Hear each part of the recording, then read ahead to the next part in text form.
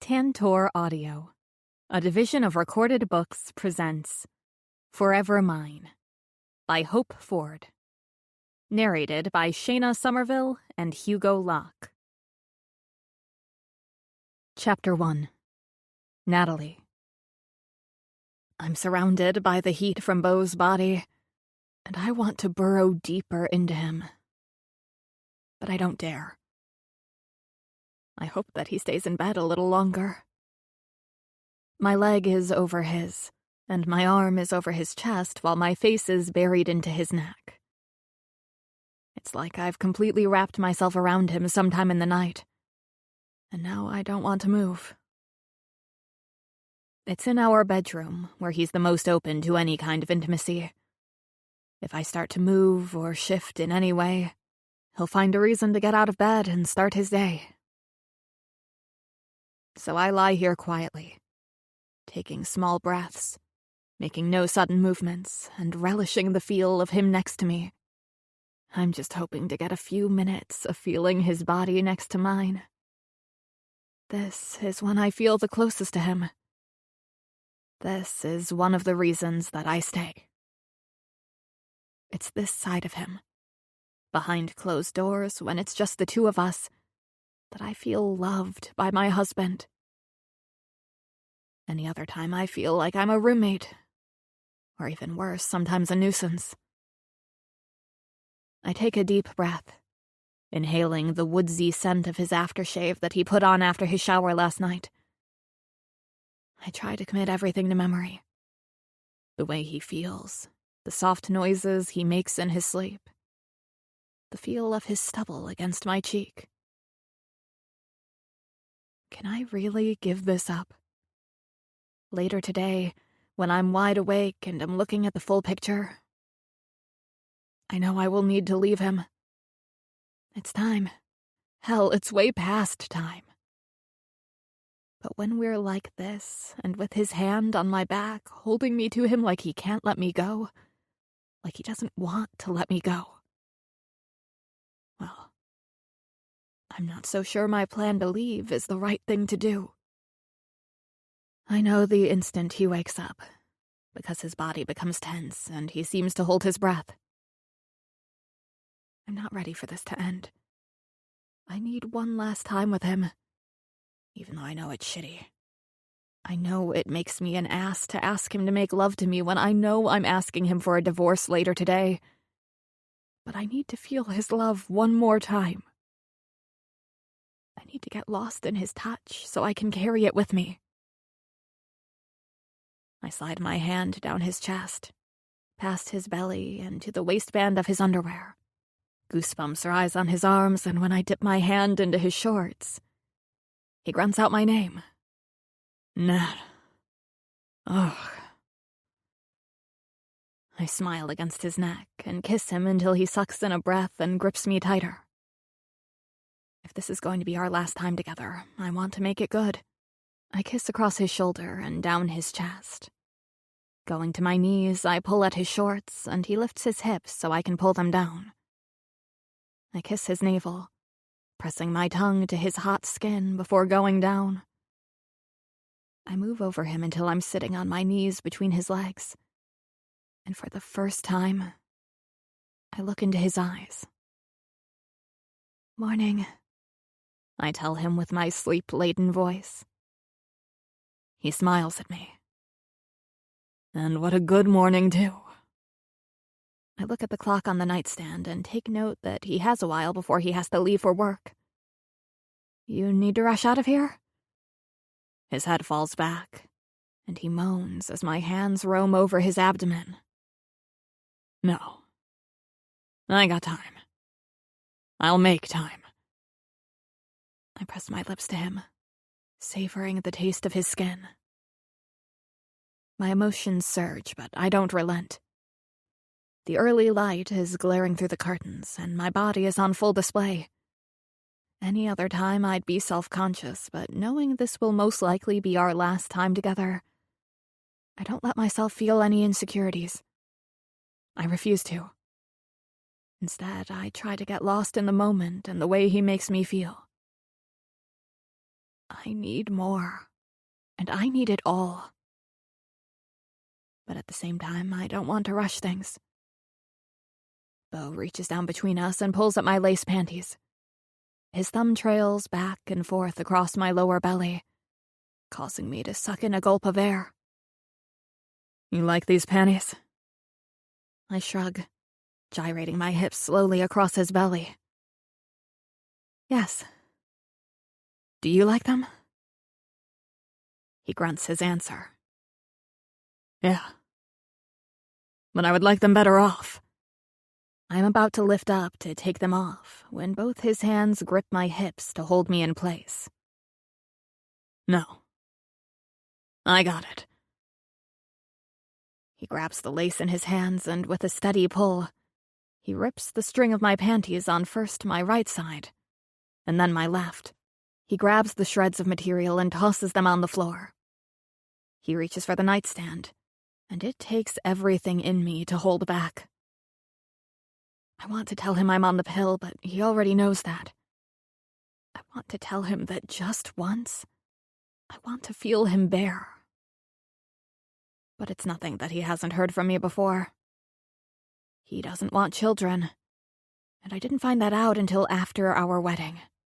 But I did discover the lengths he'd go to make sure we don't have any. He will do whatever's necessary, even wearing a condom every time we're together since my birth control isn't 100% effective.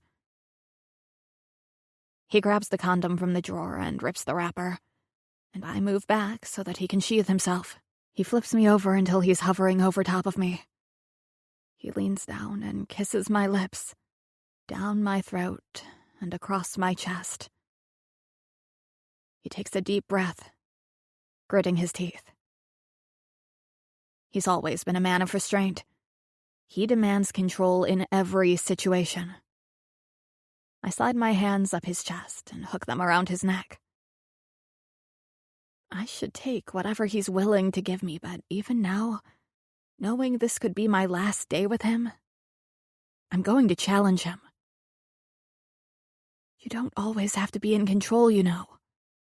You can do what you want to do with me, Beau. Whatever you want, I'll like it.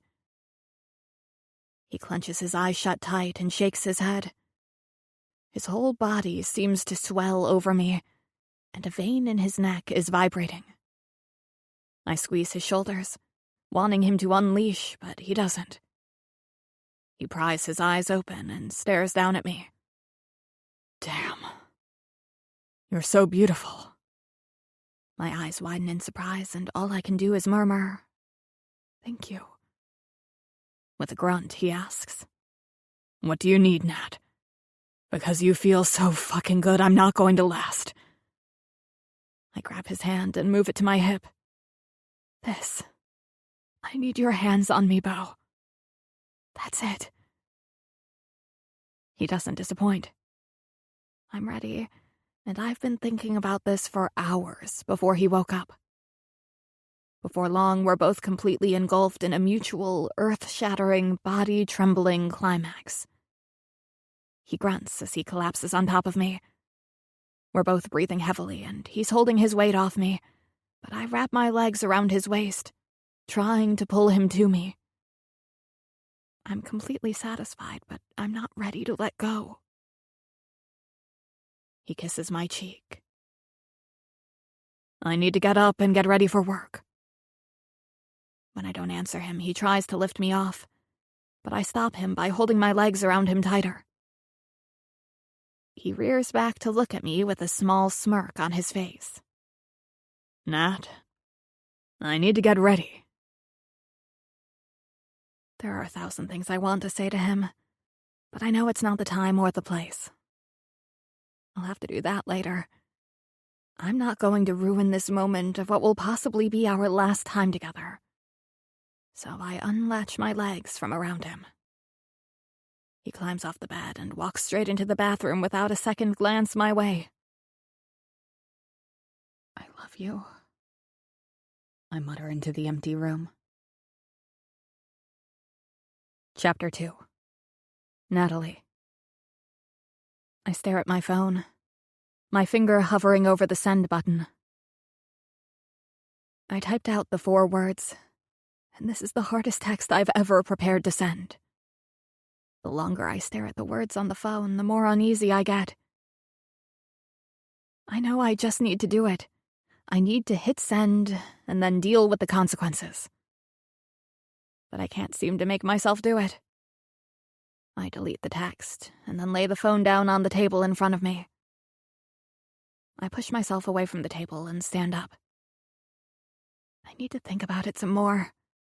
At least consider my options. It's a big decision, and it shouldn't be made lightly. I pace the length of the dining room. There are 8 chairs surrounding the huge, custom-made table. The hutch at the other end of the room is filled with expensive china, and the chandelier is worth more than both my parents make in a year. But it's all too much, and I'm feeling claustrophobic. I grab my phone off the table and my sweater off the back of the chair and make my way to the sliding doors that lead to the backyard. As soon as I walk out into the open air, I take a deep breath and sit down on the chaise lounge. I watch as the lights surrounding the pool dance off the reflection of the water. There's a light on at the pool house, but other than that, darkness surrounds me. I think back through the last 2 years and wonder how I got it so wrong. I grew up with 2 parents completely in love. We didn't have much, but our family never lacked love. I always hoped I would find a love like the one my parents have, and I thought I'd found it with Beau. I'm not sure what I did wrong. My stomach knots up just thinking about what I'm about to do. I lean my head back and look up at the starry sky and get lost in thought. Beau was everything from the first moment I saw him. He would come into the diner I worked at in Jasper, and I knew immediately he was someone special. He came in every day, flirted with me, and left me big tips. I was completely won over by him and looking for him to come in every night. I thought it was innocent enough until he asked me out, and only then did I begin to hope that there could be something between us. He was always guarded with his heart, but he showered me with gifts, and it was all a little overwhelming. Growing up, there was never any extra money. It never really bothered me until I was in high school. It was then my friends were getting cars when they turned 16, or brand new dresses for prom, or were able to go on fancy vacations, while I stayed home in the summer and worked. I met Beau when I was only 24, and when he spent money on me like it was no big deal, I felt loved. Even though now I realize that's not what it was. It's never been about love for Beau. At least on his side. For me, I fell hard, and I fell fast. I saw the man behind the money, and even though I told him he didn't have to spend money on me, he did anyway. And when he asked me to marry him, I said yes. I knew our relationship wasn't perfect, but I was so in love, there's no way I would have considered saying no. I wanted to be Mrs. Beau Blaze more than anything. And even if sometimes I wondered if he truly loved me, I thought he wouldn't have asked me if he didn't. So I told him yes, and we planned out the most beautiful wedding Whiskey Run had ever seen. And now, only 2 years later, I know that I was wrong. Does Beau care about me? Yes, he does. Does he love me? No, he doesn't. At this point, I'm pretty sure he doesn't need me either. We live completely separate lives, and the only time there is any intimacy between us is at night behind closed doors. And when that happens, I think that things are going to be different. He's going to let his guard down and open his heart. But the very next minute, when he refuses to cuddle or even hold me afterwards, I know that nothing has changed. And I hate myself for it. I thought it was enough and that I could keep going like we were. I've settled for a marriage with hardly any intimacy. Taking what I can get from him, any amount of time he'll give me, I've taken it. He bought me the gym I own downtown where I teach. He makes sure that I drive a new car. I have new clothes and jewelry and can do whatever I want to. He's made it that I want for nothing. At least material-wise. But it's not enough, because the truth is, I want more. I deserve more, and I'm not going to settle for anything less. Not anymore. Everything he gives me is nice, but I can do without all of it because the only thing I truly want, he can't give me. He has his heart guarded, and after 2 years of marriage, he hasn't wavered at all. He's held me at arm's length, and no matter how hard I try or how much I want it, I can't get any closer. I open the messaging app on my phone. It's ridiculous to text him knowing he's right inside, but this is the best way to get his attention. I could walk into his home office, but he wouldn't even lift his head to look at me. He'd be completely focused on the computer screen in front of him, and I'd feel like I'm an intruder in my own home. No. This is the way I need to do it. He may read it tonight or not until tomorrow, but I know I need to get it out. I typed the words, taking a breath between each one. I want a divorce. I stare at the black letters and try to imagine my life without Beau. It's not any kind of life I want, but I need to do this. I hit send and wait for relief, grief, or whatever it is to hit me. For just a minute, I panic. My heart races. I feel heat rush through my body, and I second-guess myself. But just as quickly, the feeling disappears, and in its place comes acceptance. I had to do this. I had to. Deep down, I know that I won't be truly happy going on the way we are. I lay the phone in my lap and lean my head back. Instead of looking up at the stars, I close my eyes and try to think about what I need to do next. And maybe there's just a small part of me that hopes my husband is going to fight for me. For us. Chapter 3. Beau. My phone buzzes, and instead of looking at it, I take my glasses off and rub my eyes. I worked all day at the office, came home and had dinner with Nat, and then excused myself to my office at the house. I'm caught up with the day, but there's always something that I need to read or stay on top of. Maybe Nat and I could watch a television show tonight. We haven't done that in a while. My phone dings again with a 2-minute reminder that I had a text. I let out a sigh and put my glasses back on, grab my phone, and see there's a text from Natalie. I smile instantly, because this is how she gets my attention sometimes. Maybe she wants to watch a movie too. Heck, maybe she wants a replay from this morning. I open the message, and my whole world shifts. I stand up, but instantly get a little woozy. With my hands on the desk in front of me, I lean over, and my eyes never leave the 4 words that Natalie sent me. I want a divorce. I shouldn't be surprised. I knew 2 years ago when she agreed to marry me that it wouldn't be forever. I knew she would eventually leave me. I had hoped she wouldn't and that maybe she'd come to love me. But that's not the case. I try to get my bearings. I want to be mad and throw things, but that's not who I am. I'm the Blaze brother that is always in control. Well, normally anyway. Not counting a few nights ago when I got drunk as hell and Ford and Huddy had to bring my ass home. Shit. I run my hands through my hair and try to pull myself together. I knew this was coming. The signs were all there. We normally spend the evenings together, but she's been more distant than usual. Fuck. I guess I need to face the music. I leave my phone on the desk and walk through the house. First stop is the living room. It's immaculate. not one thing out of place. It almost looks sterile with the white walls, carpet, and showpieces. I make my way to the kitchen, and it's empty too. I think about earlier when Nat and I worked side by side to clean up the dirty dishes from dinner. There was no big indication that the night would end with her asking for a divorce.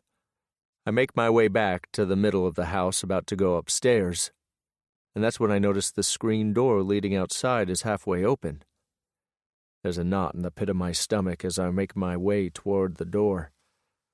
Peeking out the window, I see her sitting in her favorite lounge chair with her head tilted back and her eyes closed. I stay here for just a minute, taking her in. She's beautiful. Her blonde hair is spread out like a halo under her head. Without even seeing them, I can picture her blue eyes that sparkle every time she looks at me. My eyes travel down the length of her body, and instantly I'm hard. Since the day I first laid eyes on her, I've had this reaction. She's curvy, and her body is what dreams are made of. So many times I've had to hold back and not let her see how completely consumed I am by her. Every thought I have about her has my blood racing south. What am I going to do without her? How can I let her just leave me? I know I can't stand here all night just stalking her. I slide the door open the rest of the way and step through. I know the instant she knows I've joined her because her body tenses. I move to sit in the lounge chair next to her. With my feet on the ground between us, I lean forward, resting my arms on my legs. To her, I probably appear calm when in fact I'm anything but. I know my life is about to be turned upside down, and there's nothing I can do about it. Are we going to talk about this? My voice is calm, clear, and in control. None of the things I'm feeling. She turns her head to look at me. Even in the low light, I can see the sadness on her face. Are you even surprised, Bo? The way she says my name has an effect on me. Ever since the first time she said it, her voice dips in a breathy, catch-your-breath tone. Even now, when we're talking about divorce, it does the same. I clench my hands together. No, I guess I can't say I am surprised. What do you want? She laughs and shakes her head, but the reaction doesn't match the sadness in her voice. I should have known that you would react this way. Everything, all this is a business transaction to you. She takes a deep breath and pulls her shoulders back. Right, well, I would like to keep my gym. That's it. That's all I want. I run my fingers along the stubble on my chin. There's no way that's all she wants. First of all, the gym is yours. When I purchased it, it was put into your name immediately. There's no question about that. Second, there has to be something else you want. The house, the car, the money. She sits up and swings her legs over the other side of the chair and stands up, then turns to face me. She locks her hands together in front of her. If I can use the car for a while, that would be great. At least until I can get something else. But no, I don't want the money or the house. I don't want any of it. Damn, Nat. The car is yours, and we'll figure out some kind of alimony. She reaches up and wipes a tear from under her eye. In all this time, I've never seen Nat cry, and I'm not sure what to make of it. She crosses her arms over her chest. I don't want your money, Bo. Speechless, I stare up at her. You don't want my money? Do you know how insane that sounds, Nat? You're married to a millionaire. We've been married for 2 years. You have rights to a portion. She cuts me off. My gym and maybe my car. That's it. I don't want anything else. I can't stop the surprise on my face. I don't understand this, and I don't know what to say. I knew the time would come when she'd leave me, but I thought for sure she'd at least want something. But as soon as the thought comes, I want to kick myself. I don't know why I'm so confused. The truth is, over the last 2 years, I've had to force gifts on her. She hasn't wanted any of it. Hell, she never asked for anything. She lets her arms fall to her sides and pulls her shoulders back. Okay, well, I'm going to go pack. She turns to go and I jump up from my chair. Where are you going to go? She doesn't turn to look at me, but she does stop. I'm not sure. I heard that the duplex your brother's girlfriend was living in is open. I may check it out. Until then, I can stay with one of my friends from my book club. No, I say as I walk around her and stop in front of her. You can stay here. Again, she crosses her arms over her chest. My hands fist at my sides because I want to reach for her, but I know I can't. I'm afraid if I do, I won't be able to let her go. You stay here, and I'll move out into the pool house. She shakes her head. No, I'm not taking your home. I'm sure I can find something available. I put my hands on my hips. What the fuck, Nat? As of an hour ago, this was our house, our home. You've decided that you don't want this. You don't want me anymore, but the fact remains you are my wife, so you'll stay here. My voice is hard as I say it again. It's like I need to make her understand that she's still my wife. Until the divorce is final, you are my wife, and you will stay in our house. She looks completely lost, and I don't know what to make of any of this. She doesn't seem happy with the fact she's asking for a divorce, but she's still doing it. I point to the ceiling.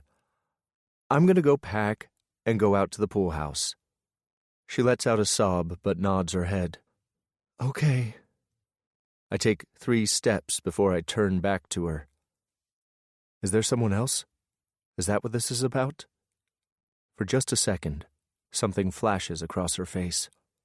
I wonder if it's guilt. But just as quickly, the look is gone and she's shaking her head.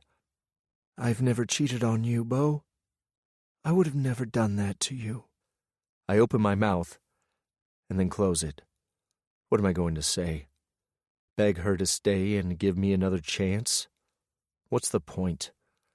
She's not happy with me, obviously, and I'm not going to force her to stay.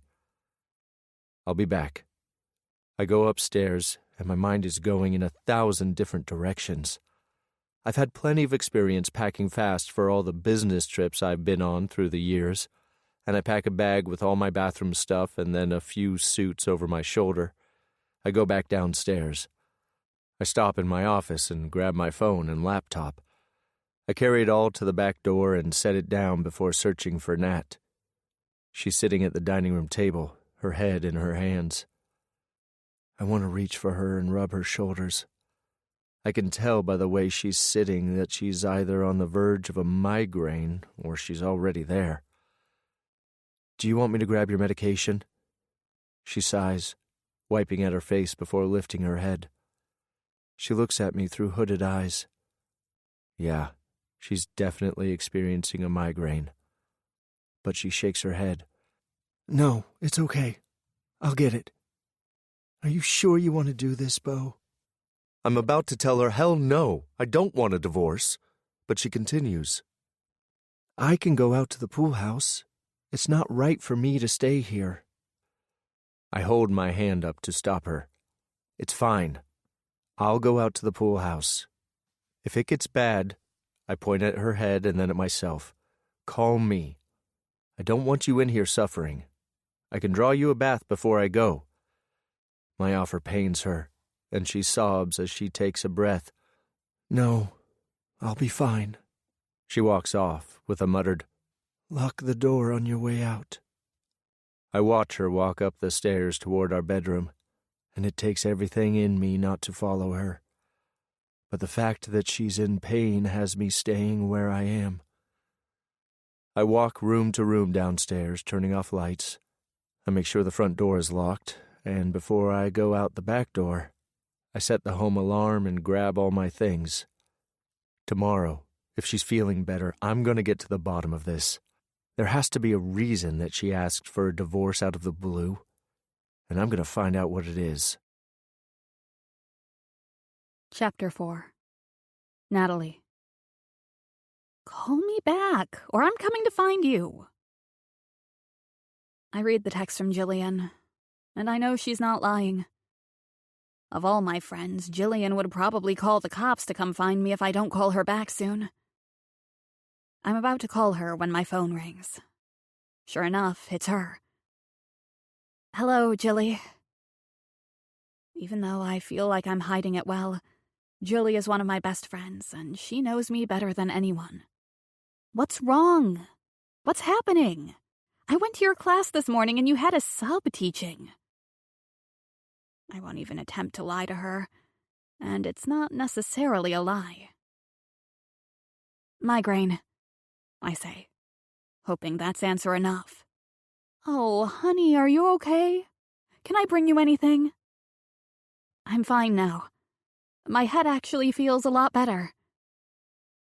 She's quiet for just a second and then continues. So then I'll see you at class tonight? Darn it. Actually, I took the whole day off. I have a sub for my night class too. Jilly is so quiet, I almost wonder if she's hung up. Jilly? You there? What are you not telling me? I sigh as I peek out the back window.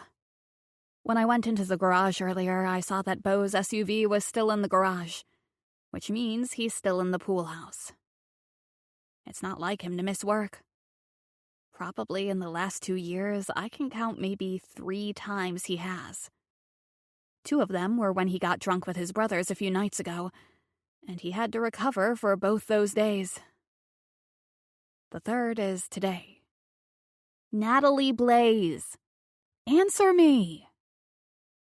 I grip the phone tighter. I told Beau I wanted a divorce. I hear Jilly gasp in the phone, and almost immediately, her voice softens. Oh, Nat, honey. I'm so sorry. What did he say? I pace back to the kitchen and pour a glass of tea. What do you think he said? He sure didn't beg me to change my mind or even attempt to talk me out of it. I believe his first question was to ask me what I want from him. Jilly blows out a breath. I just don't get it. I've seen him with you, and yeah, he's not all touchy-feely, but he loves you, Nat. The way he looks at you and does little things for you, there's no convincing me otherwise. I lean against the wall and look out the window that overlooks the pool area and backyard.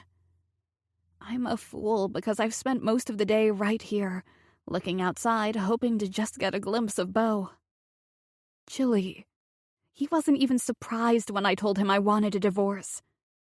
I swear it's like he's been waiting for me to do it or something.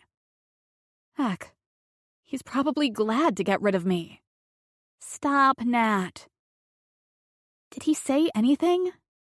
Did he ask you why? I snort and bark out a laugh. Yeah, he asked me if there was someone else. What a joke, right? When she doesn't laugh with me, there's a twinge of guilt I feel, and it gets worse when she asks, Did you tell him about Mark? I choke on the tea I just took a drink of and sputter, What about him? Why the hell would I tell Beau about Mark? I'm not interested in him at all. He has nothing to do with this. It's as if I can hear her rolling her eyes. Nat, stop. I know you haven't cheated on Beau, but I still think that Mark is worth mentioning. I don't. Plus, it doesn't even matter. Beau doesn't care. He's more worried about who gets the cars and the money than what's happening between us. She sighs into the phone, and I know she doesn't completely understand why I'm doing what I'm doing. Since I've met Jilly, she's been a fan of Beau's, and she's always tried to be my voice of reason. But right now, I don't need a voice of reason. I need my friend. Jilly, listen to what I'm saying. It's done.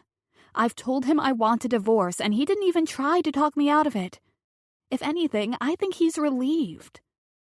I get to keep my car and the gym. He moved into the pool house, and I need to find a place to live because as soon as the divorce is final, I'll be moving out. Fine.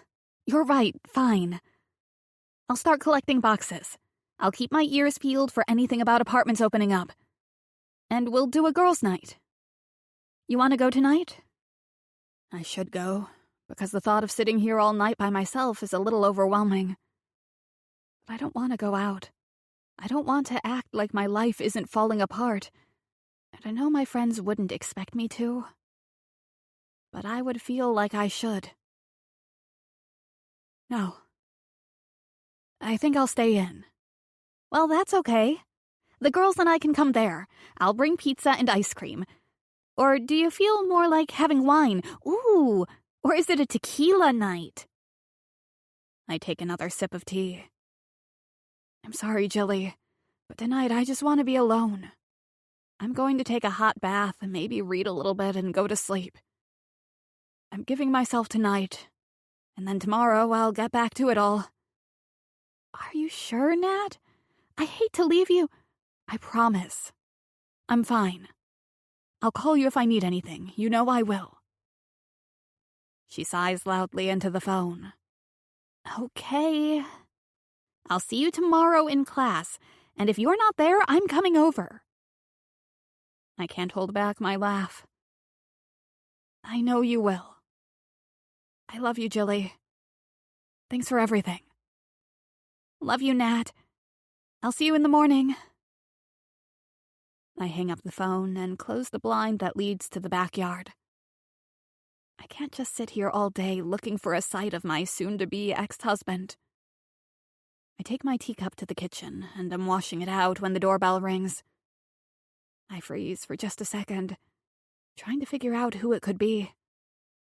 I know I'm being ridiculous. I set the cup down and make my way to the front door.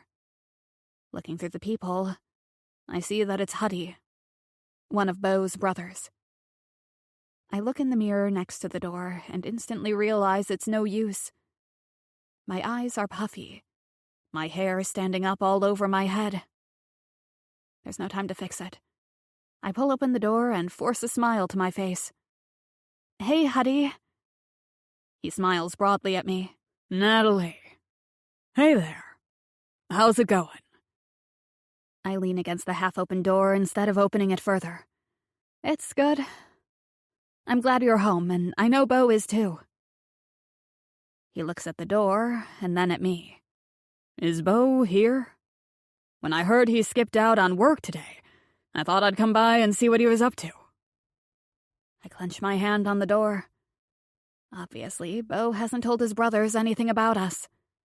Well, he's here, but he's not here. I roll my eyes and suck in a breath, trying not to cry again. He moved into the pool house. What? He moved into the pool house? I nod and suck in a deep breath. Yeah, he's out at the pool house. He's looking at me with curiosity, but I don't give him time to put voice to the question I know he wants to ask. I'm a fool, and the tears I've worked so hard to hold back start to flow. I'm sorry, I tell him as I wipe at my cheeks. Shoot, you don't need to see me fall apart. I'm fine. But yeah, if you want to go out back, I'm sure Beau would love to see you. I'll talk to you soon, Huddy. I'm glad you're home. I close the door before I completely fall apart. It's only when I'm by myself again that I let myself give in to the tears. I told Jilly I was going to give myself tonight. And that's what I'm going to do. I'm going to cry until I can't cry anymore, and then tomorrow, I'm going to get my life together. Chapter 5. Beau. There's a knock at the door, and for an instant I wonder if it's Natalie. I close my laptop and take the 3 steps from the couch to open it. When I swing open the door, I lean against it. I don't even try to hide my disappointment. Oh, it's you. Huddy is my older brother by 2 years, and he spent the last 20 years in the military. He's only recently come home, and I'm glad to have him back, even if I don't seem like it right now. Huddy pushes past me through the door. Yeah, it's me. What the fuck is going on, Bo? I don't act like I don't know what he's talking about, because I'm sure he had to have seen Natalie to know I'm out here in my fucking pool house. I sit down on the couch and lean my arm onto my knees. I'm getting a divorce. That's what is going on. He nods and sits down across from me. Even though we've been apart for as long as we have, I know that look he's giving me. He's going to try to fix all this, and he doesn't understand that my marriage is not fixable. He claps his hands together. Okay, so let's talk about it. I blurt out a laugh. Yeah, I'd rather not. Huddy moves even further to the end of his seat. I'm almost afraid he's going to fall to the floor, he's so close to the edge. He clasps his hands together in front of him. Well, fuck that, because we're talking about it. Are you okay? I give him a look like I can't believe he just asked me that. Really? That's what you're asking me? My wife is divorcing me. How do you think I am? Huddy stands up and starts to pace back and forth in the small living area. Okay, so I'm just wondering because I'm an outsider looking in, but I'm wondering if this isn't for the best. I jump up from my seat. This is for the best? Are you listening to yourself? This is my marriage you're talking about. He crosses his arms over his chest. I know that, but I also know that since I got back into town, you're not the same. I had to carry your drunk ass home the other night. I nod my head because the truth is, I'm still feeling the effects from the other night. As the owner of a distillery, you would think I could handle my liquor a little better, but obviously not. Yeah, I knew then that something was up with Nat. She's been distancing herself for a while. I thought I could numb it all with some drinks, but you saw how that worked out. Okay, so hear me out. Natalie hasn't been to any of Ollie's soccer games. She doesn't come for family dinners. She doesn't want anything to do with your family. I cut him off. She came to Granny's funeral. She insisted. He walks over to the window and looks out at the pool. What do you mean she insisted? I open my mouth to answer, and then close it quickly. How do I explain all this? I move into the kitchenette area and open the fridge. Do you want a drink, Huddy? There's probably something in here, maybe a water. He comes to stand next to me. Bo, talk to me. What do you mean, she insisted? I blow out a breath. I might as well come clean. I close the refrigerator door and stand up to my full height. Natalie and I have been married for 2 years. In those 2 years, I've never invited her to a family function. Heck, I didn't even ask her to all the dinners or fundraisers we do with Blaze. I didn't invite her to Lucas and Issy's wedding, but she was friends with Issy and went on her own. Huddy's eyes widen and he jerks as if I've completely stumped him. But why? Why have you not included her in anything? That doesn't even make sense, brother. You're a family guy. Heck, you love your family. I nod and lean across the counter with my head in my hands. He's right. My family has always been important to me, and that's no different. But it's different with her. I made it different. Huddy, look, I know what women are capable of. I know they leave. I wasn't going to have her become involved in my family and my family's life, and then be devastated when it was time for her to go. I protected myself. And my family. Huddy is staring at me with his mouth hanging open. Are you serious right now? Just because our mother... I cut him off. It's not just our mother. Yeah, she left us the day Lucas was born, but she's not the only one. Do you remember my fiancé I had my senior year of college? They all leave, Huddy. And yes, I wanted to marry Natalie. I love her. I wanted to keep her for however long she'd stay with me. But now she's leaving. I say it so decisively, as if I've already come to terms with it, when in fact I feel like I'm drowning. Huddy is shaking his head and holds his hand up. Wait. Are you telling me that for the last 2 years you have made sure not to include her in your family's life? In your life? Is that what you're saying? That's exactly right. He starts to laugh.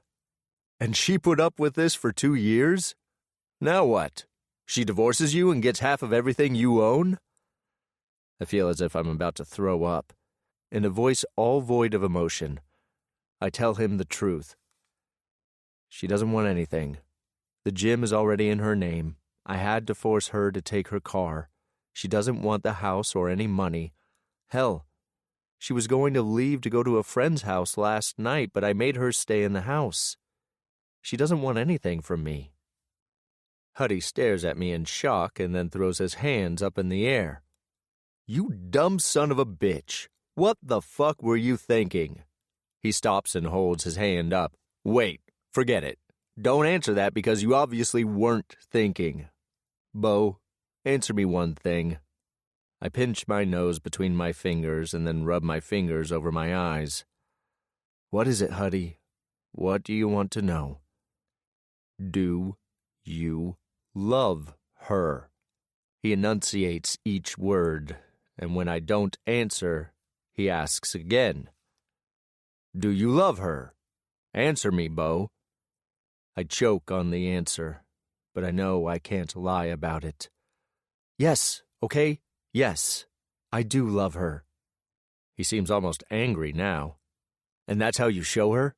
You don't make her a part of the family? You make her an outsider like she's someone you're ashamed of or something? I can just imagine how she feels right now. She probably thinks none of us think she's good enough for you or some crazy shit like that. And now she wants a divorce. It's no damn surprise to me.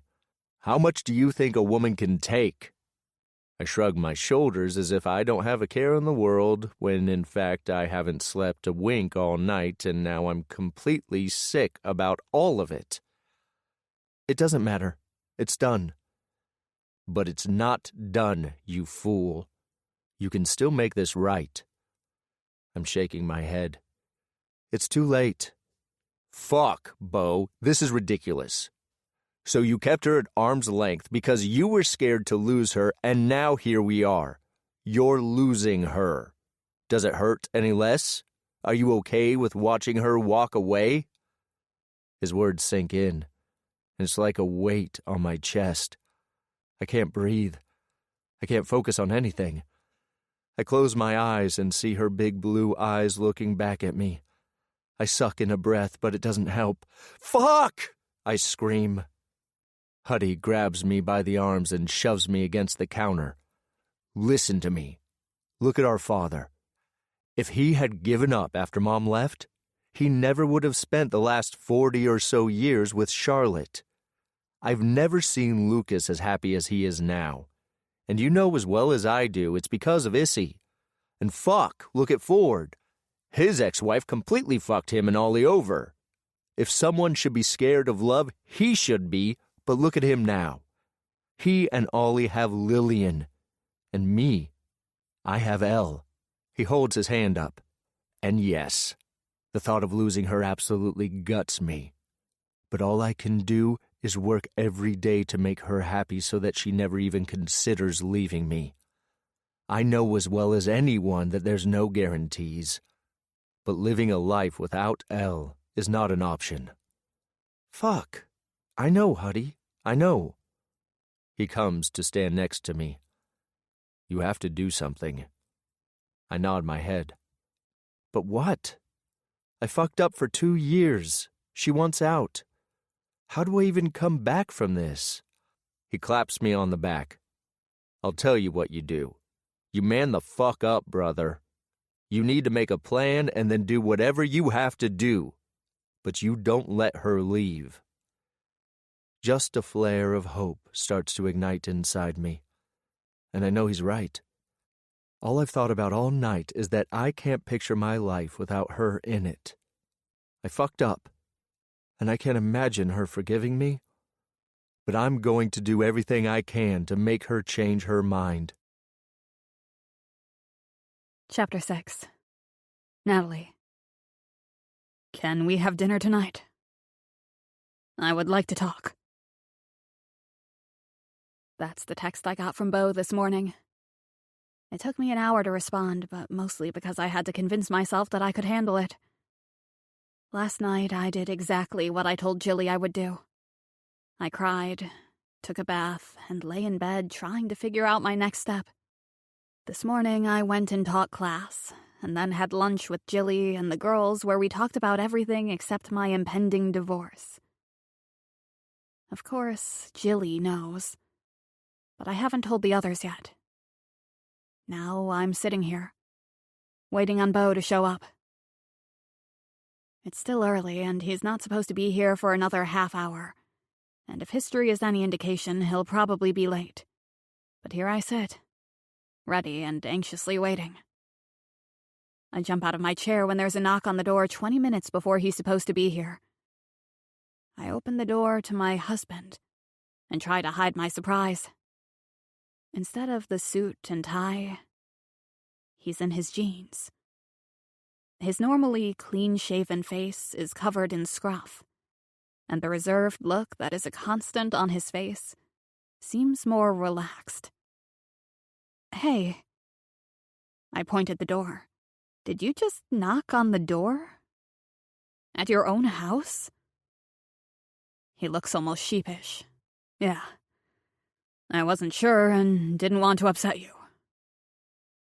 I nod. Maybe he's right. We should have some boundaries, and I guess it's only right that until this is officially over, we have some rules set in place. I open the door farther. Right. Can I help you with anything? I could have just cooked. He walks in the house, his eyes traveling up and down my body before he bites his lip and grimaces. Nope. I got it. I didn't want you to have to cook. I follow behind him. Right. I know you never really cared for my cooking. He cuts me off and stops so suddenly, I run into his back. With my hands on the back of his arms, I push away from him. He turns and stares down at me. I love your cooking. I just always felt bad that you worked all day and then had to come home to cook. That's all. I cross my arms over my chest. You hired someone to come and cook because... I let my voice trail off, and he takes a step toward me. Because I knew I couldn't cook, and I didn't think you cared one way or another. I thought... He stops and sighs, shaking his head. I thought I was doing something good for you. I reach for one of the bags in his hand, trying not to touch him as I do, but inevitably, my hand touches his. I bite onto my lip and move past him into the dining room. I set down the bag, and we both work on taking things out. I lift the familiar container and open it. Really? Is it that kind of talk? You thought you needed to bring my favorite? He huffs out a breath. There's a lot we need to talk about, Nat. And I brought your favorite because I wanted to see you smile. And just like that, a smile forms on my lips. There. I'm smiling. But how can I not when I'm holding a piece of red cinnamon apple blaze cake? He opens another styrofoam container and holds it up. Well, don't miss your favorite comfort meal. Meatloaf, macaroni and cheese, and green beans. I stare between the container and him in surprise. It is my favorite. I grab the plate from him and go to sit down in my seat. Instead of the seat he usually sits in at the far end of the table, he sits down in the seat next to me and opens his container. I stand up. I'll grab plates. He puts his hand on mine to keep me where I'm at. No. We can eat on these. It's fine. I try not to let him see my surprise as I sit back down. I take a bite of the food and moan. At lunch today, I barely ate, and for the first time since yesterday, I'm really hungry. We eat in silence for a few minutes, and the calm feeling I usually feel when we're together is gone. I pat my stomach. I'll have to fit in an extra workout this week because I plan on eating that whole piece of cake. He looks at my body and smiles. You're perfect, Nat. Just the way you are. I try not to let the compliment go to my head, because the fact remains we're getting a divorce. I eat a few more bites and then push my plate away. Suddenly, my hunger is gone. So, you said you wanted to talk tonight. He nods as he pushes his plate away too. Yeah. I was hoping we could talk about what you said last night. I sigh. About the divorce. He openly cringes and nods his head. Yeah. I don't want to get a divorce. For just a second, I feel hopeful. And then, when I realize that nothing has changed in the last 24 hours, I know that I need to go through with it. It's too late, Beau. I think we said everything we needed to say last night. I want a divorce. He opens the container that holds his cake and takes a bite out of it. He looks as if he doesn't have a care in the world as he savors the bite he just took. It's only when he shakes his head and opens his eyes that I can see the hard look on his face, letting me know my words have any effect on him. But that's just it, Nat. I don't want a divorce. I don't want to let you go. I cross my legs under the table and lean back in my seat with my arms crossed over my chest. Well, it seems we want two different things, Beau. He licks the icing off his fork, and I can't take my eyes off his tongue. That's something I'm definitely going to miss. He sets the fork down and narrows his eyes at me. Last night, I asked you if there was someone else. I open my mouth, and he holds his hand up. You hesitated. Whether you realize it or not, you hesitated. Is there someone else? I uncross my arms on my chest and settle them on the table in front of me as I lean forward. Beau, I've never cheated on you.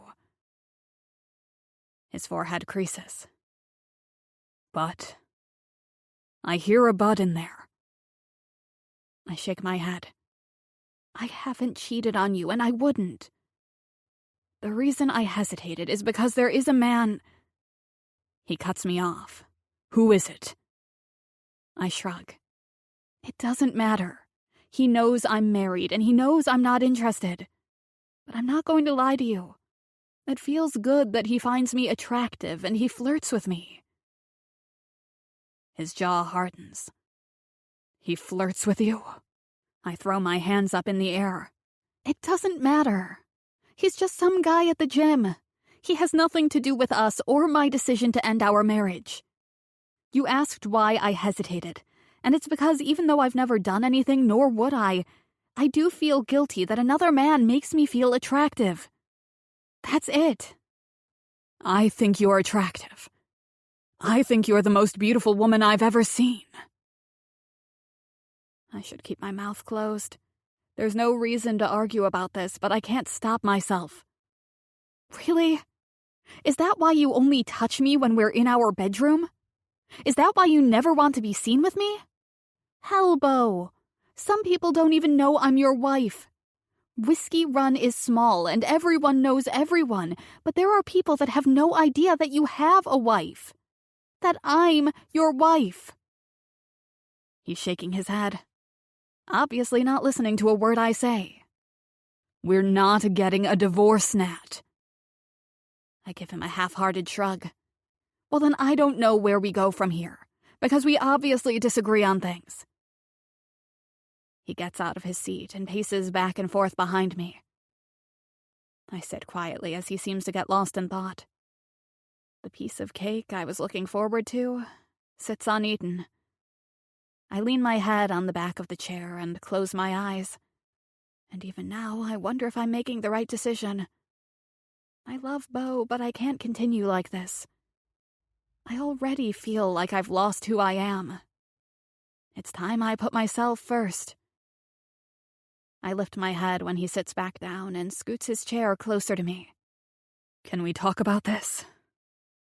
I try to stay strong and avoid eye contact. Sure, we can talk about it, but I don't think it's going to change anything. He reaches across the table and grabs my hand. I watch as he laces our fingers together. With his other hand, he rubs his thumb across my knuckles. Will you do me a favor? I should say no. I know that I should, but just as I open my mouth to say it, I mutter, "What kind of favor?" I want you to do something for me. He grips my hand tighter, and I force the words out. What do you want? Give me a month. His voice trails off, and when he doesn't continue, I ask him, give you a month for what? I'm taking a month off work. I had a meeting with my brothers today. Huddy and Elle are going to take over the CFO duties for me. Speechless, my mouth falls open, and he laughs. I know. I never take any time off, and it sounds crazy to think I'm taking a month off, but I am. I look at our joined hands. And what are you going to do this month? What do you want from me? I want you to go to Ollie's soccer games with me. Maybe he can spend the night here with us one night. I want you to come to our family dinners. I have a fundraiser coming up, and I'd like you to go with me. Lucas and Issy's baby is due this month, and I want you to be there with me when he or she is born. Ford and Lillian are getting married. I'm sure Huddy and Elle will be next. I want you to go with me. Bo, that's not all happening in a month. His posture is rigid, and his forearms are flexed. Maybe not. But whatever does happen in the month, I want you to be there with me.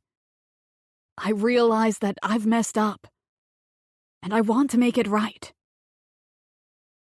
If he had asked me this last week, I would have given him a resounding yes. It wasn't until after we married that I realized he planned to keep our lives separate. Originally, he just never asked me, and when I confronted him about it, he would apologize, but he still didn't ask me the next time or the time after that. I never understood it, just like I never understood how he could be so cold about things like that. But then, other ways, he would be caring and loving.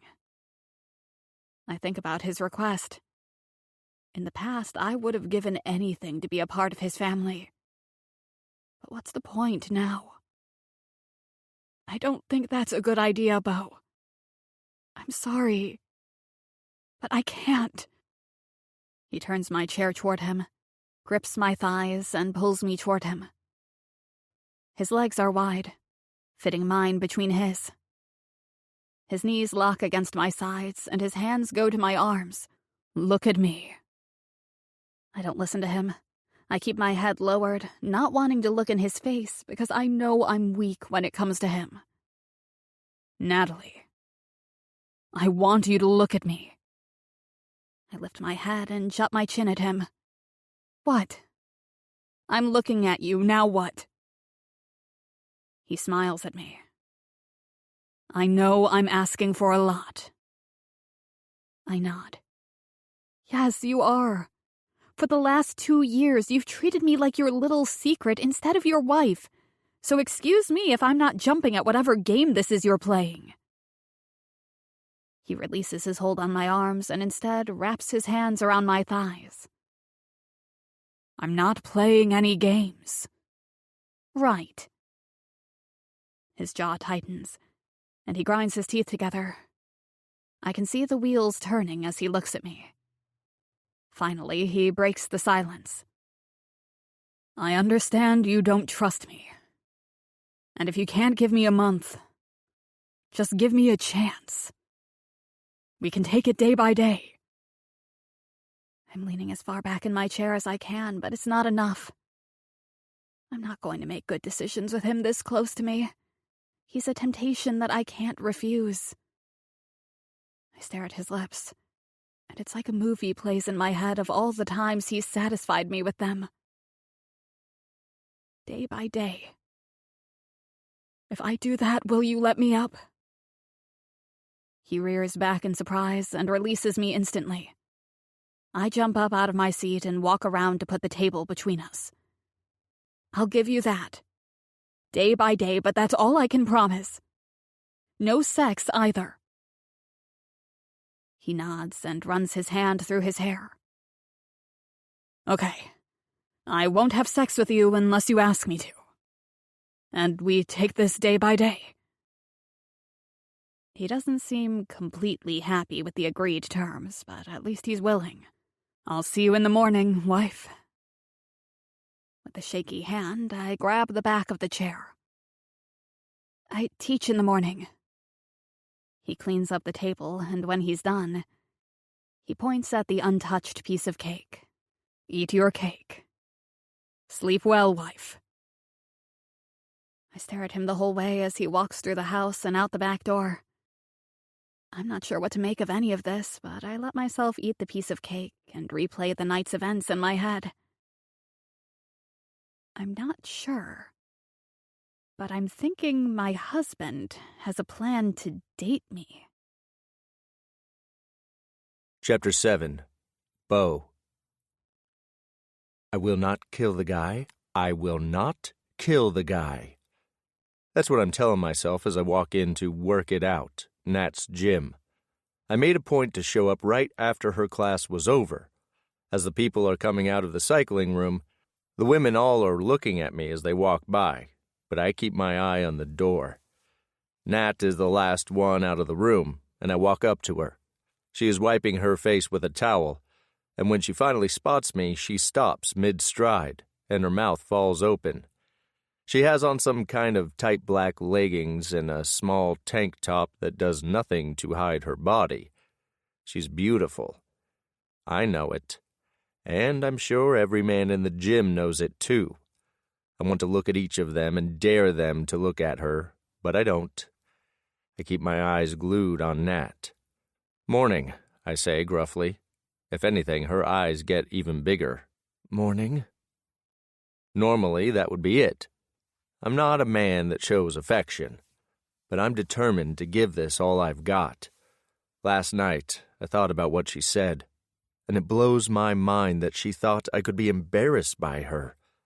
I lean over until our faces are inches apart. You look good, wife. I plan to leave it at that, but her full lips are beckoning me.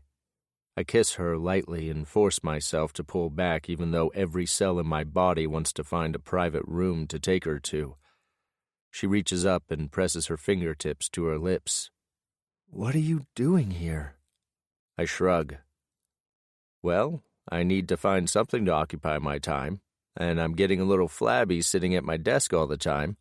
I thought I'd come and work out. She looks at me, her eyes moving slowly down my body and then back up again. You're getting flabby? You don't have an ounce of fat on your body, Bo. I shrug and try not to let the way she's staring at me affect me.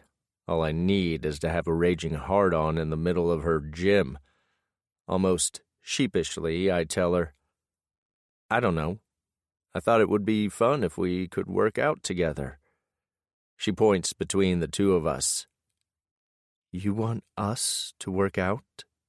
Together? I nod. Yes, I do. But if you'd rather not. I stop when her smile absolutely lights up her whole face, telling me that I made the right decision in coming here today. She does some kind of little jump up and down, and I'm an ass because I instantly stare at her breasts. She puts her hand on my arm. Okay, you get started. I'm going to go get cleaned up a little, and I'll be back. She walks away just a few steps and turns around. I'll be right back. I laugh. I'm not going anywhere. I watch her walk away, and it's not until she's through the door that leads to the back that I look around the gym. There are a few women working out and a few men over at the free weights area. I walk over to the opposite end of the room and find an empty cable machine. I normally work out with my brothers at a gym with no frills. I'm surprised at how nice this one is. I want to kick myself that I haven't been in here since right after she opened. I'm pulling at a weight when she comes back into the gym. She's changed into blue leggings and a matching top. Her eyes seem to sparkle when she finds me, and she comes to stand next to me. "Looking good, Mr. Blaze." I grunt as I pull another rep. I put on more weight than I should have, but with her looking at me the way she does, I seem to have renewed strength. I count out another rep of 10 and let the weight go. This place is nice, Nat. Really nice. I'm impressed. She preens under my praise, and her blush has her turning away. She goes to a machine next to me and starts a rep of arm curls. It's when I'm watching her that I see a man in the mirror looking our way. He's a big guy. Heck, bigger than Huddy. But the way he's looking at my wife gives me no doubt I could take him if I need to. I try to ignore him, but there's no mistaking the way he keeps looking at Nat. She doesn't seem to notice. Her attention is on me, even giving me shit on my form as I do reps on my tricep press downs. I will not kill him. I will not kill him. I go back to my silent mantra that I had when I walked in here, but it's not doing anything to help calm me. I try to concentrate on Nat and her working out beside me, but keep one eye on the man in the mirror. It's him. I don't need Nat to tell me because I know. He's the one that's been flirting with my wife. A rage like I've never felt fills me. I try to keep my cool and focus on my beautiful wife, but knowing there's a man that wants what is mine is my undoing. I walk over to the machine that Nat is working on. I trail my hand across her shoulder. She gives me a strange look, and I know I shouldn't, but there's no stopping me now. Is that him? I gesture to the man in the mirror who is looking this way. Instead of answering me, Nat shakes her head. Really? Is that what this is about, Bo? You couldn't stand that some man is flirting with me, so you show up here to check it out? What are you going to do? Piss on me and mark your territory? She's hissing at me, and even though she started off quietly, the more she says, the louder she gets. I shake my head. It's not like that. I'm here. She cuts me off before I can finish. And now you're leaving. She walks off, and I watch her go. Everything inside me wants to grab her and take her right here where I stand, but I know that's not the answer. That's not even what this is about. I'm here to win her back, and already I've fucked it up. She closes the door as she walks into the office. There's a window, but it's only one way. She can see out, but people can't see in. Before I can even come up with a plan, I'm on the move. I walk into her office, and she's sitting behind her desk. She looks exhausted as she looks up at me. Bo, please, I've had enough. I shut the door behind me, hold my hands up, and try to calm my breathing. I know what it looks like, me showing up here when I've never come here before. I'm a dumbass, Nat. That's the truth. She crosses her arms over her chest. Yes, you are. I smile and hold my hand out to her. Come here. She shakes her head side to side. No, I'm good over here. I didn't come here because of him. I point out the window, and sure enough, the man keeps glancing this way. I came here because of you. We're going to do this, Nat, day by day. She fidgets with the pencil in her hand before tapping it on the desk. I know. I agreed to day by day, but I didn't agree to this. And you're coming here because you're jealous is just ridiculous. This isn't because I'm jealous. She blurts out a laugh. Yeah, right. I hold my hand out again. Do you trust me, Nat? She makes a big deal of rolling her eyes at me. You know I do.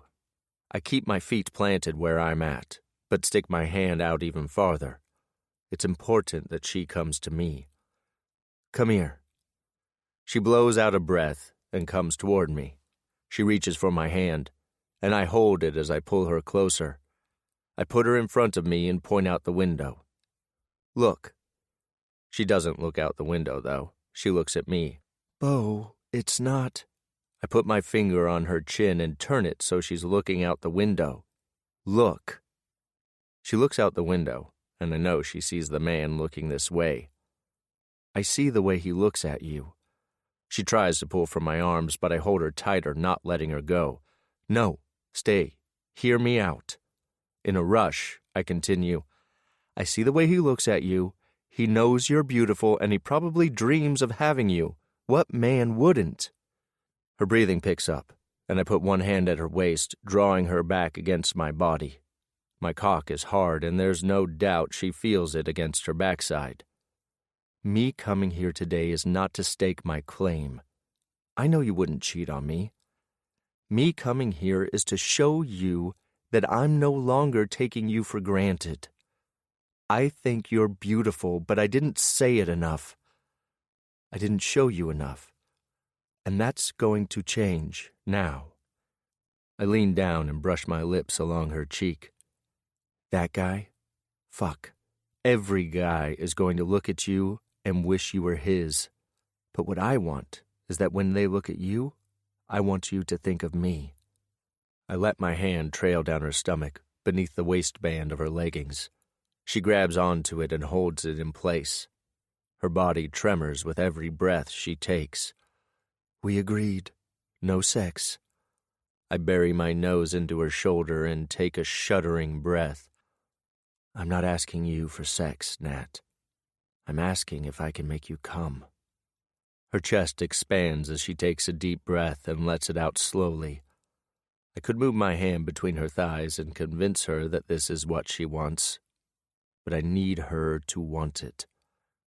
Her hips lift in the slightest way, and I smile. You want this, don't you? She nods her head, and where her hand is still holding me, she moves it farther down until I'm palming her mound.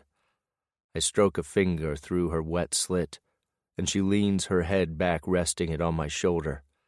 I circle my finger around her clit, and when she moans, I apply more pressure. With one hand between her thighs, I pull her sports bra up and let her breasts free. I take turns kneading each one, and she's so close. Her pussy is hot and wet, and I don't want it to be over yet. I turn my head and kiss her neck, her cheek, and then her lips. I pull away and she leans up, not wanting to let me go. Lift your head up, baby. Look. She lifts her head up and looks at me, and I gesture to the window. The man is still looking this way, and Nat tenses in my arms. No, don't tense up on me. I'm not punishing you. I'm going to make you come, baby. But from now on, when he flirts with you and tries to get to know you, I want you to think about this right here. I want you to think about how much I want you. How I'm hard any time I think about you. I nudge my hips against her, pressing my hard cock against her ass. I want you to know that no matter what, I'm the one that wants to make your dreams come true. I'm the one that wants to pleasure you and make you come. She loops her arm around my neck and I feel her nails dig into my skin. All it does is push me further. He can look at you all he wants, Nat. I can't blame him for it. But he better never touch you because you're mine. I won't let you go. And if I have to come here every day to prove to you I have everything you'll ever need, that's what I'll do. You're mine. Her body starts to jerk, but I don't stop. Her pussy clamps around my hand, but I don't stop rubbing until she's writhing in my arms, grunting my name over and over. The orgasm takes over her body, but I don't stop until she goes limp in my arms. I move us over to a chair and sit down with her pulled into my lap. She rests her head against my chest, and I try to control my breathing. I'm so fucking hard, and my cock is leaking in my shorts, but none of that matters right now. I lift the hand that was between her legs and bring it to my mouth. I suck my fingers, moaning around the flavor that hits my tongue. She tastes good, and it only excites me further. I want nothing more than to bend her over her desk and take her now. But I know I can't. I haven't earned that right yet. But I plan to. When her breath evens out, I kiss her forehead. Have dinner with me tonight. I wait for her to argue with me or list all the reasons why it's a bad idea. But she just shrugs her shoulders. Tonight is book club. I nod, trying not to show my disappointment. Today's only day one of trying to win my wife back, and I'm making some headway. I'm willing to be patient. I help her out of my lap as I try to put her clothes back where they belong. I'm going to get out of here. I know you need to work. She gestures at the bulge between my legs, and I grab her hand before she touches me. The truth is, I'm barely hanging on, and I don't want to come in my shorts. I'm fine. Or I will be fine. She nods, looking out the window and then back at me. I'm sorry about him. I don't want him. I never did. I nod and try to keep my cool about it all. I know that, Nat. I brush a piece of her blonde hair off her face, and I'm going to make sure I keep it that way. You need anything, no matter what it is, you come to me. She nods slowly, and I kiss her lightly on the lips. I'll see you later. She opens her mouth and closes it again as she nods her head. I force myself to walk away. I pull her office door closed behind me, and the sound has the man looking at me. I pause to give him a look that tells him I know what he's up to. It's crude, but I give him a satisfied smile and adjust my cock in my shorts. He looks away, and my smile gets even bigger as I walk past him toward the door. Nat is mine, and I'm going to do whatever I have to do to keep her. Chapter 8. Natalie. I'm holding my sides, rocking back and forth. My cheeks are hurting from laughing so hard, but it's like this any time I get together with my book club. You would think we'd learn our lesson and have our meetings in a private location because we always end up drawing the attention of everyone in the bar or restaurant. Jilly, Abby, Olivia, Chloe, who couldn't make it tonight, and I get together to talk about the book we're currently reading, and usually it turns into a discussion about our lives, loves, and orgasms. Yeah, right now, Olivia is excited about her new idea. She wants to do a book club field trip and go to a sex club to see what they're all about. Just imagining it has us all rolling in laughter. I'm shaking my head as I look around the Whistler. For a weekday night, it's pretty busy. It's the only bar in town. Well, there are two if you count the biker bar at the edge of town. I lean over and whisper loudly to Olivia, "We're not going to a sex club. No way." She rolls her eyes. "Whatever. You're getting dick on the regular. Speak for yourself. The rest of us have to work a little harder for it." Jilly's mouth is open, and I know she's planning to defend me, or maybe even tell them about my impending divorce. Normally, I tell these women everything that's happening in my life, but right now, I don't want to talk about it. I grab a French fry out of the basket and shove it in Jilly's open mouth to keep her quiet. With a stern look and a shake of my head, she gets the picture. I know she won't sell me out, but she does make a big dramatic roll of her eyes about the fry I stuffed in her mouth. She pulls it out with a choke. "Really, Nat? You know I'm trying to cut back on carbs, and what do? Force feed me. I mean, come on." She takes a big bite of the French fry, and Olivia jumps in. "Right, if you're going to stuff your mouth, you should stuff it with C-O-C-K. She spells it out, but she does it loudly, and the people at the tables around are looking our way. I can feel my face heat, and I shush my friends. Guys, seriously, can we please have a meeting that is not going to be the talk of the town by morning? From now on, we have to meet somewhere private. Abby laughs too and looks around the table. Okay. Let's talk about the book. What did you guys think? Jilly scrunches up her nose. Too much sex. Olivia looks offended and sputters, Not enough sex. Abby shrugs her shoulders. I don't know. I thought that part of it was fine, but I just don't think there was any connection at all. I mean, I have trouble believing they're in love. I just wasn't buying it. Olivia and Jilly nod their heads in agreement, and before I know it, I have 3 pairs of eyes on me. Olivia is the first to ask me, What about you, Nat? What did you think? Abby is next, and she narrows her eyes at me. You didn't read it, did you? I suck in a breath and nod my head. I read it. Jilly is looking at me with pity, and she opens her mouth. I know she's about to save me. She'll do something to take the attention off me because that's the kind of friend she is. But before she gets the words out, I say it. I say what I've been thinking since I first sat down. Hell, what I've been thinking about nonstop. I asked Beau for a divorce. Jilly reaches for me, covering my hand with hers, and both Olivia and Abby gasp. They knew my marriage wasn't the best, but I'm not sure they knew it was this bad. And just like that, all talk of the book is over. Abby leans in. What happened, Nat? I don't understand. I roll my eyes. Come on. You guys noticed. You had to. I mean, have you ever seen us at a fundraiser, dinner? Heck, at a store together? You never saw him at my gym.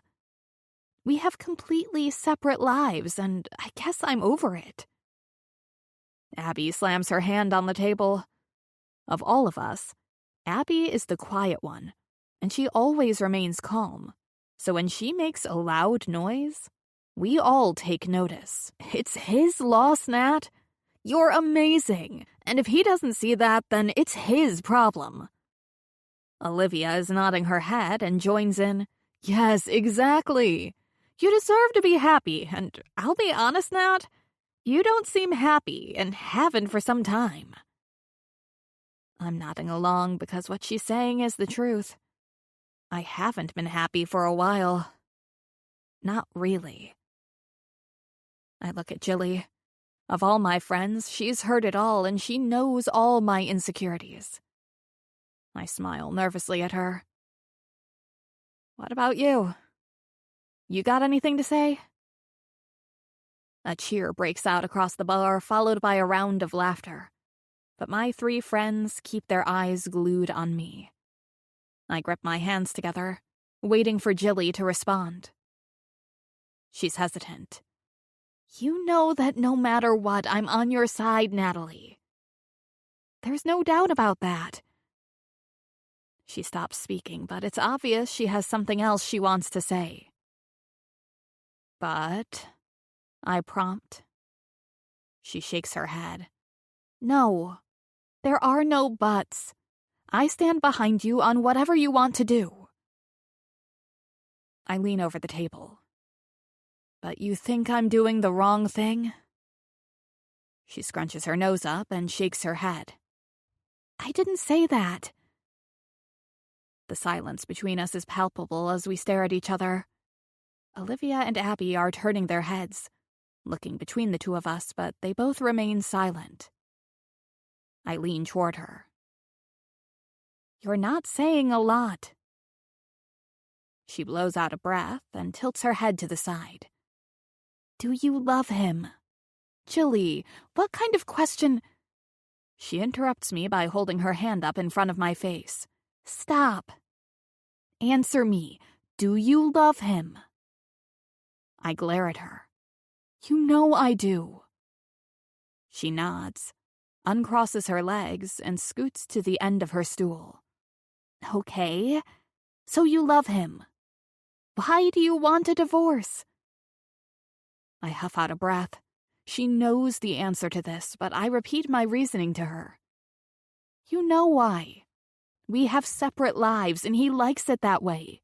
He's emotionally cut off. The only time he touches me, hell, acts as if we're even married, is when we're home behind closed doors. She nods because she's heard this all before. Right. And why does he do that? Why is he like that? I practically rip the napkin in my hand apart. Because he's embarrassed by me. She juts her chin at me. Bullshit. I throw my hands in the air. Bullshit? Really? What else could it be? He doesn't act as if we're married in front of anyone. No secret touches, no holding hands. Nothing. What other reason could there be? She leans forward and covers my hand with hers. I understand how frustrating that is, Nat, especially since you're such a touchy-feely person. But have you ever thought that you should ask him? My hand fists under hers. This whole thing is embarrassing, really. There's nothing like admitting to your best friends that your husband is embarrassed to be seen with you. Why would I ask him? It's obvious that he doesn't want to be seen with me. Her hand tightens on mine. I think you're letting your feelings cloud the facts. He loves you, Nat. It's obvious to anyone that's been around you that he cares for you, and yeah, maybe he doesn't show you affection in front of others, but maybe that's just who he is. There are a lot of people that don't like public displays of affection. I shake my head. It's not just the fact he won't hold my hand, Jilly. He doesn't want me involved with his family. All the get-togethers, dinners, Ollie's soccer games. All of it. He doesn't invite me. Heck, he wasn't going to invite me to Issy and Lucas's wedding, but Issy did. Why? I pull my hand out from under hers. I'm over this conversation. I expected my friends to be on my side, but Jilly doesn't seem to see things my way. Just forget it. Let's get back to the book. She shakes her head. No. Answer me. We've talked about this for months, Natalie, and my question is the same. Why? Why would a man that obviously loves you, he would literally give you the world, why would he act like this? I suck in a breath and at the same time try to hold back a sob. I don't know. Hell, I feel like I don't know anything anymore. She wraps her hand around my wrist and holds on to me. I lift my eyes from the table in front of me and look at my best friend. I've never doubted our friendship. I know she is a good friend, and I know she means well. Just like I know she expects me to answer. I don't know. She nods her head, and her hand tightens on me. I know you don't, honey. You need to talk to him. You need to communicate, and yes, I know you're not happy, but are you ready to give him up forever without knowing all the facts? Talk to him. Tell him how you feel and see what he has to say. I search her eyes. She makes it sound so easy, but can it really be that simple? But Jilly is not done. All I'm saying is that he holds the answers, Nat. You need to ask him, and then when you know all the facts, then you make your decisions for the future. Jilly gives me hope when for the last few months I've had none.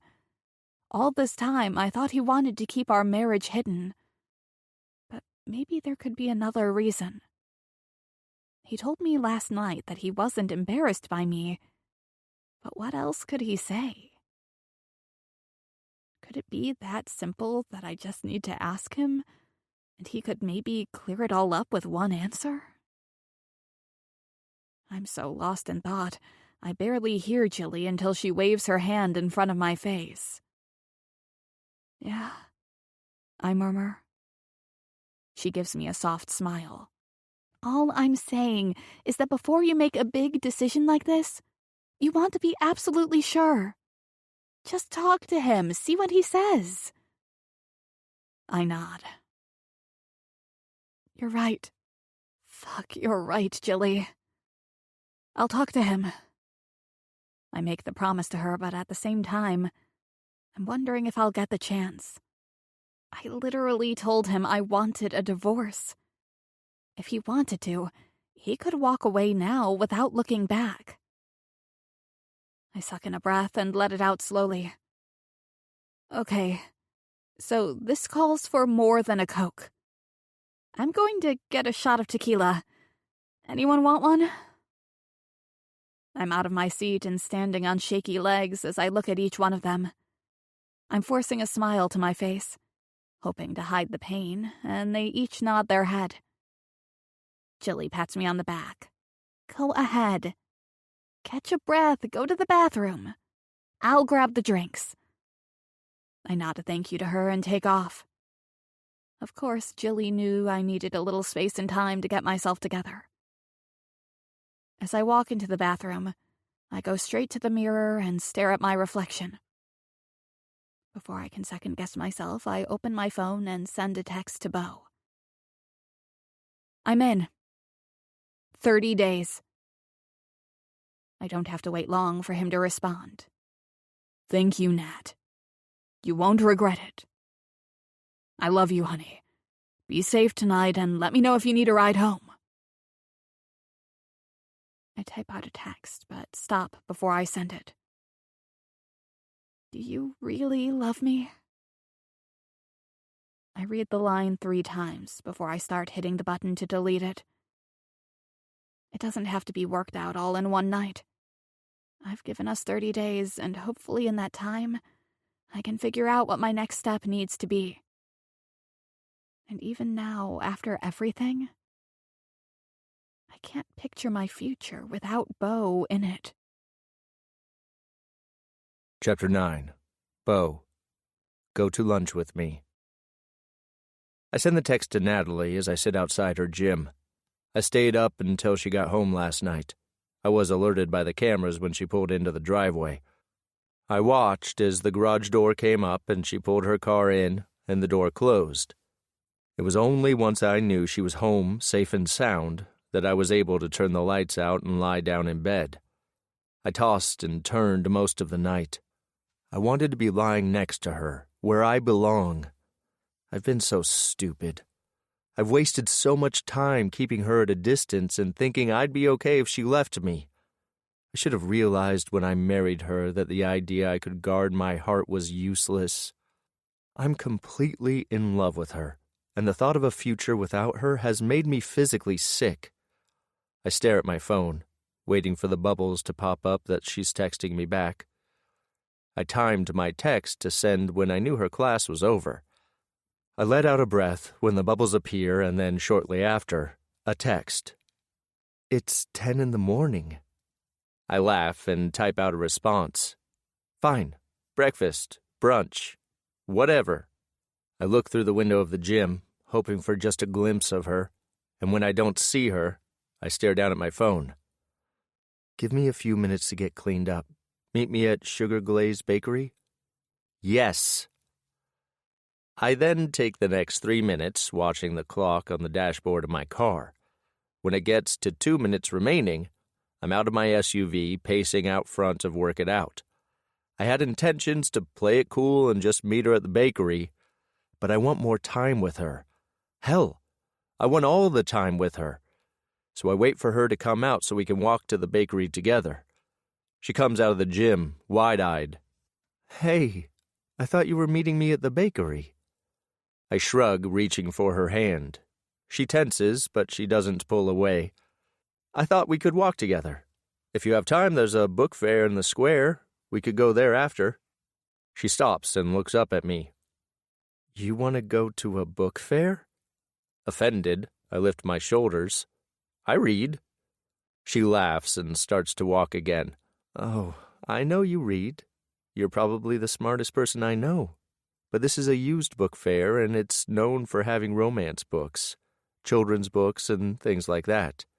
They don't usually have textbooks or hardly any nonfiction books. I pull her close to my side. That's fine. You like to read romance. She seems surprised. Yeah, I do. I nod my head at a person passing by and nudge Nat with my shoulder. What? You don't think I know what you read? She avoids my gaze and is looking at the pavement in front of us. I mean, I thought you might, but we never talked about it. You never asked me about it or anything. I stop walking, and since we're holding hands, I pull her to a stop next to me. I release my hold on her, but just for an instant. I palm her shoulders and take a step toward her until I can feel her pressed against the front of me. Already my manhood is stirring, but I don't dare let go. I know I've screwed up, Nat. Fuck. I almost lost you because of how I've behaved. I'm a fool, but I promise you I'm going to do better. She finally lifts her eyes to mine, and she's looking at me skeptically. I've never lied to her, but I don't blame her for looking at me the way she is. Already, in the span of just a few minutes, I've been more attentive and affectionate to her than I have in our whole marriage. Why should she believe me? I lean down until our lips are mere inches apart. Trust me, Nat. Give me another chance. She takes a step back and I drop my hands from her shoulders. My heart nearly plummets to my stomach, and I'm about to reach for her when she grabs my hand. 30 days, Bo. We're going to try this for 30 days. And if it doesn't work, then we walk away. She starts to turn, but I stop her. Could you just walk away, Nat? Would it be that easy? She shakes her head and drags in a breath. Her chin quivers, but she seems to pull herself together. No, it wouldn't be easy. It would be the hardest thing I've ever had to do. Satisfied, I lean down and kiss her lightly on the lips before doing the same to her forehead. I wrap an arm around her and pull her tight against my body. That's good, Nat, because letting you go would be the hardest thing I've ever had to do. We walk the rest of the way to the bakery in silence. As soon as we're inside, I point to a corner booth. Have a seat. I'll get us some food. Her eyes widen, but she nods her head and goes to sit down. I'm third in line, and when I get to the front, I order, pay, and watch as the woman behind the counter places my items on plates. She has to go back to the back to get a fresh batch of apple fritters, and I turn to look at Nat, hoping to catch her eye. My hands fist at my side, and the smile on my face drops when I see the man at the next table talking to Nat. She's smiling and nodding her head, and I keep my eyes glued on her until the woman places the fritter on the tray and says, "That's everything, sir. You need anything else?" I grumble, "Thank you," and her eyes widen at the tone of my voice. I smile, hoping to soften my tone, and then stalk over to the table. I set the tray down, and before taking a seat, I lean over, pulling Nat's head back to kiss her thoroughly. Her moan of satisfaction has me pulling away. My cock is hard, but I force myself to sit across from her and then glare at the man at the next table. He gets the picture fast, smirks at me, and then loads his tray up with his trash. "It was nice talking to you, Natalie. I may see you at the gym soon." She nods and smiles at him before turning to me.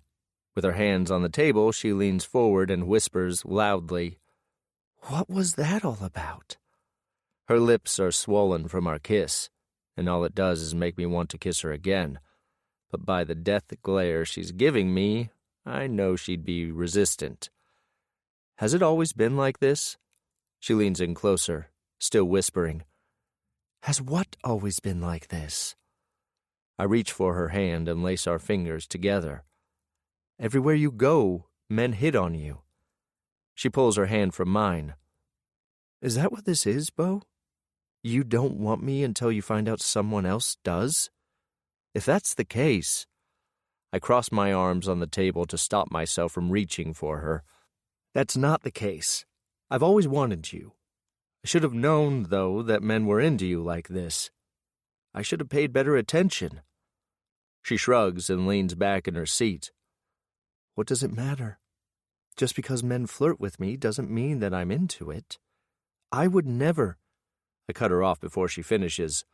I know you wouldn't, but that's not the point.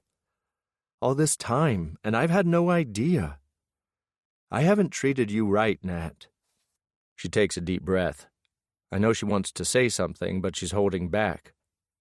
So, are we going to eat? I'm starving. I want to ask her what she's thinking.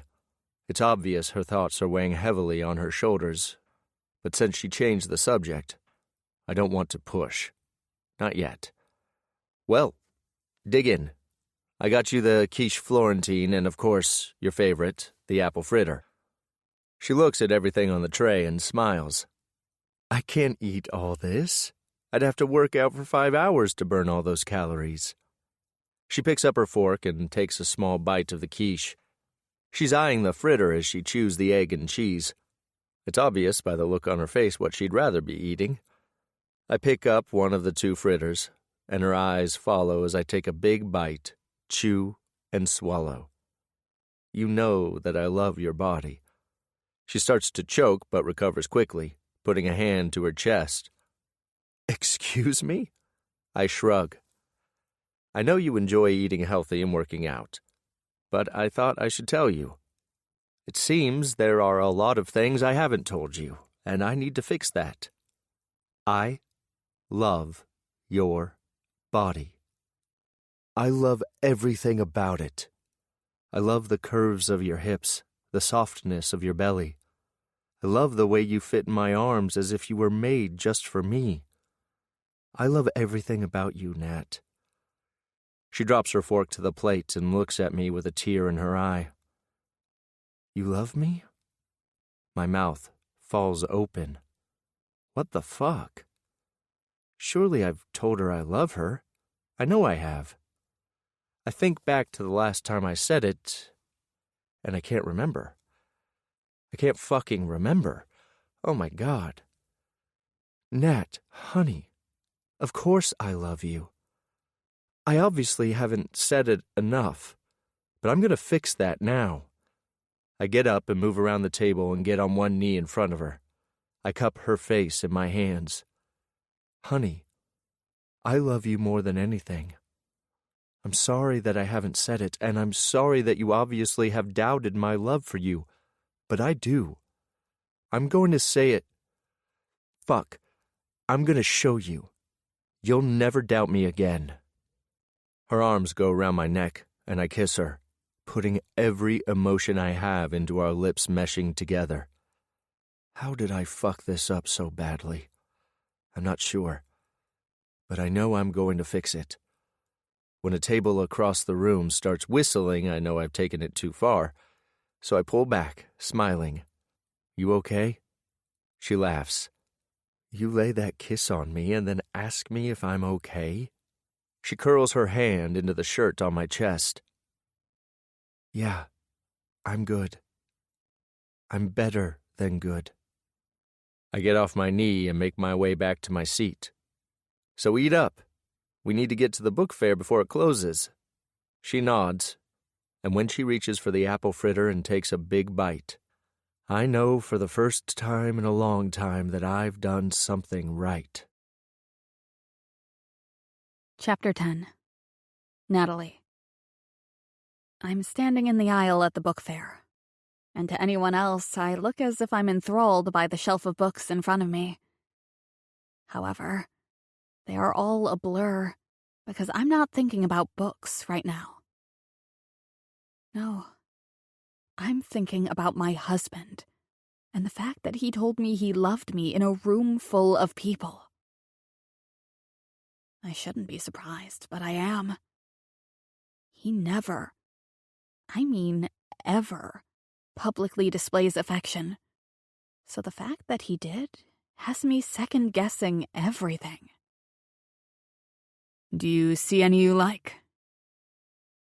Beau's voice is deep, and he's standing right over my shoulder. I act as if I've been debating on which book to look at, and grab the first one I touch. My face is red when I pull the book out and look at the cover. The shirtless man has his hand around the neck of an almost naked woman. I've read the book before and loved it. Heck, I love all of this author's books, but I usually read them on my Kindle to keep the cover to myself. Beau clears his throat, and without looking at him, I know he's pushing his glasses up his nose. I try to be quick and put the book away, but he covers my hand with his. Wait. His breath is hot on my neck, and I close my eyes, wishing the ground would open up and swallow me whole. He pulls the book back out of the stack and holds it up in front of me. He moves his body so that my back is pressed to his front. He lifts his other arm and encircles me in his arms with the book still held out in front of us. His voice has deepened. What do you think this book is about? Fantasies. She has fantasies, and she wants him to fulfill them. His hips lift, and I feel his growing bulge pressed into my backside. What kind of fantasies? I close my eyes, debating on answering. When his lips press against my bare neck, I whisper to him, "They're married, and they act as if they've never met before. He picks her up in the bar of a hotel and they, make love." He says while his hand that's not holding the book presses against my belly. That's quite a fantasy. I guess you've read this book. I nod my head because I don't quite trust my voice. He rubs the stubble of his chin across my neck, and it sends goosebumps across my arms. And is that a fantasy you've had? I lift my shoulders, and he turns me in his arms so I have no choice but to look at him. He's bending down, searching my eyes. Tell me, Nat. Have you thought about that? Would you like for me to pick you up at a hotel bar? We could act as if we don't know each other, and I can convince you that spending the night in my arms is where you're meant to be. I take a deep, shuddering breath. The way he describes it has me shifting my thighs together. There's a tug in my lower belly as I imagine the scenario. I've never seen this side of Beau, and I've never felt comfortable talking to him about my fantasies before. I lean my head against his chest instead of answering, and he groans in my ear. You like that, don't you, Nat? My voice is muffled. Yeah, I've had that fantasy. He kisses me lightly on the ear, and I swear I feel his teeth dig into my sensitive flesh. I can't wait to read it. I pull back to look at him. You're buying it? He tightens his hold on the book. Hell yeah, I'm buying it. I want to read all about this fantasy you've had. He grabs my hand and pulls me in front of him. Come on, wife. You're going to have to stay in front of me or else the whole town is going to know I have a hard-on at the book fair. I can't help it. I giggle. Beau Blaze, the CFO of Blaze Whiskey. The man that loves spreadsheets, watching documentaries, and reading textbooks, has a hard-on in the middle of the town at a book fair. He smiles as I laugh even louder. You think it's funny, do you? I nod as we make it to the front. I reach for the book, thinking I'll save him from embarrassment if I buy the book instead. But he doesn't give it to me. Instead, he lays it on the makeshift counter. The older woman looks at the book, and then at Beau and me. I've read this one. Good choice. Beau doesn't blush or seem fazed at all. I'm looking forward to it. He pays, and when she offers him a bag, he refuses. It's okay. Save your bag, I'll carry it.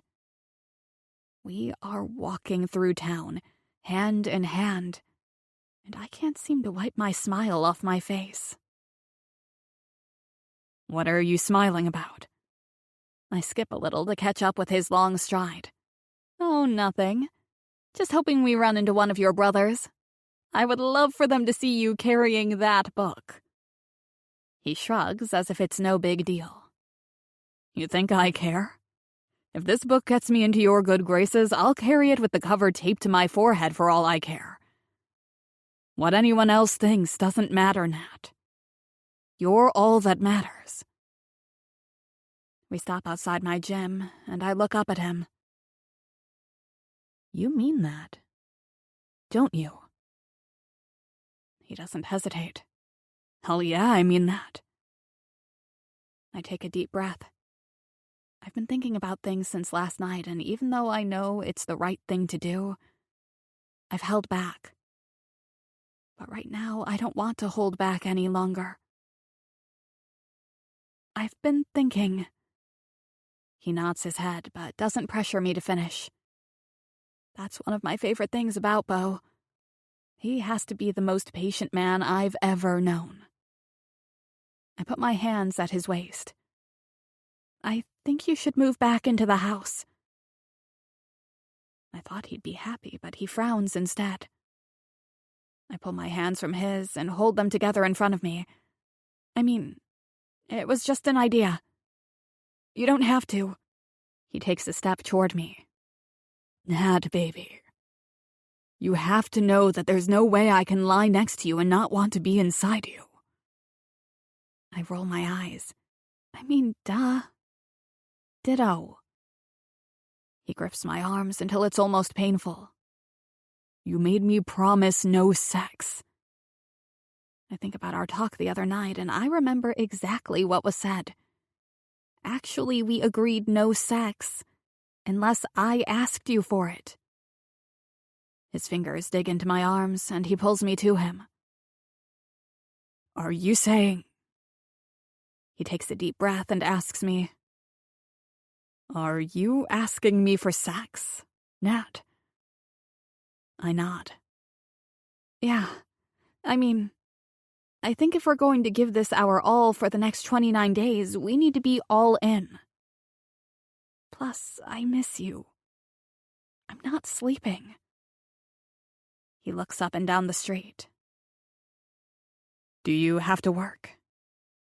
Any classes left to teach today? I shake my head side to side. Nope. No more classes. And Chloe is closing for me tonight. I barely get the words out, and he's bent over, his shoulder in my stomach, lifting me off the ground.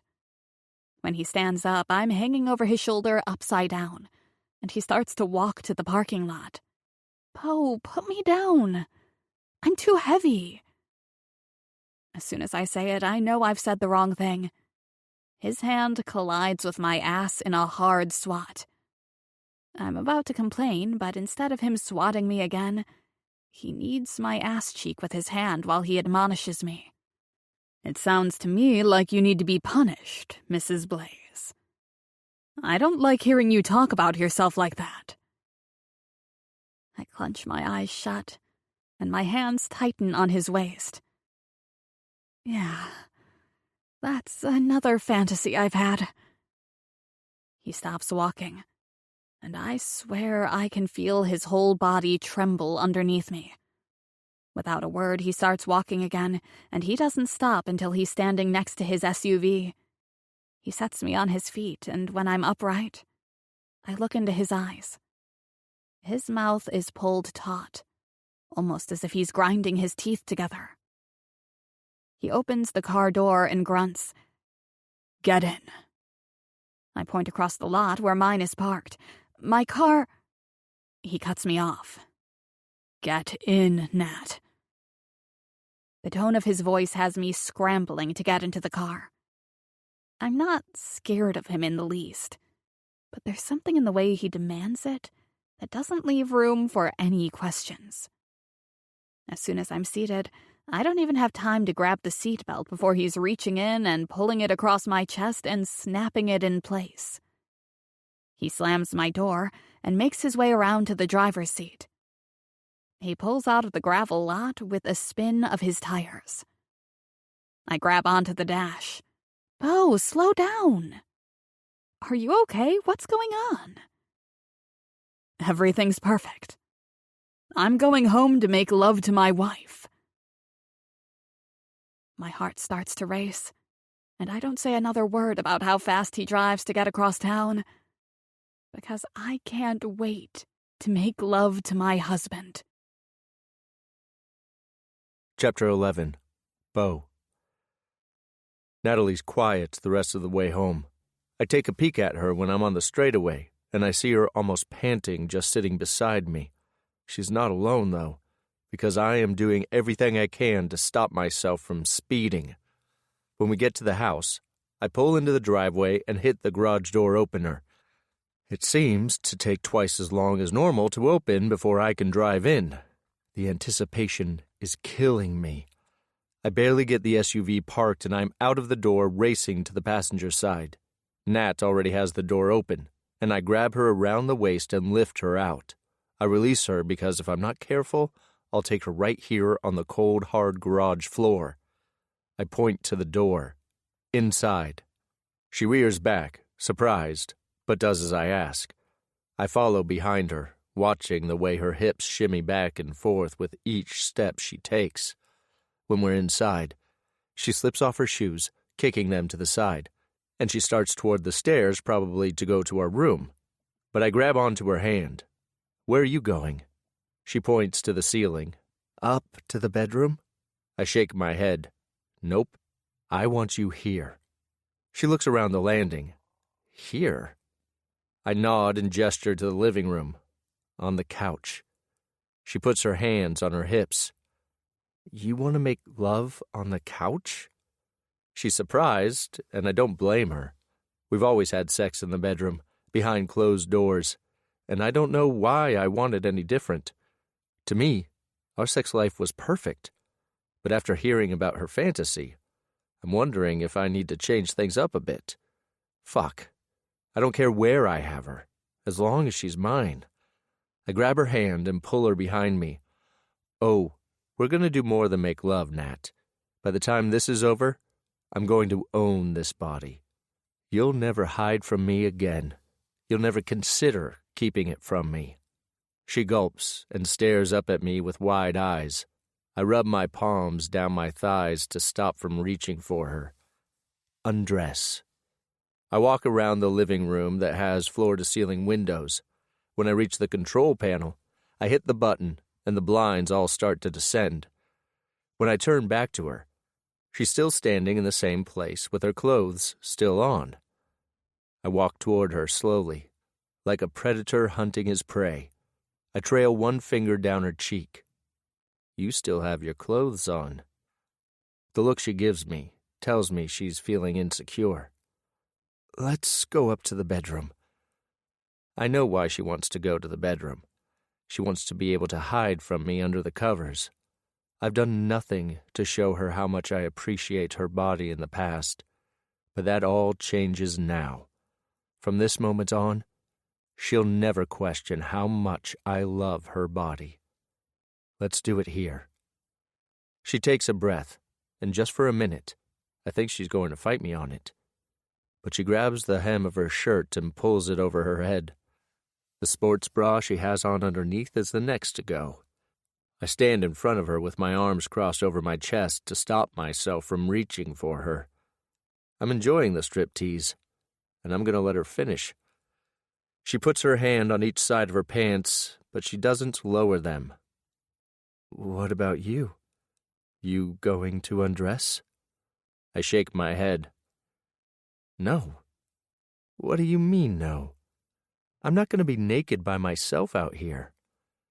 My arms tighten around myself. I'm ready to have my hands on her, but not yet. See, the problem is, if I get naked, I won't last. I'll want to be inside you. And I want to take my time, Natalie. Plus, I need to give you your punishment. Punishment? For what?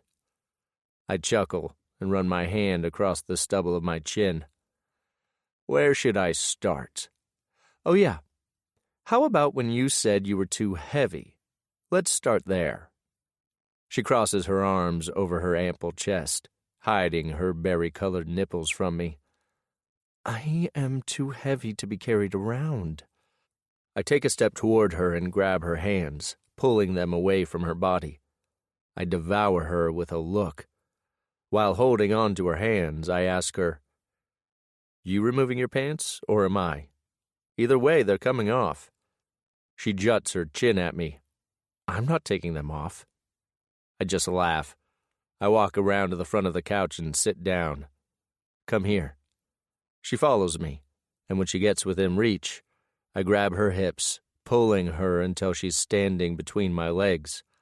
With a hand on each side of her waistband, I peel her pants and panties down her legs. Her hands go to my shoulders to steady herself. Lift your leg, baby. She lifts her leg, and I pull the material down her thigh. I tap on the other leg and do the same. Only when she's standing in front of me completely naked do I lean back on the couch and look at her. My hands are itching to touch her, but there's something I need to do first. Pointing to my lap, I tell her, Lie down. Her forehead creases, and she tries to cover her body with her arms. She goes so far as crossing her legs as if that's going to keep anything from me. What do you mean, lie down? I hold my hand out. She looks at it, and back to me before putting her hand gently in mine. As soon as our fingers touch, I wrap a hand around her and pull her until she falls into my lap, and I guide her so she's lying with her stomach on my legs and her ass in the air. She squeals and looks at me over her shoulder. Bo, what are you doing? I should explain, but I know she'll figure it out. She's a smart woman. I run one hand down her back in a soft caress. Her body trembles, and when I get to her lower back, she lifts her ass up. I grab a handful of it, kneading it with my fingers, and her moans fill the room.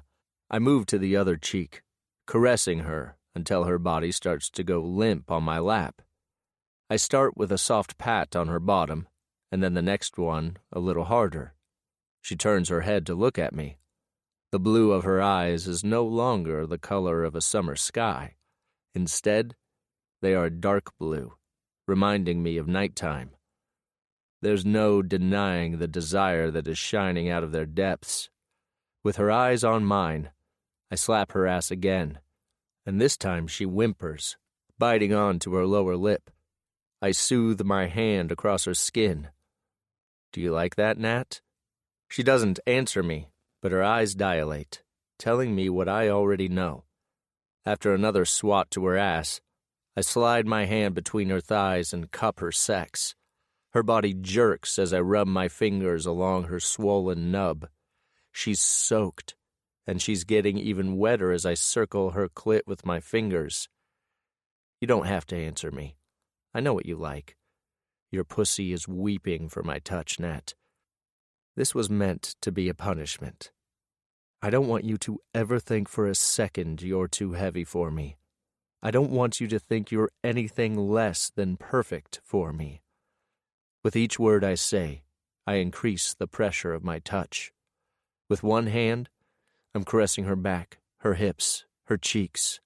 With the other, I slide through her swollen slit and press a finger to her hole. She clenches onto me, and I pummel in and out of her. Fuck, Nat. How can you think you're anything less than exactly what I need? Please, Bo, I need you. Please don't make me wait.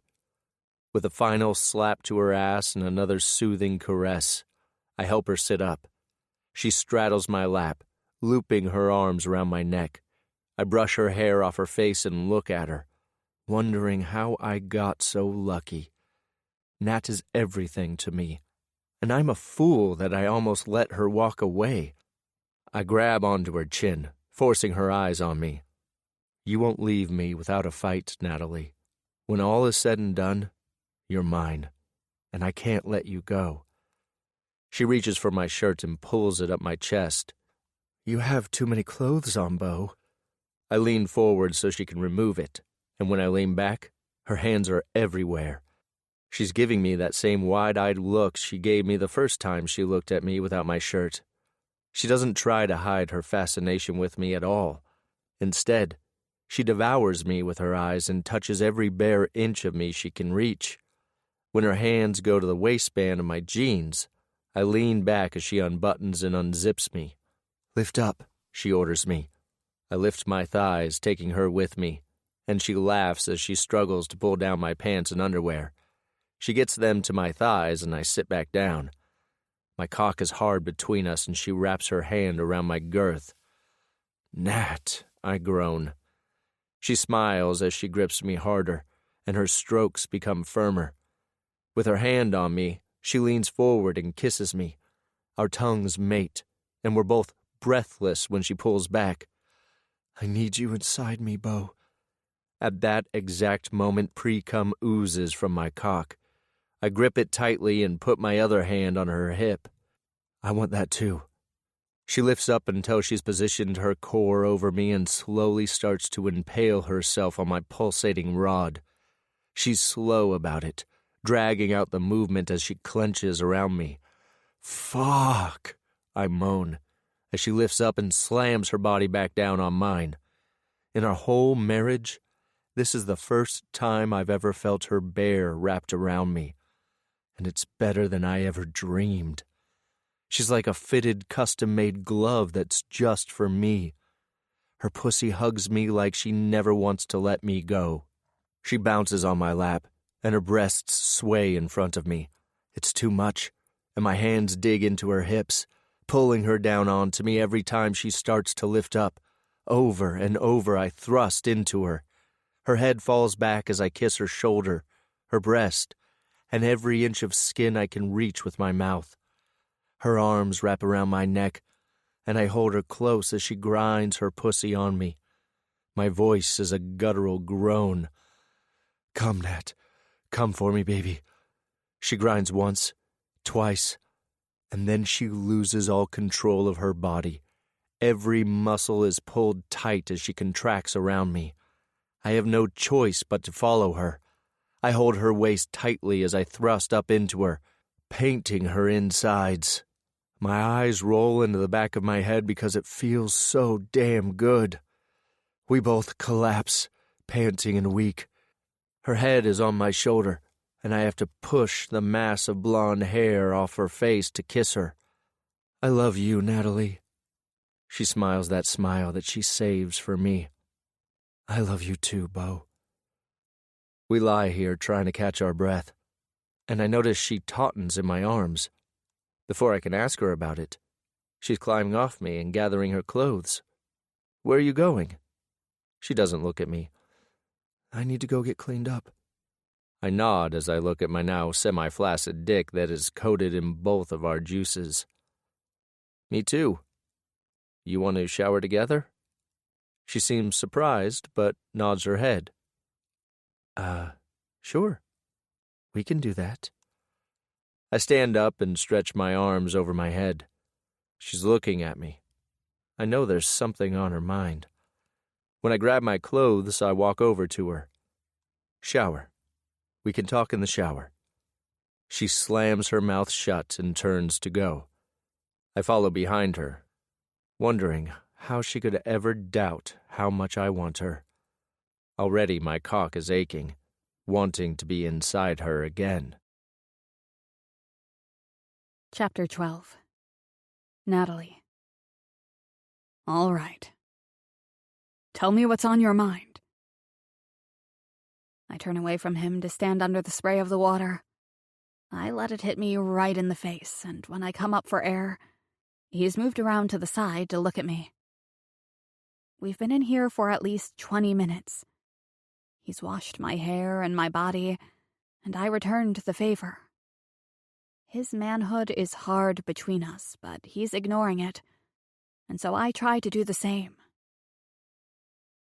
Talk to me, Nat. What's going on in that pretty head of yours? I wish I could just leave it alone, but my conscience will kill me if I don't say anything. We, didn't use a condom. I mean, I'm on the pill and I take it religiously, but yeah. We didn't use a condom. He smiles. Trust me. I know we didn't. We'll probably never use one again. Not now that I've felt you bare. There's no going back. He kisses me and then opens the door to the shower and reaches for a towel. Stunned, I wring out my hair and then follow him, grabbing a towel. I barely get it wrapped around me and I've followed him into the bedroom. Wait, I don't understand. Since the very first time you insisted you were going to wear a condom, even knowing I was on the pill, because you didn't want a child. He shakes his head as he takes the towel to dry off his body. He frowns at me. I never said I don't want a child. I sputter, unable to hold back. Yes you did. Which is why, even though I'm on the pill, you still insisted on wearing a condom. Because you didn't want kids. He shakes his head again. I never said I didn't want kids.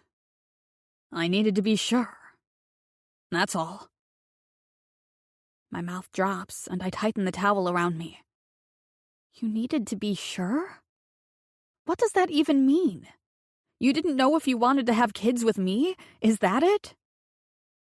He walks back into the bathroom, but raises his voice so I can hear him as he leaves the room. Of course not, Nat. You're the only one I'd want to have kids with. I walk into the closet and grab a pair of leggings and a shirt. Stalking back into the bedroom, I'm trying not to fume as I pull my drawer open to dig out my underwear and bra. I get dressed in jerky movements, and the more I think about it, the more pissed I get. He finally comes into the bedroom, and the satisfied, relaxed smile on his face has me about to come unglued. As soon as he looks me in the face, his smile drops. What is it? What's wrong? I have the towel in my hands, and unable to stand still, I use it to dry my wet hair. What's wrong? Oh, I don't know. I just found out that my husband uses a condom when we have sex because he isn't sure about me. I hold my fingers up in air quotes as I say sure with a snarky tone. Not sure? What the hell does that even mean? He comes over and wraps his hands around my wrist. I didn't say I wasn't sure about you. I said I wasn't sure. I know I haven't been right with you, Nat.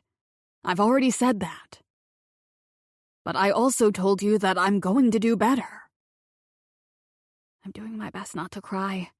I don't know why it upsets me so much, but it does. If we're going to get through this, we have to come clean. You can't drop a bomb on me like this and then not tell me what it means. He opens his mouth and then closes it again. Never in all the time I've known him have I ever seen him completely speechless. He looks at me, unsure, as if what he's about to say is going to cause me to run or something. Oh dear God, what is it? I shouldn't feel any sympathy for him, not with how upset I am, but I can't help but feel sympathetic to the vulnerability in his face. Bo, talk to me. He loosens his hold on my wrists and turns away from me. My heart drops in my chest, and it feels as if the weight of the world is on my shoulders. I expect him to walk away. That's what he's done in the past when I've confronted him about things, but he surprises me when he moves to the side of the bed and sits down. The muscles in his chest and arms flex as he takes a deep breath and lets it out. When he finally raises his eyes and looks at me, I see the conflict in them. He pats the bed beside him. Come here and sit down. I put one foot out and then stop. I don't know why, but I'm scared. I've always felt that Bo has held back with me, and I've often wondered if there are things I don't know about him. Could finding out what it is make me feel different about him? But just as soon as that thought surfaces, I push it down. I force my feet to carry me across the room and sit down next to him. He turns his body to the side, drawing one leg up on the bed so he can face me. I do the same, and once settled, he just stares at me. I can tell he's trying to form the words, and I sit here patiently, half scared and half relieved that maybe, just maybe, I'm going to have more insight into our relationship. He reaches over and puts his hand on my thigh. His fingers dig into my skin, but I don't dare move. "You're not going to like this, Natalie." My stomach drops, and everything imaginable starts to form in my mind, but before I can put voice to any of the thoughts, he's rushing on. "When I met you, I knew that I needed you in my life. You were so much younger than me, so much more than I deserved, and we were probably doomed from the start, but I knew I had to have you. Everything happened so fast, but I didn't care. I had to have my ring on your finger." He reaches over and rubs his finger along the band of my ring. I take in a deep breath and let it out roughly. "Okay. Well, it doesn't sound bad so far, but I mean, yeah, I'm younger than you, but I'm not more than you deserve, Beau. You're a good man." He cuts me off with a shake of his head. "Give it up, Nat. There's nothing you or anyone can say that will convince me you can't do better than me. I know you can. But even knowing that, I can't let you go." I cover his hand that's on my thigh with my own hand. "I don't want you to let me go." He smiles, but it doesn't quite reach his eyes. "When we got married, even though I was fully committed, I still had my doubts. There are things about my past that you don't know about.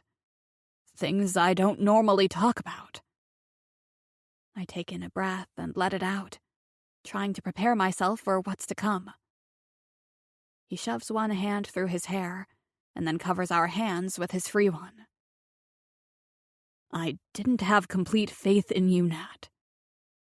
In us." My mouth drops, because I wasn't prepared for that. "In me?" He nods almost regretfully. "Yeah. You see, in my experience, women leave. They don't stay around for things." I want to pull away from him, and I want to be mad, but I try to contain my feelings. I need to understand. "What do you mean, things? Love? Marriage? Babies?" I almost feel defeated. "So you married me, but you thought I'd leave you?" He looks at me through hooded eyes. There's shame on his face as he nods his head. "Yeah. Which is why I wasn't surprised when you said you wanted a divorce. I knew eventually you would leave." I open my mouth and then close it again. Is he serious right now? "Beau, look." He tightens his hold on me. "When I say I wasn't sure, it's because I knew I couldn't bring a baby into this world and risk it being abandoned." I jerk out of his hold. "You thought if I had a kid, one day I'd just leave it? Leave you?" He jams his hand through his hair. "Fuck. I know it's fucked up, Nat. In reality, I know you would never leave a child that was yours. I know that. But I'm so fucked in the head that I thought, fuck, what if you're like my mother?" I stand up and pace back and forth across the room. All this time, I thought we were mostly happy, and come to find out, he thought I already had one foot out the door. Hell, he was never all in. He always kept me at a distance with him, his family, his business, everything. And just like that, it all makes sense. Like a light bulb has come on, I bring my hand up to my mouth with a gasp. I whirl on my foot and look at him accusingly. Wait, is that what this is, Bo? Is this why I always felt like you had your guard up around me? Why you kept me as an outsider with your family? Why you kept your distance? You expected me to leave? He blinks twice and nods his head. I need to get it all out. I need to explain, Nat. When I was just a kid, our mom left us. I rear back. All this time, he never wanted to talk about her. I assumed she died when they were younger. She left you? He nods. Yeah. The day she had Lucas. She left the hospital and never came back. She decided she didn't want to be a mom anymore. A husband and 5 boys, and she just walked out the door. He suddenly stands up and walks across the room, pushing the curtain back to look out over the backyard. He's quiet, and I fight the urge to go to him. I take my seat back on the bed and wait. When he starts to talk again, his voice is pained. I honestly didn't think it affected me any because years later my dad remarried, and my stepmom Charlotte was great. We made the best of it. Growing up, I never really dated women. He leans his head down and shakes it. I'm not proud of it. But I used women for my needs and not much else. When I was in college, I met a girl. Was I in love? No, now I can say I wasn't. But we were a good fit and we got engaged. But she broke it off after telling me she couldn't be with me since I was emotionally inept. She felt like she couldn't get close to me. And I know that part of our relationship was true. Fuck. Another shock to the system. I murmur. I didn't know you were engaged before. He nods. Yeah. It was a long time ago, and since that time I was determined to not be serious with anyone. I knew there was a part of me that was broken. I was content with my life. Until I met you. From that moment, I knew my life would never be the same. I didn't want it to be. I wanted to be with you, and I thought I could be different. I tried to be different. I wrap my arms around myself protectively. I don't know what to think anymore, Bo. I love you. I was all in, and now I find out you thought this was, what? A temporary fling? That you planned for it to end? He hangs his head, unable to even look me in the eye. No, Nat. It's not like that. I love you. Fuck, I love you so much. I thought that if I kept my distance and kept you away from my family, that when you eventually left me, I would have been protecting me. Protecting them. Damn, I was so wrong. So completely wrong. He turns from the window and wipes the moisture from his cheek. I was a fool. I know that. Hell, look at me. I'm a fucking mess. And I have been since you asked me for a divorce. He drops to the carpeted floor in front of me and puts his hands on both my hips. I know I fucked up. But I can fix this. Please don't give up on me. I can't lose you, Natalie. He buries his head in my lap as his shoulders shake and his voice shudders. I can't lose you. I'm not sure what I'm feeling right now, but I know I've never seen this side of him before. In our whole marriage, I've never seen him vulnerable. I lift my hand off the bed and put it on the top of his head, threading my fingers through his hair. I try to soothe him, but the whole time I'm wondering, what do I do now? My marriage has been a farce. And I don't know if we can come back from this. Chapter 13. Bo. For 3 days, I worry that I've completely lost her. She's been distant and quiet, and it feels like she has put up a wall between us. She asked me to move back in the other day, but after my confession on how I thought our marriage was doomed from the beginning, well, I've remained in the pool house. I've had plenty of time to myself, and I've spent most of it reflecting on our marriage and all the things I need to do differently. The other time, I spent reading the book that I picked up at the book fair. That's been eye-opening for sure. I know I need to do something. Our time for working on our relationship is running out. I walk into her gym, but instead of wearing my workout clothes, I'm in jeans and a t-shirt. Her office door is open, and I knock on it before walking in and putting my hands in my pockets. Hey. She lifts her head and doesn't seem surprised. She must have seen me walk in the front door from the cameras in her office. She has a forced smile on her face. Hey, Bo. I cross my arms over my chest. I have a favor to ask. Instantly, she tenses. I know I'm not in any place to ask for a favor, but I have an ulterior motive. I promised her I was going to do better, and I know one of the things I need to do is get her involved in my family. I point to the chair across from her desk. Can I sit? She slowly nods her head. I take a seat across from her and try not to think about the last time I was in here and how I made her come on my fingers. I pull at my jeans that seem to be getting tighter and get to the point. Actually, my brothers and I have a favor. She sits up a little higher, intrigued. Your brothers? I nod as I rub the scruff on my chin. Yeah, you see, it has spread everyone a little thin since I took a month off, and... She holds her hand up and rolls her eyes. Go back to work, Bo. You don't need a favor from me. Just do it. I mean, obviously this isn't working out, so... I leaned forward and slapped my hand on the desk. Listen to me. I took a month off, and that's what I'm doing.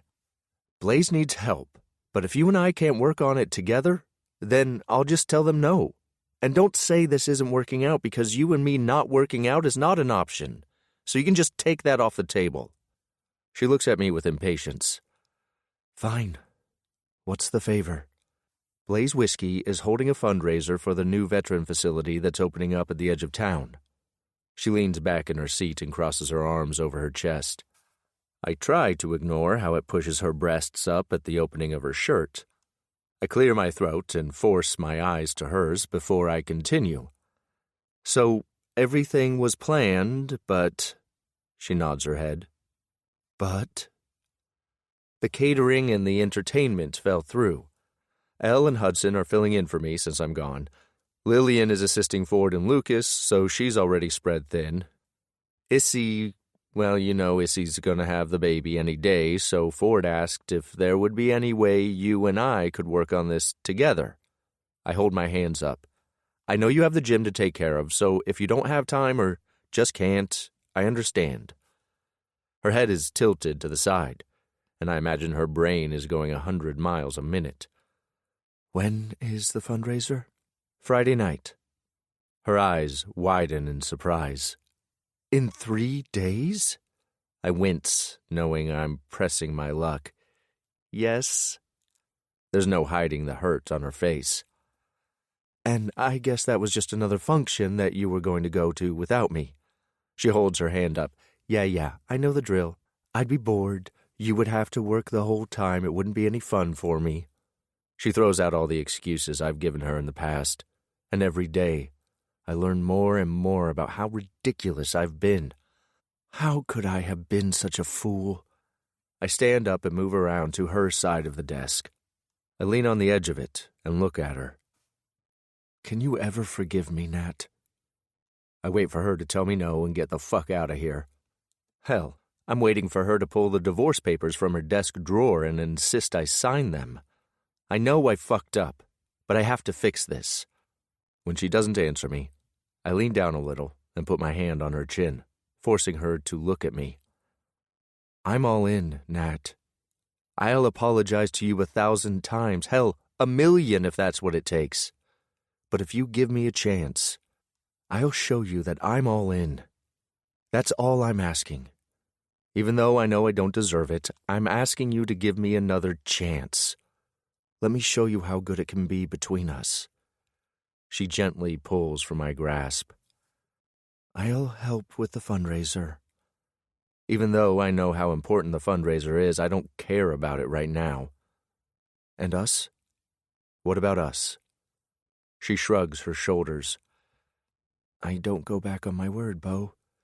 I said I'd give you a month. She pulls out a notepad and pencil. All right, let's talk about the fundraiser. I grab my eyeglasses from my pocket and put them on and hold my phone up to read the text message from Ford. So it's being held at the convention center in Jasper. The catering and entertainment has canceled. She points to my phone. I guess you have a proposed head count and a budget. I ramble off the numbers and she writes them down. She taps her pencil on the desk. Who was the entertainment? My forehead creases. Clyde Mack. She doesn't contain her surprise. The up-and-coming country star? He has a new single out on the charts? That Clyde Mack? I will not be jealous that she seems to be fangirling over some country star. At least that's what I tell myself. That's the one. Honestly, I don't see the appeal unless you're into some 20-year-old that sings about beer, women, and his dog. From what I've seen, I don't think he owns a shirt. She's smirking at me. Obviously, I didn't hide my jealousy too well. I guess I can see how that could appeal to some. I'm more into a guy that wears glasses and is into budgets and spreadsheets, but still looks good with his shirt off. My smile is instant. And because I can't hold back anymore, I pull her up from the chair she's in. I sit down and then pull her onto my lap. She's laughing as she smacks me on the chest. Really? We have work to do, a lot of it, actually. I nuzzle my nose into her neck. Nat, all this time I've wanted to hold you and have my hands on you. I've held myself back. I hope you don't mind public displays of affection because from this point on, if I want to hold your hand, touch you, kiss you, I'm going to do it. She pants out a breath. I don't mind it. Actually, I think I like it. I put my hand on her cheek and bring her lips to mine. I put everything into the kiss. All my insecurities, my fear, my love, all of it. She's pressed up against me, our bodies flush to one another, and she's the one to break contact. Her lips are swollen and her nose red. Her eyes are that dark shade of blue that tells me she wants more. But her hand on my chest stops me from reaching in again. We have work to do, Bo. I take deep breaths, and when I've calmed down, I nod my head. Of course, you're right. So, the details for the event. I shift in my seat because her hip is pressed up against my hard manhood, and it sucks to ignore it. But just being this close and having her in my arms is enough right now. We are charging $100 a ticket. The food was hors d'oeuvres and desserts. You already know what the entertainment was. She nods. Okay, I need to make some calls. I hand her my phone, but she doesn't take it. I can use mine. I shrug and push mine into her hand. Take mine. Yours is out of reach, and I don't want you to get up. She takes my phone and holds it between both her hands. She looks at the blank screen and then hands it to me. You need to put your passcode in it. I don't take the phone. It's your birthday. Her jaw slacks. Your passcode is my birthday? She's typing in the code when I answer her. Yes, and your picture is my screensaver. At that moment, a picture of Nat pops up on my screen. Her eyes go to mine, and I could see the surprise on her face, reminding me yet again of what a fool I've been. I lean back in my chair as she works. She calls Chloe to see if she can cover the next 3 days at the gym. After that, she calls Sugar Glaze Bakery and talks to Emery, the owner. After some back and forth, they come up with a dessert menu, and Emery is able to cater desserts for Friday night. She then calls Violet, the owner of Red's Diner, and in less than 10 minutes, she has the food situation completely covered. She hangs up. I can't help but be impressed. Did you really just take care of the catering in less than 20 minutes? She shrugs. And people will love the food. You know it's good. I'm not sure why you all didn't go with them anyway. They do a lot of catering in Whiskey Run. I'm not sure, but we'll be sure to spread the word if they do a great job.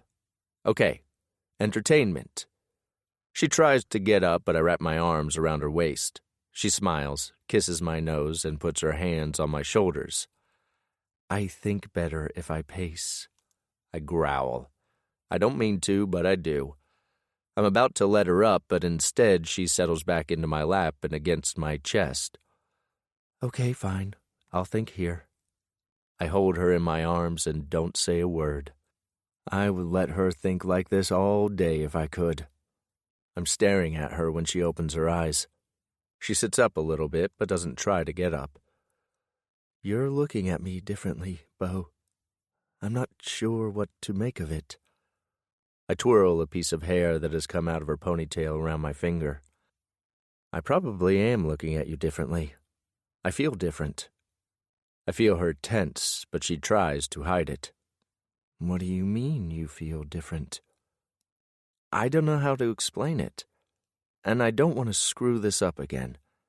It's probably better if we don't talk about it. She leans into me and presses her chest against mine. She's fighting dirty. We need to talk about it. Try and explain it to me. I let out a ragged breath. I don't know. I feel like I always held myself back. The things I thought, wanted, craved. I held it all back. And now, after realizing that there's a chance I can lose you, I can't hold it back anymore. I haven't been living, Nat. She puts her hand on my chest. I know she can feel the steady drumming of my heart. And now you are. I cover her hand with mine. And now I am. She curls into me, pressing her head against my chest. I rest my chin on top of her head. She's not tense. She doesn't seem like she's mad. If anything, she's completely melted into me. I kiss the top of her head again and just hold her. It's a while later before I hear her mutter the words, I think I have an idea. Huh? She leans back to look at me. I think I have an idea for the entertainment. What is it? She holds her hands up. Okay, hear me out. I'm not sure we can reach the population of Clyde, but we can get butts in seats with this idea. I nod. Okay, I'm liking it so far because ticket sales are low. She nods, and it's obvious she's excited. She jumps off my lap, and I reluctantly let her go. She starts to pace. We have dance teams that practice in the studio every week. What if we do a show with them? Ooh, and the high school cheerleaders and dance team. Oh my, and the band at the high school. I take my glasses off and pocket them in my shirt. I don't know. You think people will pay to see that? I'm not sure, Nat. She laughs. Okay, how much are tickets? I wince. $100, but you get entertainment and food. She comes over to me and squats with her hands on my thighs. Okay, so, would you pay $100 to go see Ollie play soccer if he was invited to do something like this? Instantly, I'm nodding my head. Yes, of course. She squeezes my legs. And what about the rest of your family? They wouldn't want to miss it either, right? I grab her arms and pull her onto my lap. I think you're onto something, Mrs. Blaze. I try to kiss her, but she's pushing on my chest. Stop. We can't. We have so much to do. We need to come up with a plan. I bet all of them already have choreography for patriotic songs, and that would be great for the facility. We could have a theme. I interrupt her. We do have a sound guy. We just need the music tracks. She claps her hands together. See? It's all working out. Okay, I'm going to call the dance coach in the high school. Can we do a rehearsal Friday morning? I nod. I'm not sure if it's possible, but for her, I'll pay whatever I need to pay to make sure the convention center can accommodate us. Yes, sure, whatever you need. She leans into me and hugs me. Oh, this is going to be fun, Bo. I promise I won't let you down. It's going to be perfect. She's out of my arms before I can answer her. She's walked across the room holding up my phone. I'm going to get calling. Oh, and can you send me ticket information so I can start selling tickets? I stand up and right my clothes. Elle felt bad and said she can still work on selling tickets. I think she thought she was putting too much on us. Nat waves her phone at me. Tell Elle not to worry. Consider the tickets sold. The families are going to buy tickets. I follow her, wanting to be close. What can I do? Well, I thought I'd go to the high school to meet with the band director and the cheerleading and dance coaches. Want to go with me? I hold my hand out to her. Let's do it. She looks at my hand and takes it in her own. She goes to her tiptoes and plants a kiss on me before sinking back to the heels of her feet. Let's do it. I walk with her through the gym. She stops to talk to Chloe for a minute, and we're soon out the door. I know I have a long way to go, but I'm going to right all my wrongs. Chapter 14. Natalie. I double and triple check everything. The rehearsal this morning went off perfectly. It's amazing what we've accomplished in such a short amount of time.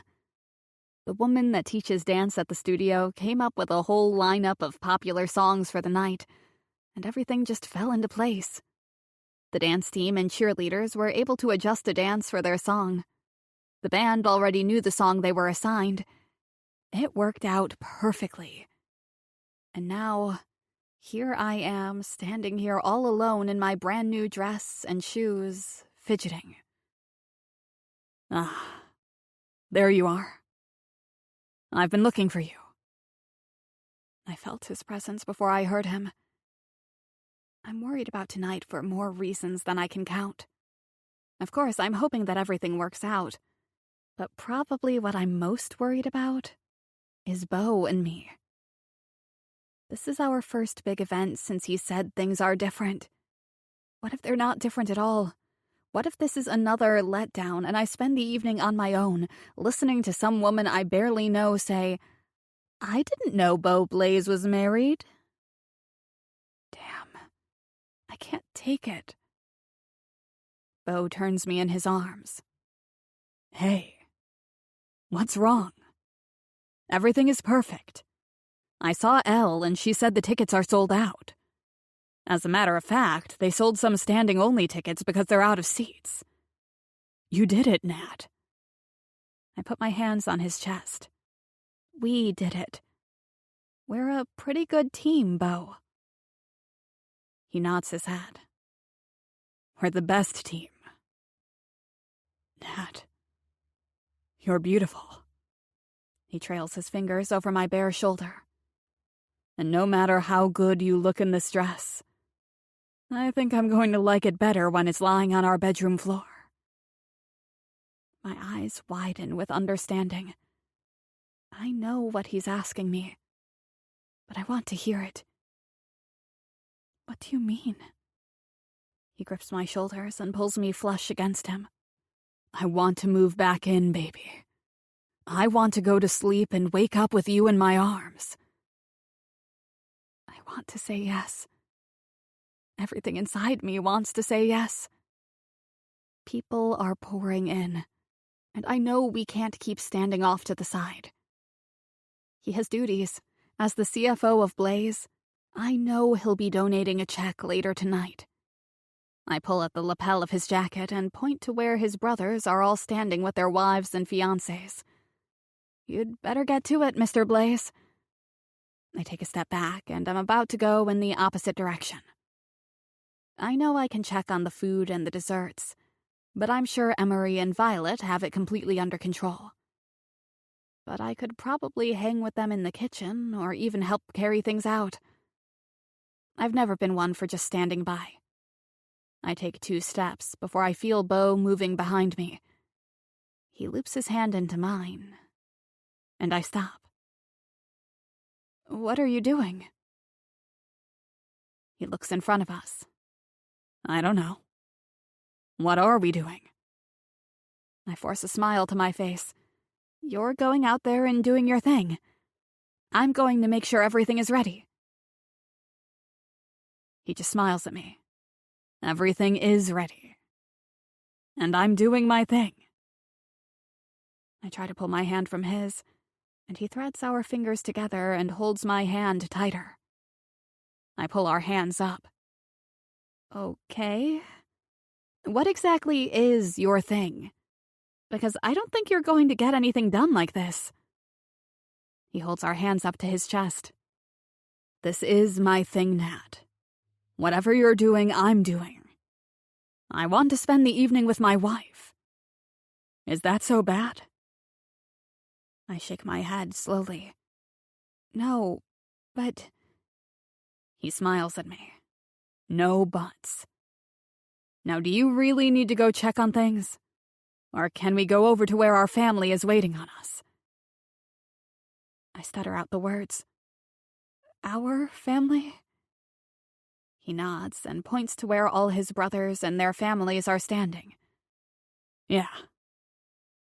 Our family." There's a yearning inside me. I want to go over there with him, but fear is holding me back.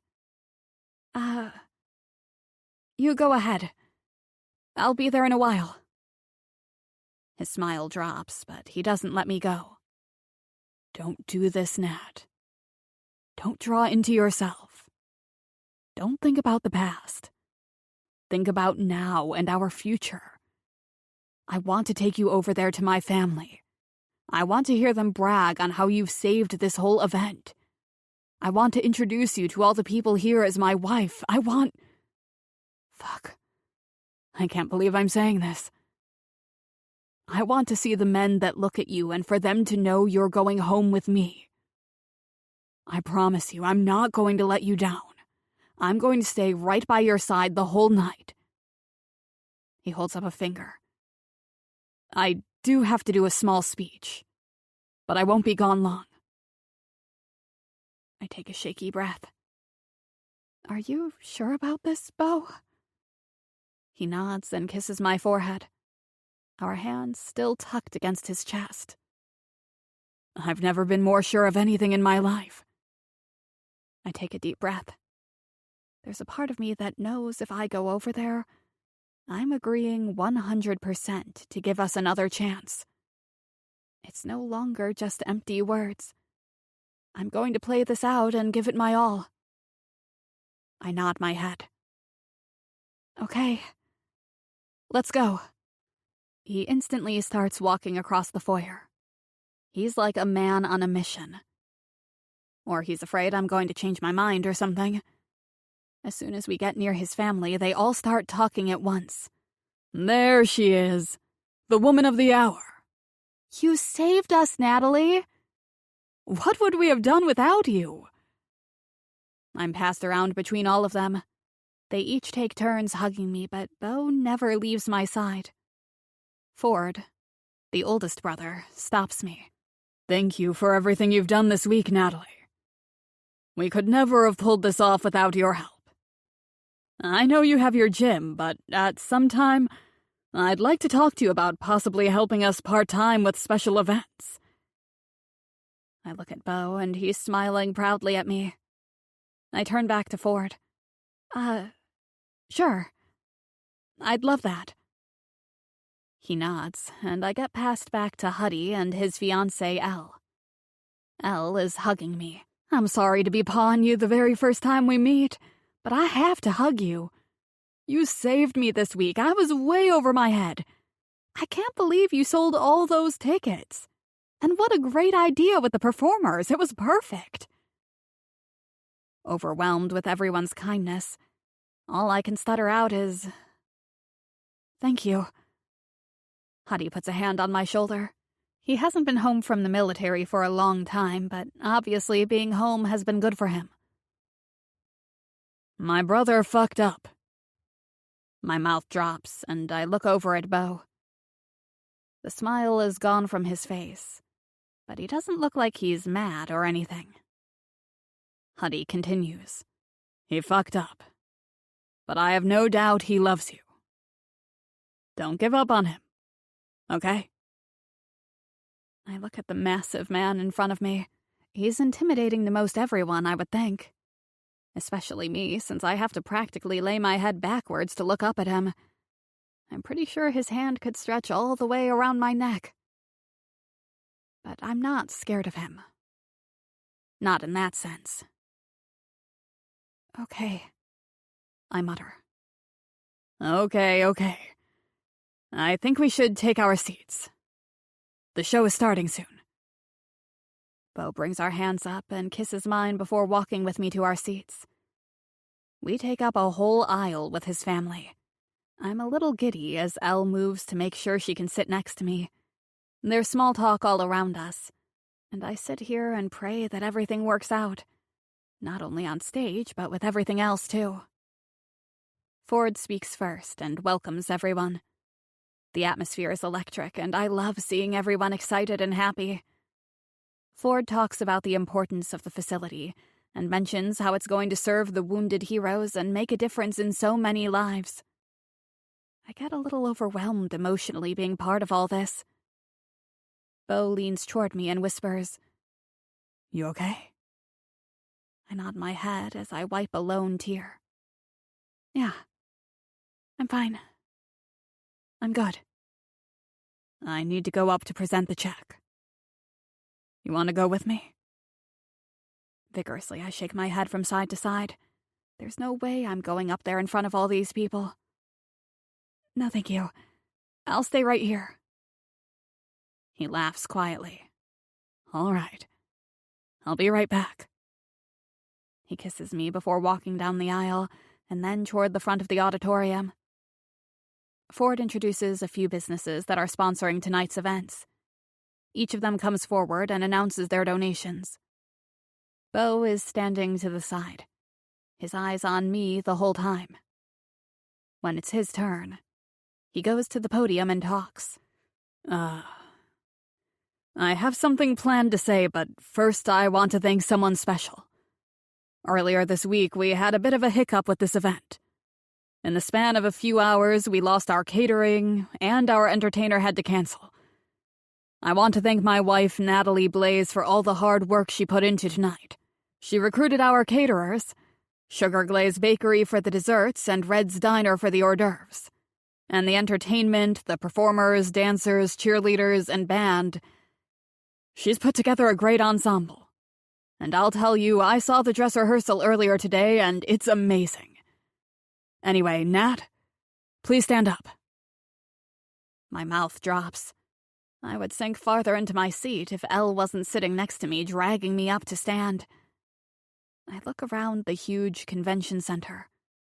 The whole town of Whiskey Run is here. I know my face is red, and it gets even worse when everyone around us starts to clap. When it dies down, Bo continues. Thank you, Nat. I love you, and I don't know what I'd do without you. I mouth the words, I love you too. He smiles and continues his speech. He talks about how important the facility is to Blaze Whiskey as a company. He talks about his brother Huddy, who just got back from the military, and how the services are going to help so many lives. He presents the check, and there's an audible gasp in the crowd when he announces the amount. He's making his way back to where I'm sitting and watching me the whole way. When he sits down, I can feel all the eyes on us. If there are people in town that didn't know Bo Blaze was married, they do now. And heck, anyone not here tonight will know tomorrow. All my insecurities are suddenly lifted. I lean into him, and he puts an arm around my shoulder. Yes. He puts a finger under my chin. Yes, what? Yes, I want you to move back into the house. Into our bedroom tonight. His body jerks. Are you sure, Nat? He leans in to whisper into my ear. Once I'm back in, I'm never leaving again. We'll work through any problems we have. But I'm not leaving you again. I slide my hand to his thigh and squeeze. I like the sound of that, Bo. He covers my hand with his. Me too. Chapter 15. Bo. Nat, baby. I spent the last 2 hours loving her body, trying to make up for lost time. We're both exhausted, but I can't sleep. Her voice is tired, and I know I'm keeping her awake. Yeah? Thank you for everything you did to help with tonight. We really couldn't have done it without you. I can hear the smile in her voice. I'm pretty sure you just spent the last 2 hours thanking me. I span my hand across her lower back, pressing her body against mine. My cock stirs. I could probably go another round. She's sprawled out on top of me. Her legs are wrapped around mine, and her head is resting on my chest, right on my heart.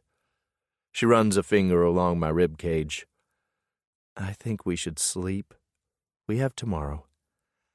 I run my hand down her back and swat her softly on the ass. You mean we have forever? I hold my breath, waiting for her response, waiting for her to tell me we have 30 more days or something else like that. But I breathe easier when I hear her huskily say, forever. Before I can stop myself, I blurt out the question that's been on my mind. How many children do you want to have? She lifts her head and looks at me through hooded eyes, blinking. What? I shrug, trying to hide my excitement. It's like a switch has been turned on inside me, and now I can't think of anything but getting her pregnant. She pats me on the chest and asks again, What did you say, Bo? I kiss her forehead. You know exactly what I said. But if you're wanting to act like you didn't hear me, I could ask you another time. She rests her chin on my chest. I'm just surprised, I guess. I stroke my hand through her soft hair. I want a boy and a girl. So, 2 kids? I chuckle. Honestly, I like having so many brothers, and if I thought I could convince you that we should have 4 or 6 kids, I would. She raises up on her elbows. 4 or 6? I lift my head and shift my pillow to raise my head a little. Yeah, definitely an even number. She whistles softly and shakes her head. I don't know if I could handle 4 or 6 boys. Oh no, not all boys. I definitely want us to have a little girl. We need to have the boys first, though, so they can look out for their little sister. She laughs and then looks offended. Any girl of mine is going to be able to take care of herself. She won't need her brothers or her dad. I cut her off as I run my hand through her hair and then down her back. Oh, sweetie, you have no idea. Of course she's going to be able to take care of herself, but she won't have to. She'll have me and her brothers to protect her, and I already know that we'll be fighting the boys off if she looks anything like you. It's obvious she likes my comment by the way she smiles at me. Stop. I wrap both arms around her and pull her closer to me. What? It's the truth. She rolls her eyes and leans her head back on my chest. She's quiet, and I just lie here, enjoying the feeling of her pressed against me. I've told myself over and over that I'm not going to fuck this up again. And I know that the last time we talked about kids, it didn't go well. But I couldn't stop myself this time. She is circling her finger around my nipple, stroking through the hair on my chest. You know, we don't have to rush into anything. We can wait. I open my mouth and then close it again. I can't see her face and I need to see it. I want to know what she's thinking. I push her to her back and lie on top of her. I brush the hair off her face and stroke my fingers along her cheek. Are you saying that for my benefit, or is that what you want? Do you want to wait? Her eyes are searching mine, and she shrugs her shoulders into the bed. She tries to look away, and I stop her. Talk to me. The look she gives me is defiant. Do you want the truth? Of course I do. She lifts her chin. Fine, then. If it was up to me, we would have started having children right away. I would have had your child right after we got married, Bo. I knew when I married you that I wanted to have kids with you. I was all in. Her words gut me. I lean my head against her belly and take a deep breath. I'm a fool. She cuts me off by putting her hand on my chin and bringing my face up. She covers my mouth with her hand. Don't say that. You're not a fool. I understand more about you now than I ever did, Bo. And even though it hurts, I won't lie, it hurts. I understand why you did what you did. I can't act like I know everything you went through, but I'm here, Bo, and I'm not leaving. I grab her hand and take it off my mouth. I love you, Nat. I slide up her body and kiss her lips. It's you and me now. You are what matters to me. She slides her arms around my neck and changes the subject.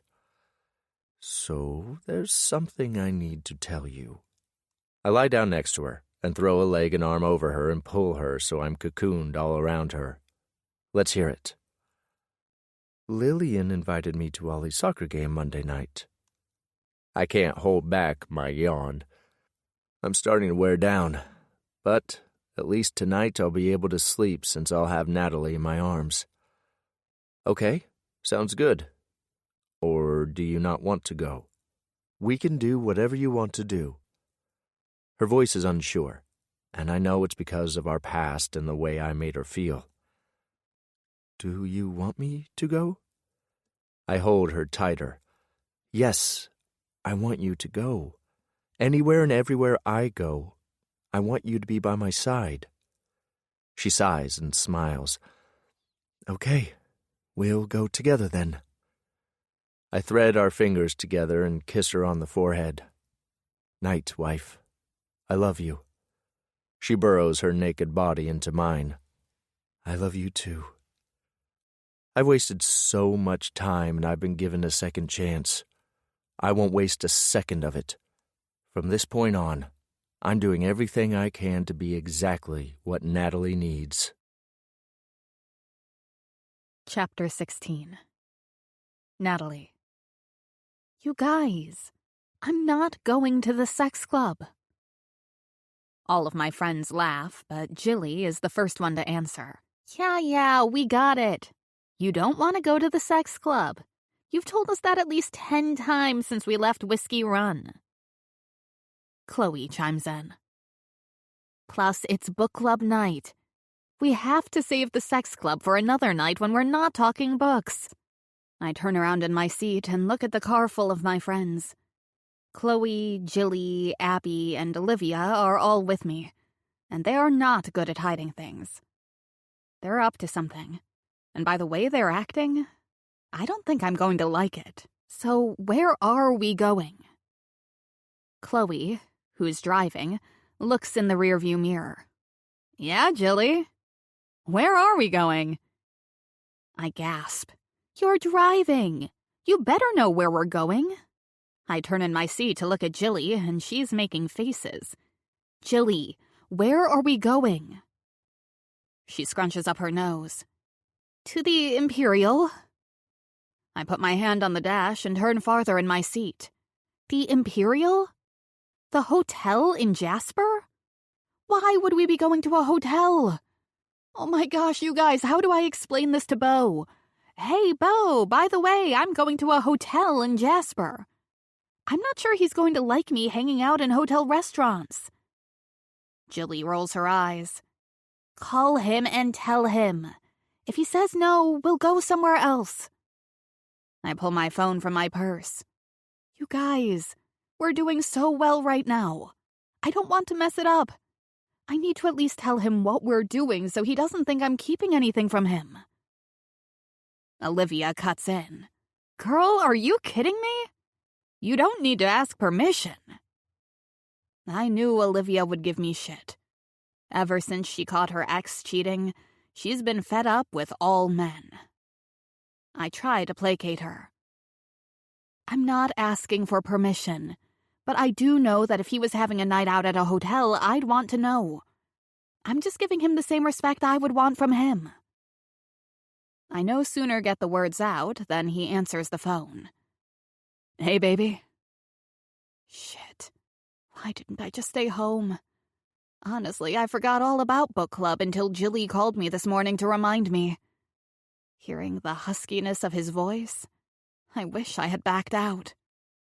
Hey, so I just wanted to let you know that we're having book club at the Imperial downtown. Okay, baby. Have fun. I pull the phone back from my ear and look at it before putting it back against my ear. You don't mind? He laughs. Why would I mind? Oh, I don't know. I'm scantily dressed and going to drink at a hotel. That's what I think, but I don't say it. No, you're right. You shouldn't. I was just letting you know. He rushes out the rest. All right, well, have a good night and be safe. Love you, babe. I'm about to tell him I love him too when I hear the phone click. I quietly put my phone back in the purse, and Jilly is the first one to speak. See? We're good. I nod and cross my arms over my chest. Yep. We're good. I'm not sure what I expected, but I did think that maybe, just maybe, he'd be a little more surprised or protective of me. I let the thought linger for just a minute, and then I push it aside. Beau and I are good. We're good, and this is just a night out. I'm glad he trusts me. When we get to the hotel, Chloe pulls in right up front where the valet parking is. We all pile out of her car, and I tug at the too short skirt I'm wearing. Jilly told me to dress up. Heck, she showed up at my house with this outfit as a gift. How could I tell her no? So, where is the restaurant? I ask one of the men working the valet. He points toward the front doors. Through there and then down the hallway. We walk into the lobby, and I gasp as I look around. I've never been in this hotel before, and it is amazing. I twirl on my heels, looking at the grand ceiling.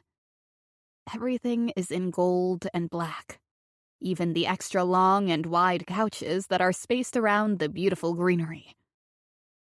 Wow. Jilly comes up to me and puts her hand on my chin. Close your mouth. I laugh and look around. Do you blame me? This is nice. She loops her arm in mine. Yes, it is. Come on, our reservation isn't for another hour. Let's go to the bar. The bar? I ask her uneasily. I don't know why I feel so weird about all this, but I do. Chloe, Olivia, and Abby all come to a stop next to us. Yep, the bar. Let's go.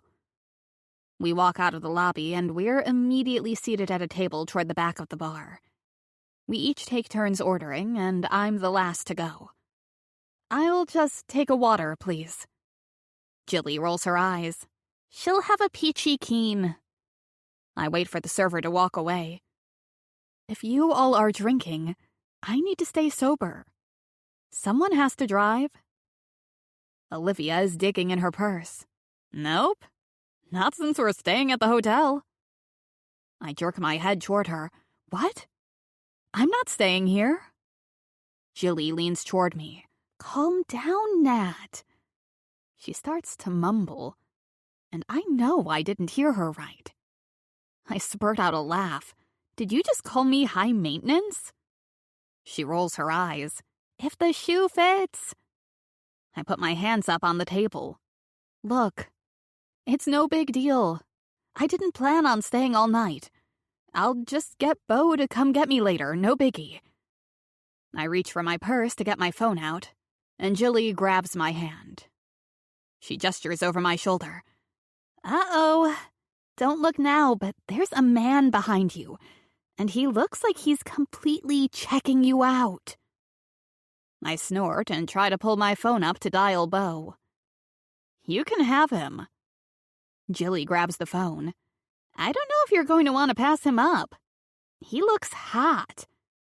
And rich. I shrug, and all of them are staring at me with smiles on their faces. Like I said, you can have him. Jilly rolls her eyes. You at least have to check him out. I hold my hand up with my wedding ring on it. No, I don't. I'm happily married. I don't need to check him out. Jilly lifts her shoulder. Just look at him. I shake my head. Nope. I don't want to give him the wrong idea. I'm good, really. One of you have at it. Olivia leans forward. Oh, God have mercy, Nat. Turn around. I'm begging you, please just turn around. I look at all my friends, who are all staring at me with weird smiles on their face. I slowly turn in my seat and look over my shoulder. And my mouth drops. What? Jilly squeezes my hand and lets go of my phone. Go ahead, Mama Nat. We're going to dinner and staying the night at the hotel, so you won't have to worry about us. Go get your man. Speechless, I get up from my seat and make my way across the bar. As I look at him, I can feel my heart start to race. He's in a suit and tie, and when he turns toward me, he's wearing all black from head to toe. I stop next to him and stutter, Bo, what are you doing here? I mean, I'm glad you're here, but what's going on? He lifts his drink up and takes a sip.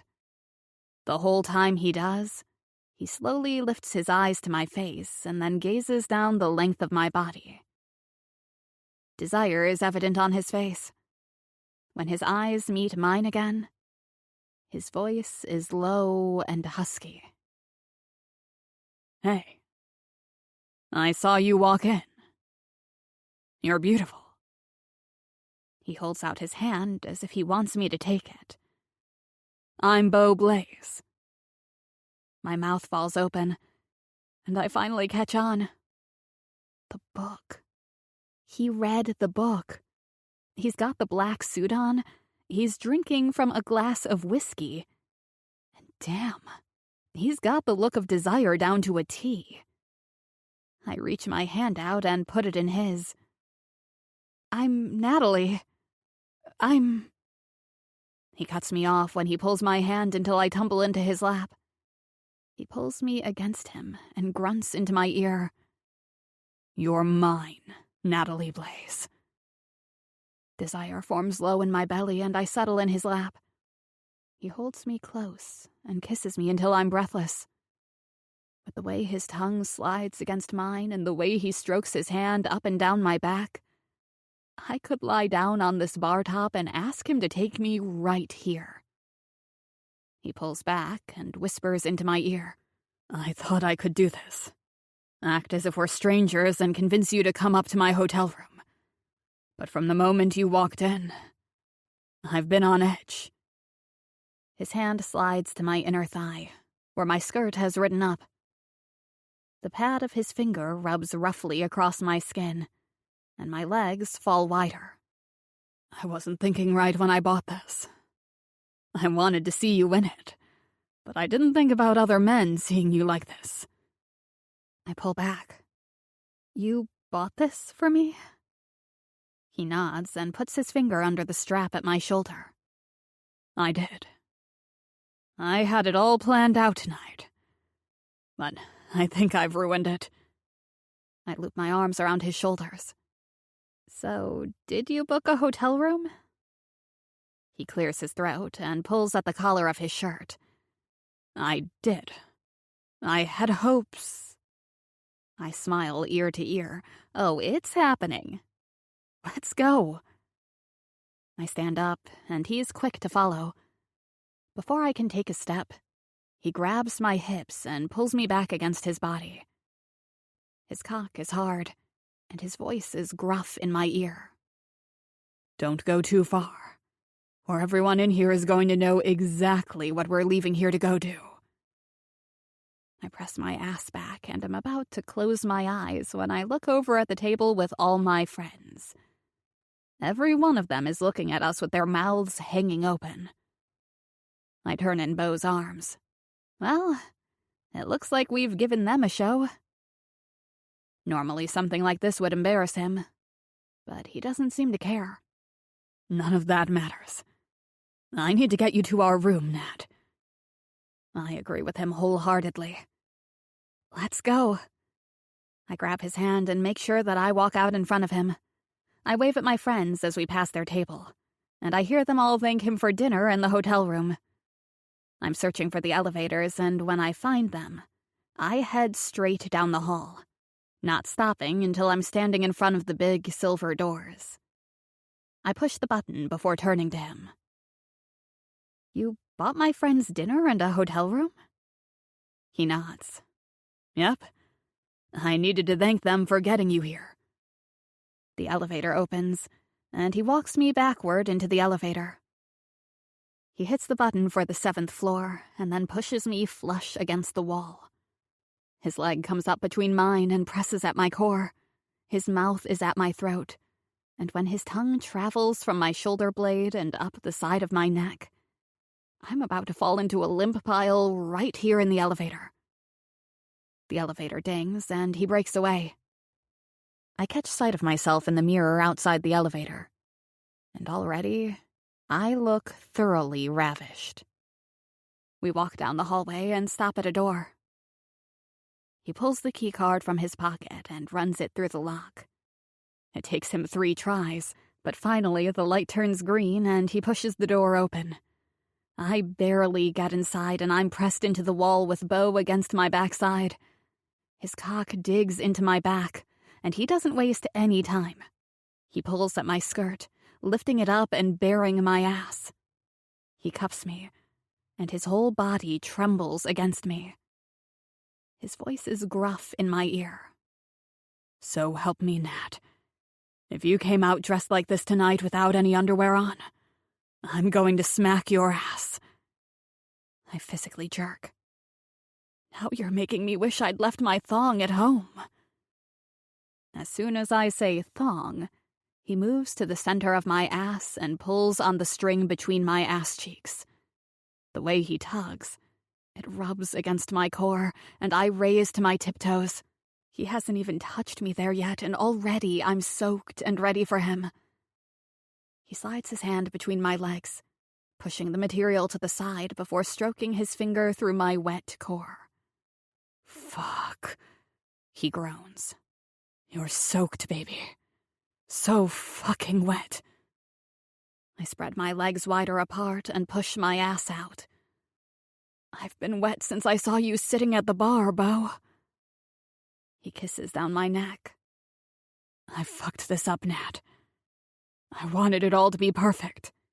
I wanted to make your fantasies come true. But you're too fucking tempting. I have no restraint when it comes to you. I try to concentrate on his words, but the way he's rubbing his fingers along my swollen clit has everything in my mind just a big, fuzzy mess. He pulls his hand away, and I turn in his arms and grab onto his jacket. Don't stop. Please don't stop. I'm not stopping. I need you naked. He's pulling at my shirt, and I help him get my bra off. As fast as I can, I pull the rest of my clothes off and then reach for his jacket. Clothes off. He takes the jacket off, and I'm pulling at the buttons on his shirt. My hands are shaking, and I can barely get them through the holes. In frustration, I pull at his shirt, popping the rest of the buttons right off. Sorry. I'm sorry, but I don't want to wait. Chapter 17. Bo. I grab her hands and shove them over her head against the wall. My chest is heaving, and I use my hips and hands to hold her still. Stop. She glares at me. So help me, if you stop right now, it's not going to be good for you, Bo Blaze. I'm panting. Fuck, all I want to do is pull my cock out and enter her in one thrust. But I'm trying to take my time and do this right. I'm not stopping. I'm just slowing down. I tilt my hips toward her, pressing my hard rod into her belly. Trust me, I'm so fucking hard I'm gonna blow unless we slow down. We can go slow another time. Please, I need you, Bo. I lean in and kiss her, and as soon as her tongue slides into my mouth, I'm holding in a moan. I pull back. Fuck! The fantasy. She told me exactly what she wanted, and I've screwed it up. But I wasn't lying. I've been on edge all afternoon knowing what was going to happen tonight. I'm usually more disciplined, but Nat makes me crazy. The fantasy. She cuts me off as she reaches for the waistband of my pants. You're my fantasy, Bo. You are in every fantasy I have. This, right here, is a fantasy. Where you want me so badly you can't hold back. That all you want is to bury yourself inside me. That's a fantasy of mine. I croak out the word, bear. Bury myself into you, bear. She yanks down my zipper, reaches in, and wraps her hand around my girth. Yes, that. I want that. She strokes my cock, and pre-cum oozes from my tip. She tightens her grip on me, and I put my hand on her waist to hold her still. Bo, she moans in frustration. I'm not coming in your hand, Nat. You know where I want to come. She gives me her most innocent look. If you don't want to come in my hand, where do you want to come? I grab the string of her underwear, ripping the thin material. As it falls to the floor and I palm her pussy, I press into her. Here. Right here is where I want to come. Her hips push out, trying to get more friction where she needs it. When I pull my hand back, her body deflates and she glares at me. I push my hand and underwear down my thighs and then wrap my arms around her waist and lift her up. Her hands go to my shoulders, and I settle her right over my cock. Slowly, she comes down over my shaft, and I suck in a breath as sweat covers my brow.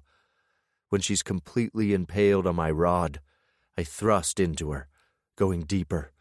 She grunts as her back bangs against the wall. Over and over, I pummel my hips into her, taking her deeper and deeper. She's moaning my name over and over. I lean her back against the wall, one arm around her hips and the other reaching down between us. I barely touch her clit with my finger, and her whole body jerks. Her nails dig into my shoulders, and I grunt in pain as she digs her heels into my ass, pulling me deeper. I rest my forehead against hers. Come for me, Nat. Come all over my dick. I want you messy and all over me. Give it to me. Her pussy clamps down on me like a vice. She plasters herself to me as she rides the wave of the orgasm that completely takes over her body. I come, shooting my seed deep inside her. I'm grunting her name, pulling her hips, riding the last waves of the explosion. Breathless, I lean us both against the wall, my head cradled at her breast. Bo. I'm still trying to catch my breath.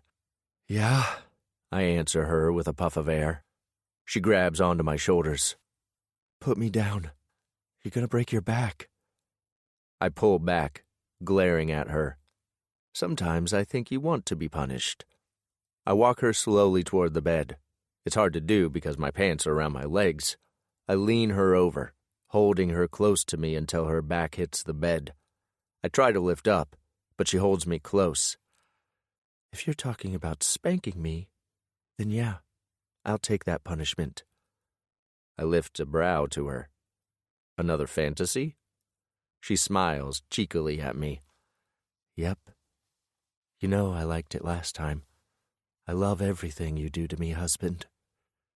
The way she's looking at me has my blood pressure spiking. I'm game. Give me 5 minutes. I need some water. I stand up and remove the rest of my clothes. She leans up on her elbows, completely checking me out. I'll give you 10. I mean, we have all night. I lean over and kiss her. We have forever. The rest of the night I give her what she wants. I've touched, kissed, licked every inch of her body. And it's not enough. It will never be enough. Chapter 18. Natalie. My whole body is sore. I think I used muscles I didn't know I had. It probably didn't help any that we got a late checkout and I had to hurry home and teach a class this afternoon. I'm tired. Heck, I'm way past tired. But it was all worth it. And now, here I sit at the park, about to walk in for Ollie's game. And my nerves are taking over. I wanted to be invited for so long, and now that I am, I'm second and triple guessing everything. Am I wearing the right thing? Do I sit with his family? Are they going to think it's weird that I'm just now coming? Am I doing the right thing? Should I have just gone home? Chloe was late getting to the gym, so I told Beau to go ahead without me. I didn't think I'd be this nervous when I got here, though. But here I am. And I'm not happy with myself. I don't like this side of me. The self-sufficient, independent woman that I usually am is gone. And it pisses me off. I pull my shoulders back and pull down the mirror over the visor. Instead of checking my makeup or my hair, I'm looking at my eyes. I see the pain from the past still there, but I also see the hope and positive attitude that's been a part of me my whole life. Take a slow breath and allow this gentle interlude to steady your heart before the story continues.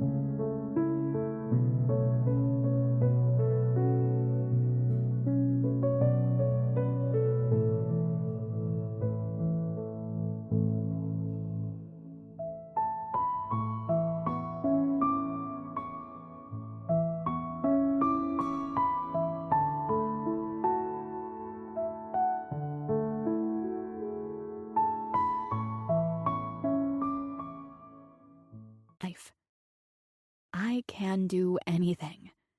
I can take on any challenge. And making the best of this, doing what I can to save my marriage is probably the biggest challenge of my life. But I can do it. With my resolve set, I put the visor back up. I turn off my car and get out, pulling the crossbody strap of my purse over my arm. Smoothing my hands down my legs, I start walking toward the soccer field. I get to the field, and the first people I recognize are Isabella and Lucas. They're standing with their backs to me, and Lucas is rubbing Issy's back. She's due soon, and I know everyone in the family is anxiously waiting for the little one's arrival. I stop next to Issy and put my hand at her back. When she turns, I can't help but notice her round stomach. Did it grow since last night? Oh my gosh, Issy! You're glowing! She grimaces, but she still insists on pulling me in for a hug. I don't feel like I'm glowing, but thank you. The fundraiser was perfect. All the guys have been talking about how you pulled off a miracle. I can feel my face heat. Embarrassed. It was nothing. Really. Issy blurts out a laugh. I don't think you can get away with saying it was nothing. It was a success. I know the brothers were pleased with the amount of money raised. She kisses my hand. It's going to help so many veterans, Natalie. I nod my head and I can't help it, but my shoulders pull back and I stand a little taller. I am proud of all we accomplished. Issy grimaces and turns side to side as if she's stretching out her back. I've missed coming to work it out and seeing you. I can't resist rubbing my hand across her belly. Well, when the little one comes, you can come back. I'll sit in my office and play with the baby while you get your sweat on. She rolls her eyes, and it's then I notice how tired she looks. Not that I would ever tell her that. That actually sounds pretty wonderful. I nod. So, we still don't know if you're having a boy or girl? Lucas groans. No, and she's determined that it's going to be a surprise for all of us. Issy laughs as Lucas pulls her into his arms. It's going to be a huge surprise for us all. I'm about to agree when I feel someone brush up against me. I know who it is before I even turn and look. Hey, I say, way more breathlessly than I mean to. Bo smiles down at me. Hey, wifey. I saved you a seat. I nod, but before I go with him, I turn to Lucas and Issy. What about you guys? You sitting down? Issy shakes her head with a groan. Those metal seats are too uncomfortable for me. I'm good standing. I hug her one more time before waving at them as I follow Bo.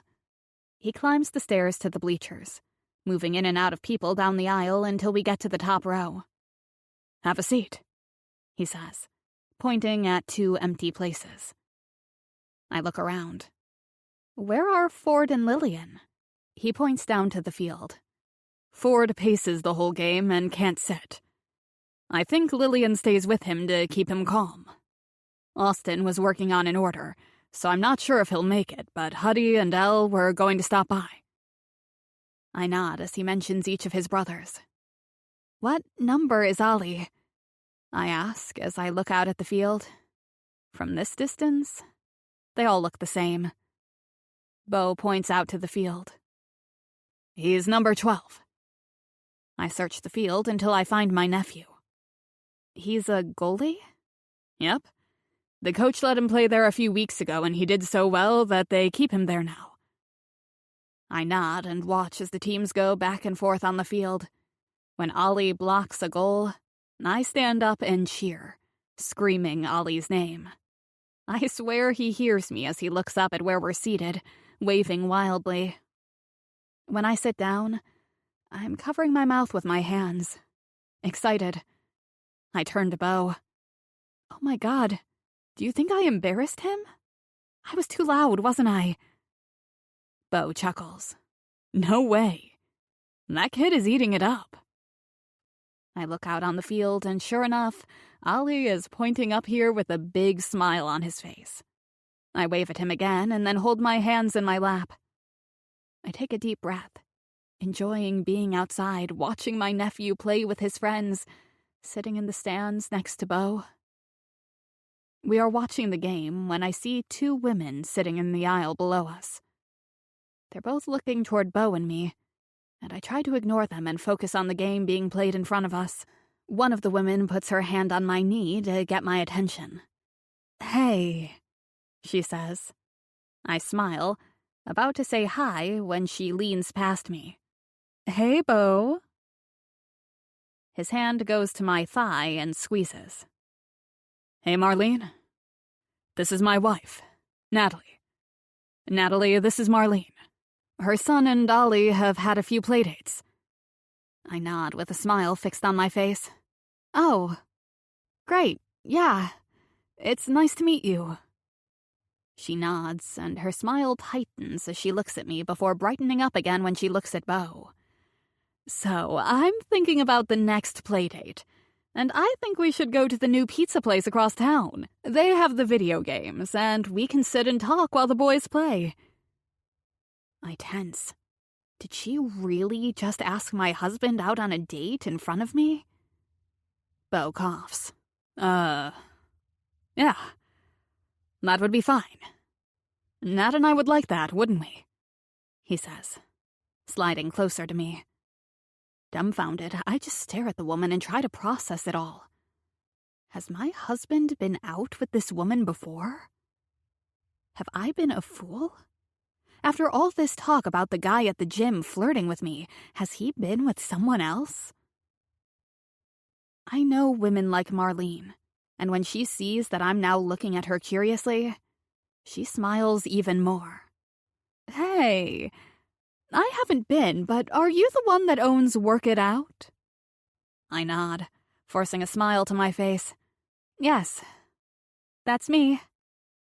Marlene tilts her head to the side, lifts her glasses up on her head so I can see her eyes, and makes a big to-do of looking me up and down.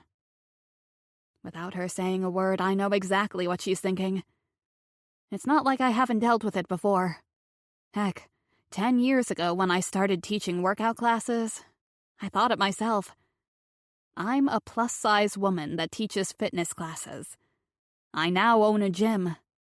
I help people get in shape, and that look she's giving me is that she thinks I'm not fit for what I do. I do my best to act like I'm not fazed by her judgment. So you've never been? You should definitely come in. Any friend of Bo and Ollie's is welcome. Now, if you don't mind, this is the first time I've gotten to watch my nephew play, and I don't want to miss a second of it. She rears back, gives me a smirk, and turns back toward the field. As soon as she does, I slide a few inches away from Bo, pushing his hand off my leg. I will not cry. I will not cry. My mind is going 1,000 different directions, but I will not cry. I force my attention to the game being played in front of me. I get completely entranced with the 6-year-olds on the field. My eyes are glued to Ollie, and when he saves a goal, I jump up and cheer again. This time, Ollie is looking for me before I even stand up. I wave my fist in the air, and he does the same. Natalie. I don't look at him. Bo says my name in a soft, pleading voice, but I don't look at him. Until he tries again. Natalie, baby. I hold my hand up and hiss at him. I'm not doing this here, Bo. When the game is over, I don't wait for him. I make my way down the bleachers and don't stop until I'm next to Ford and Lillian. Lillian sees me first and pulls me in for a hug. Natalie, you're here! I hug her tightly, and when she pulls back, she's holding me at arm's length, not letting me go. I heard you cheering for Ollie. I was this close to being jealous when he was looking up at the stands, but once I figured out it was you, I was okay. She says it all in a rush, and then pulls me in for another hug. I'm so glad you came. I nod. Me too. He did so well. Ford pulls his shoulders back and pats his belly. Yep, I taught him everything he knows. We all laugh, and by now, Bo has joined us. The brothers shake hands, and I don't miss the look Ford gives Bo, gesturing to me with a smile. I look around the small group. Where are Huddy and Elle? I really enjoyed meeting her the other night. Ford and Lillian look guilty before Lillian finally breaks the silence. A spreadsheet is getting the best of them. They planned to come, but they had a report they needed to finish. They both are trying to hold back a laugh as Bo looks like he's about to combust. He points at himself. My spreadsheet? They're easy. There shouldn't be a problem. What spreadsheet is it? Before Ford can answer, Ollie runs toward us screaming. I barely have time to put my hands out before he's jumping up into my arms. There's no way I'd stay upright if Bo wasn't behind me to hold me up. I'm laughing so hard as I hold him in my arms. You were amazing, Ollie. I am so impressed by the way you blocked those goals. We all laugh and listen as Ollie gives us a retelling of the game. He gives us the play-by-play. None of us complain, though. We may have sat through the whole game and watched every minute of it, but listening to Ollie tell it from his perspective is better than any game we could have watched. As we all listen, I can't help but notice that Bo is off to the side on his phone. Ollie is jumping up and down in front of me. "Go eat with us! We're going to have pizza! Please, Aunt Natalie!" I don't even look at Bo to see if it's okay, because there's no way I'm telling the kid no. I would love to go have some pizza with you. When Bo joins us, he has a worried look on his face. He's taken all this time off, and I know his job is important. I'm not going to complain that he has to go in and fix something. Go to the office. Huddy and Elle need your help, and we're all good here. He looks at me curiously. No. I told them to send me the report, and I'd do it later tonight. I shake my head, suddenly feeling like I need a breather and that maybe a little distance would do me some good. No, really. Go fix it. Trust me, I know you, Bo Blaze, and you're not going to be any fun knowing some spreadsheet is out in the universe and the formulas are broken. Everyone laughs around me, but Bo knows me well. I can do it later. I think we need to talk. I shake my head. Anything we need to talk about, we can talk about later. I'll see you at home in a little while, but right now, I need to go. I have a date with a handsome young man to go play games and eat pizza. Pizza! Ollie screams, and we all laugh again. We're all walking to the parking lot, and Bo leans in next to me. Natalie, it's not what you think. The truth is, I have at least 10 questions for every damn scenario that's come across my mind since I met Marlene tonight, but I'm not going to bring it up now in front of everyone. Ollie is begging Ford and Lillian to let him ride with me, and I glare at Bo. So I haven't been sitting at home wanting to be with you and your family, and then find out you've been having dinner with my nephew and some woman and her kid? There's no hiding the hurt in my voice or on my face. It's there for anyone to see. I need to get myself together.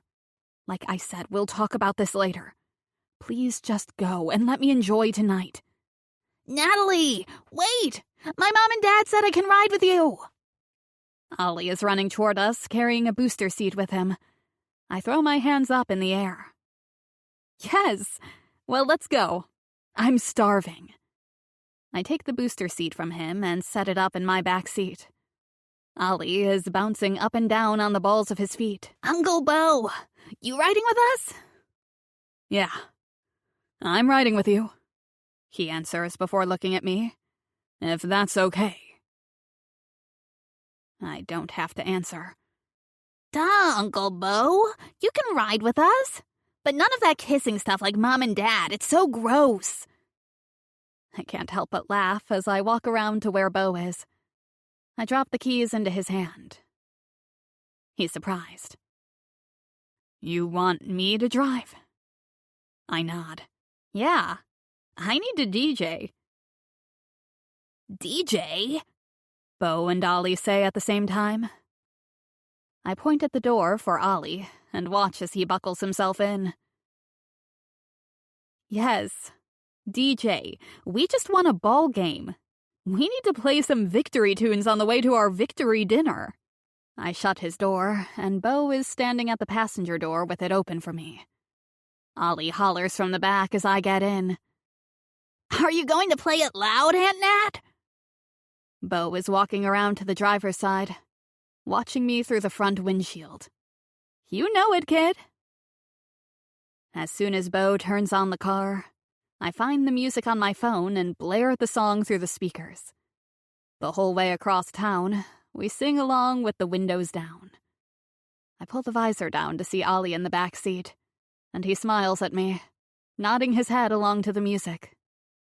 I join in, earning an even bigger smile from him. Bo is quiet the whole trip. If he wanted to say anything, He would have to do it over the loud music. For just a moment, I let myself reflect on everything. It shouldn't be this hard. I love him, and he loves me. It shouldn't be this hard. Chapter 19. Bo. I fucked up. Again. I know I did. It was stupid. One night after a game, Ford and Lillian asked me to take Ollie out to dinner so they could have a date night. It was nothing. Ollie and I were enjoying our meal when Marlene and Max showed up. Of course, Max and Ollie wanted to eat together, and we ate a meal. Marlene flirted, but I made sure to talk about Natalie, and absolutely nothing happened. But just thinking about it, I know where I fucked up. I should have told Natalie about it. Hell, I should have had Natalie there with me. We pull into the parking lot, and Nat and Ollie are both out of the car before I can get around the other side. I reach for her hand and hold my breath, wondering if she's going to let me or not. When her hand fits into mine, I breathe out a sigh of relief. "What do you want on your pizza, Ollie?" As soon as she asks the question, I'm shaking my head because I know what the kid is going to answer. "Pineapple!" She stops and looks down at him. "Pineapple? You want pineapple on your pizza?" He nods. "I swear, it's really good, Aunt Nat. Try it with me." He points at me. All of them say it's gross and they get me my own pizza, but they won't even try it. Natalie holds her hand up for a high five. Ollie doesn't hesitate and smacks his hand across hers. "Well, you're in luck, little nephew. I happen to love pineapple. Have you tried it with pepperoni and pineapple? That's my favorite." He shakes his head. "No, but I love pepperoni and I love pineapple." And then he squints his forehead. "Do you really like it, Aunt Nat, or are you just joking with me?" Natalie laughs, and the sound goes all through me. I'm learning that I love to hear her laugh. "I promise. I love pineapple on my pizza. I never get to eat it, though, because this guy will only eat meat on his pizza." Ollie jumps up and down excitedly. "Well, anytime you want pineapple pizza, I'm your guy, Aunt Nat. I'll eat it with you." They both walk ahead, and I listen to them laugh and joke with each other. All this time, I've kept their interactions limited, and they've missed out. Because of me. When we get inside, Ford is waving at us, and we make our way to a table in the back. The place is packed, and we squeeze between all the tables to get to our family. Ford, Lillian, Huddy, Elle, and Austin are all sitting down. "We went ahead and ordered our pizzas since they are getting so busy. We got a little of everything," Ford says.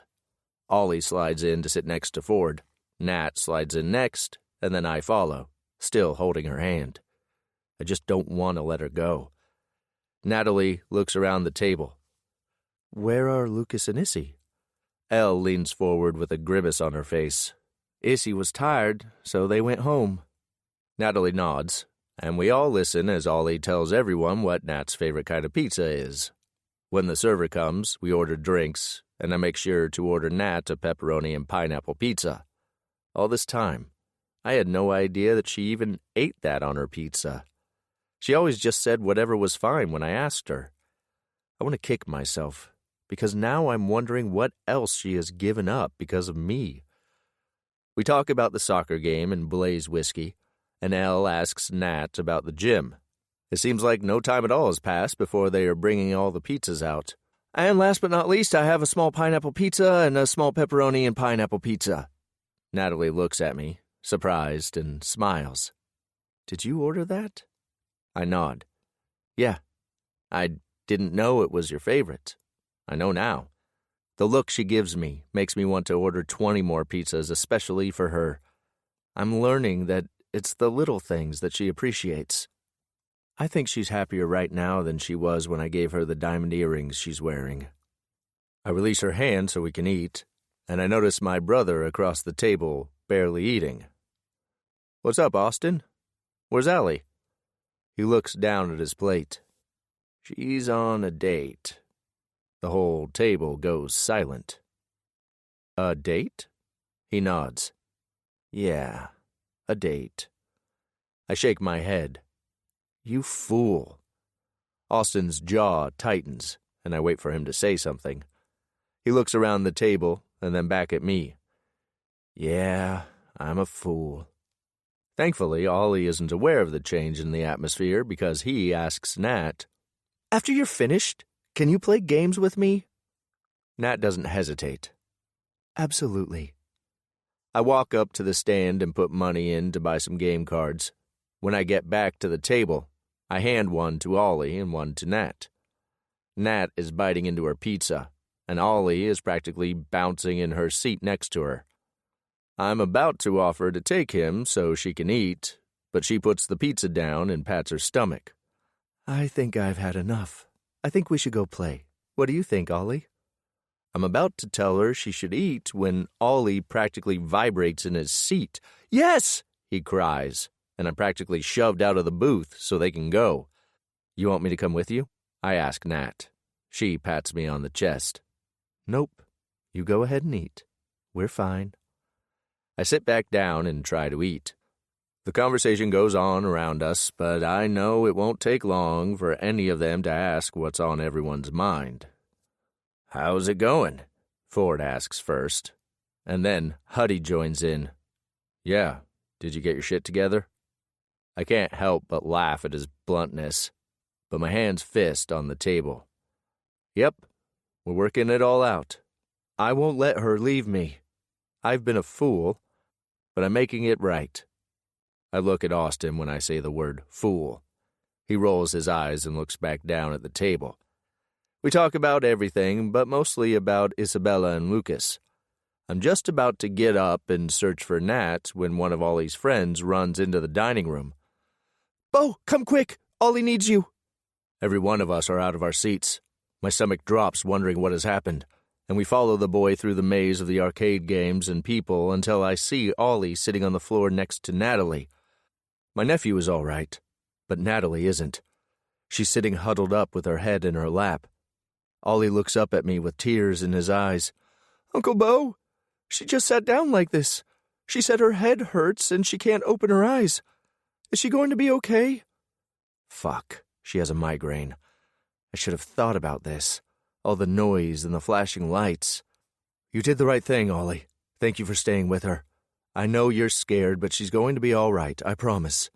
Tell your dad and everyone that she has a migraine and I'm taking her home, okay? He nods, but he doesn't let go of Nat. He leans in and kisses her arm. I love you, Aunt Nat. She lifts her head. I love you too, Ollie. I put my hand on his back. All right, I'm going to take her, okay? He releases his hold on her and I pick her up in my arms. Hold on, baby. I'm going to get you out of here. It scares me that she doesn't answer me. She just lays her head against my chest. Ford puts his hand on my shoulder. Call me if you need anything. I nod my head and walk through the arcade and then through the dining room. Austin is walking with us and is holding doors open. He even digs the keys from my pocket to open the car door for us. Normally, he'd have some kind of smart-ass remark, but he doesn't say a thing. I settle Nat into the car, lay her seat all the way back, and put the seatbelt on her. I shut the door as quietly as possible. Is she okay? My brother asks. Yeah, she'll be fine. She gets migraines, and I didn't even think to warn her about the arcade. All those flashing lights and the noise in there is what set it off, I'm sure. He follows me around the car. Call me if you need anything. I get in the car, start it, and turn the radio off. I'll call you. Thanks, brother. The drive home is quiet, and I keep looking over at Nat, who is now curled up in a ball with her arm covering her eyes. I pull straight into the garage and then go around to help her out. Without question, I pull her into my arms. I can walk, she mutters. I can carry you, too. It's awkward getting the door open with her in my arms, but I'm not going to put her down. I get her through the door and then take her straight upstairs. I set her on her feet just long enough to pull the covers back, and then I help her into bed. I remove her shoes, then her socks, and then I peel her leggings down her body before pulling the cover over her. I run into the bathroom and open the medicine cabinet. I knock over bottles until I find the one I need. I grab a cup and fill it up with water and make my way back to the bedroom. I set the water and bottle down on the nightstand and then lean over Natalie. "Baby, I need you to sit up and take this for me, okay?" She moans, and I hate the sound. I know she's in pain, but the pills help her. She has to take them. "Nat, here, baby. I'll help you." I put my hands under her and lift her up, grabbing my pillow and putting it under her too. She sits up a little higher, clenching her eyes shut the entire time. I grab the bottle and take a pill out and then grab the water. "Take the pill, then you can rest." She does as I ask, and after she takes a second drink of water, I help her back down. I'm about to get up when she grabs my arm. "Bo, I'm just going to turn off the light, grab an ice pack for your head, and then I'm going to lie down with you, okay?" "'Kay," she mumbles. I run down to the kitchen and grab the ice pack before running back upstairs.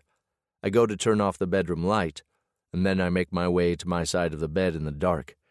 I strip down to my underwear and then climb in on my side. I'm facing her, and once my eyes adjust, I can see her chest expand with each breath she takes. Gently, I lay the ice pack across her forehead. "Oh." I reach for her, putting my hand in hers and threading our fingers together. "I'm right here, baby." "I'm so embarrassed.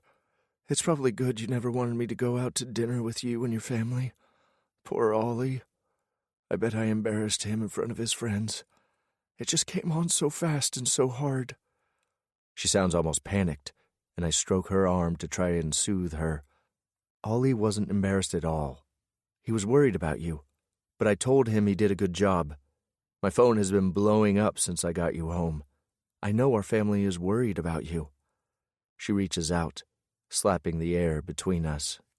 "Call Ollie and tell him I'm fine. He was so upset." I grab my phone off the nightstand and call Ford. He answers on the first ring. "How's Natalie?" I speak softly into the phone. "She's fine. She's already taken her medicine and she's in bed. She's worried about Ollie, though." "Ollie's fine. Tell her not to worry about anything. We're all good, and she needs to get better." I glance over at Natalie and nod my head. "I'll tell her.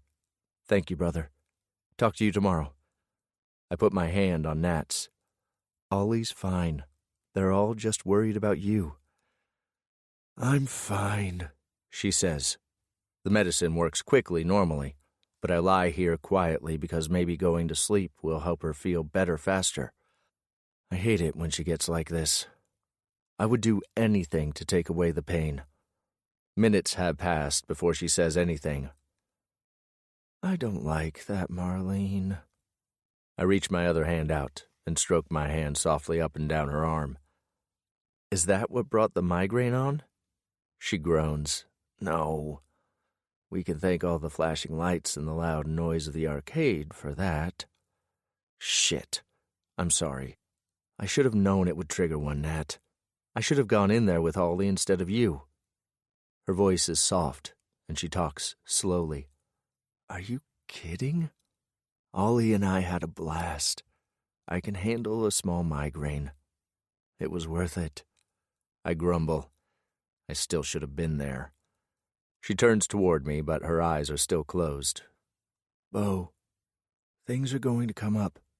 You're going to go back to work, and we're going to do separate things. I just wasn't thinking. Maybe the next time, I should be better prepared. Maybe take my medicine with me. Or just not go in the arcade." She shakes her head and groans. "No. I'm sure our kids are going to want to go in an arcade, Bo. I want to be part of the fun. I'm not going to want to miss anything." As if I needed any further proof that Nat is different than my mom. Of course she would do something for our kids if it causes her pain but makes them happy. She's that kind of woman. She's completely selfless. You're strong, Natalie. Probably the strongest woman I know. I should have known you would be selfless when it comes to our kids. I never should have doubted you. She reaches out and puts her hand on my bare chest. She seems to test opening her eyes. At first, she just peeks through them, and when she finds there is no light in the room at all, she's able to open them a little further. I am strong, Bo. I can handle a lot of things. But I can't handle you hanging out with Marlene. I open my mouth to tell her what happened, but she doesn't let me. You don't have to tell me. I'm sure I can guess. I know women like Marlene. I'm sure you were somewhere with Ollie and she and her son showed up. I know it was all innocent, and I know you wouldn't cheat on me. But if it's okay, I would like to ask you. She stops and takes a breath. Anything. You can ask me for anything, Nat, and the answer is yes. I would just like for you to not spend time with her. She wants you, Bo, and I'm not willing to share. I let out a hard, slow breath. I don't deserve her. I know I don't. But just as soon as that thought comes, I know I'll do anything to be a better man. One that does deserve her. You don't have to worry about me with any other women. You are and always will be the only woman for me. She smiles and closes her eyes. Will you hold me, Bo? I scoot closer to her and gently pull her into my arms. Always. I want to hold her tighter, but I don't dare. I force myself to hold her softly when all I want to do is kiss her until she doesn't have any doubts about me, her, or us. After the way I've behaved this past year, I know she doesn't have faith in me. Hell, no one would blame her after the way that Marlene acted at Ollie's game. Nat? She doesn't answer. Her breathing has slowed, and I listen as she lets out a tiny whimper in her sleep. She scoots closer to me. Bo? I kiss the top of her head. Yeah, baby. Her words are slurred and she's half asleep, but I can make out her requests. Don't leave me, okay? I kiss her again. Never. Chapter 20. Natalie. The smell of coffee and bacon hits my nose. I open one eye, the remnants of last night's migraine still fresh on my mind.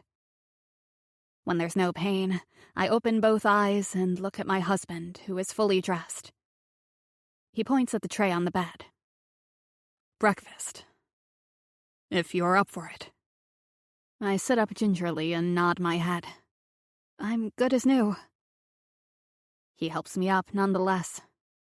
Once I have the pillows stacked at my back, he hands me the cup of coffee and I take a small sip. This is perfect. He nods. Do you feel like going to the hospital? I roll my eyes. The hospital? Bo, I'm fine. I really am. He smiles gently at me. I know. I just thought you may want to go see your new nephew. New nephew? I set the cup on the nightstand.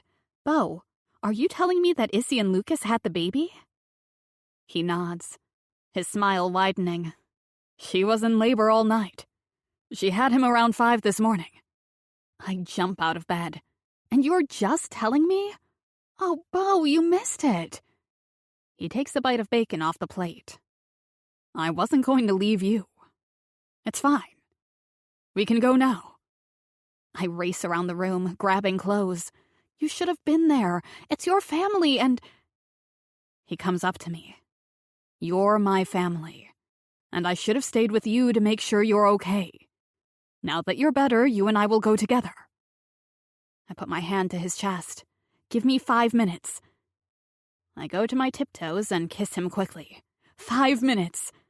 I squeal as I race out of the bedroom and into the bathroom.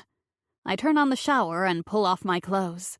I wrap my hair in a knot at the top of my head, and then I'm in and out of the shower in no time. I brush my teeth, put lotion on, and then, after getting dressed in shorts and a blouse, I put some mascara and lip gloss on before going out to the bedroom. Bo is sitting on the bed. Wow, that has to be the quickest shower ever. Let's go, my sandals are downstairs. He's laughing as he follows me down the stairs. I slip on my sandals and make my way out to the garage. I get in the passenger side and impatiently tap my foot on the floorboard as I wait for Bo to come out. Finally, he comes out of the house and gets in. Here. You have to eat something. He hands me a yogurt and a banana with a bottle of water. You are too good to me. He's smiling as he looks at the rearview mirror and is backing out of the garage. We make the drive into Jasper, and after stopping at the gift shop, we find the maternity ward. When we stop at the nurse's station, I'm practically bouncing with excitement. Hi, we're here to see Lucas and Isabella Blaze. The nurse blushes from head to toe when she looks at Bo. I roll my eyes and smile up at him. He's clueless, and I'm sure he missed it because he's had his eyes on me. What is it? What's wrong? Nothing's wrong. Everything's perfect. The nurse looks up from the computer. Room 318. It's down the hall and around the corner. I grab Bo's hand and take off down the hall. He's carrying flowers, and I'm carrying a stuffed animal. Did they pick a name? Lucas Jr. My brother is so original. Bo laughs. Aw, a boy! We can call him LJ. I love it. We get outside of room 318 and knock softly. Lucas comes to the door, smiling ear to ear. He pulls it open and holds his hand out. Come on in. The party's all here. We walk across the threshold, and for the number of people in the room, it's remarkably quiet. We wave at everyone and whisper hello. Ollie comes right up to us, and I kneel at his feet. Dad, are you okay? You scared me. I wrap the little boy up in my arms. I am perfect because of you. Thank you for staying with me and sending your friend to go get Bo. He puts his little hand on my cheek. I'm so glad you're okay. I'm perfect now because you were so quick to help me. Now, how about you introduce me to your brand new cousin? He grabs my hand and I follow him to where Issy is on the bed, holding the cutest little baby ever.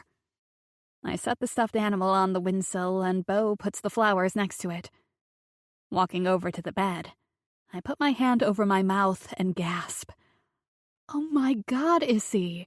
He's precious. Ollie is telling us all about LJ. He cries when he's hungry, and he sleeps all the time. He goes on, and I laugh softly at the way Ollie's talking about his cousin. I press my finger to the end of his nose. Well, I'm sure when you were younger, you did the exact same thing. Ford gets Ollie's attention, leaving Bo and me with Issy. Issy, he's beautiful. She lifts him up. Do you want to hold him? I gasp again, putting my hand to my heart. Are you sure? I can wait until he's bigger.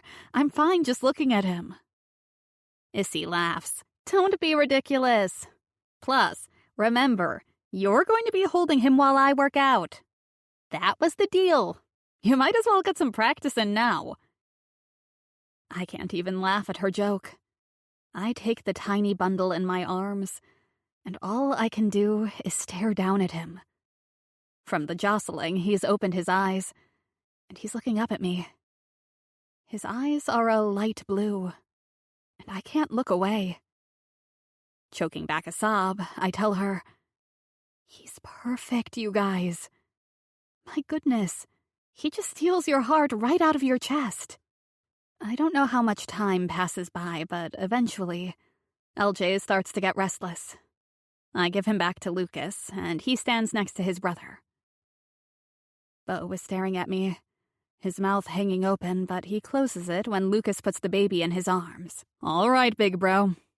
Your turn. Bo doesn't hesitate. He takes his nephew in his arms and stares down at him. I can't help it. Instantly, my ovaries feel as if they're going to explode. A baby in Beau's arms causes my whole body to heat. He looks up from the baby and stares right at me. Issy is talking to me about something, and I should feel bad for not paying attention. But I can't look away from my husband. He sees it. There's no way he doesn't. He clears his throat, and then looks down at his nephew in his arms. He's perfect, Bub. Lucas is looking at the baby proudly, and I turn to Issy. I'm so sorry. I'm listening. Issy laughs softly and reaches for my hand. Oh, I know exactly what you were doing. My face heats, and I can feel the people in the room looking at me, but luckily no one else seems to know just what happened. Beau and I stay for another few minutes until the nurse comes in and runs everyone out. After hugging, we all go outside the hospital. We're going to get lunch at Red's. You guys want to join us? The question comes from Huddy, and I look up at Beau. He answers his brother without even looking at me. No, I think we're going to head home. We hug everyone again, and after extra hugs to Ollie, Beau and I get in the car and drive in the opposite direction. We could have gone to eat with them if you wanted. I really am feeling fine. Beau shrugs. Nope. We need to get home. I'll feed you there. My forehead creases as I gaze out the front window. Beau is acting weird. But I just lay my head back on the seat and watch the scenery go by. He doesn't say anything else except to ask me how my head is doing. It's fine. I really am good. Is that why he didn't want to go eat with his family? When we get home, we walk into the house and he grabs my hand. Come with me. I walk with him up the stairs, and as soon as we're in the bedroom, he releases his hold on me.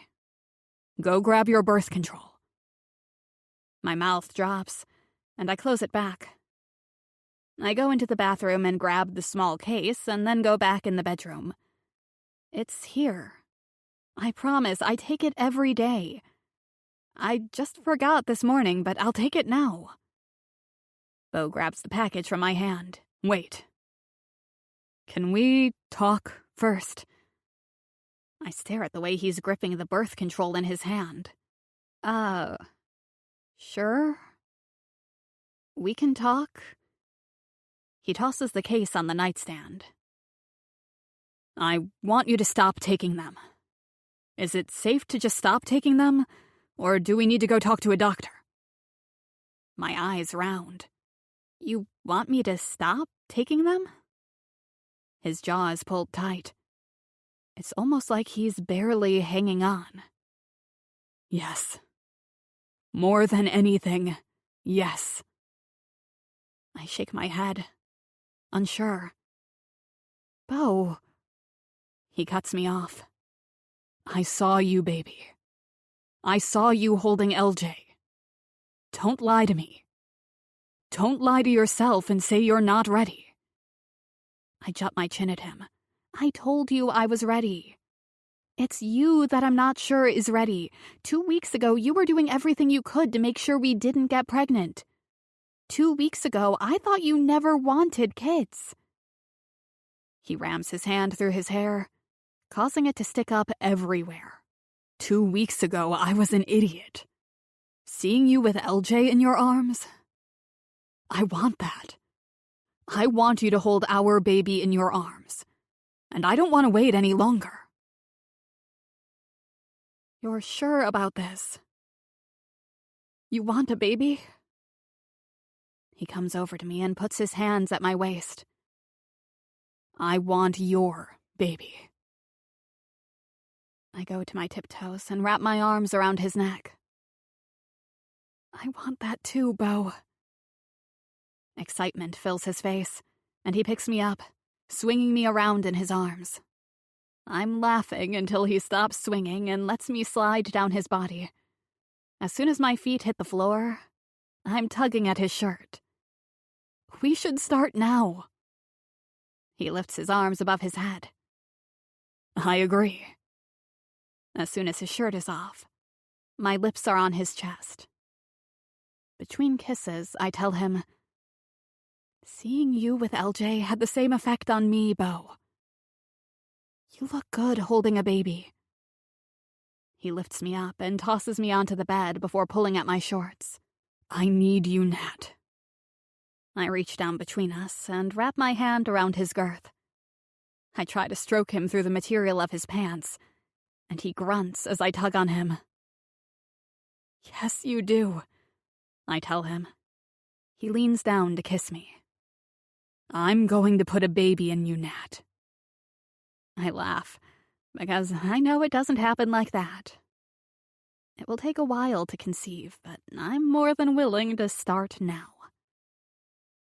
Yes. We make love, and I feel ready for whatever life throws at us, because we can handle anything, as long as we're together. Epilogue. Bo. I can't stop smiling. It's so bad that even during the weekly meetings that I'm sitting in, my brothers just keep looking at me and shaking their heads. After they've each taken their turns, I finally ask the question, What? What are you all shaking your heads about? Huddy leans forward. I'm just happy for you, man. It's about time is all. Ford smirks. Yeah, it's nice seeing you smiling. Austin slaps his hand on the table and then waves it up and down at me. This is definitely better than when you were smiling about all those fucking spreadsheets you were pushing on us. I hold the papers up in my hand. Well, don't worry. I still have spreadsheets. I'm just waiting my turn. I try to get the topic of conversation off me. Anyone heard from Lucas? How are LJ and Issy doing? It's been a few weeks since LJ was born, and Lucas is still working from home. Ford leans back in his chair, finding a pen between his fingers. Lillian, Ollie, and I went to see him last night. They're all doing well. I clasp my hands together on the table in front of me. I can't help but smile as I look around at my brothers. We went through a lot growing up, and I never would have imagined that we would be where we are right now. Our company is thriving. Our brother is back from the military. Everyone is getting married and talking about kids. Well, everyone but Austin. I look over at him, and he's looking down at the paper in front of him with a grim look on his face. Austin? He lifts his head, and instantly there's a smile on his face. It's not a real one. It's the one he uses when he's trying to make the world think he's okay. In most cases, no one knows, but I can tell something's off with him. He starts to speak, and it's a stutter before he gets his words formed. Yeah, my turn. The distillery is going great. Online orders are up this month, and we've been super busy. I may have to hire a few more hands soon, but it's a good problem to have.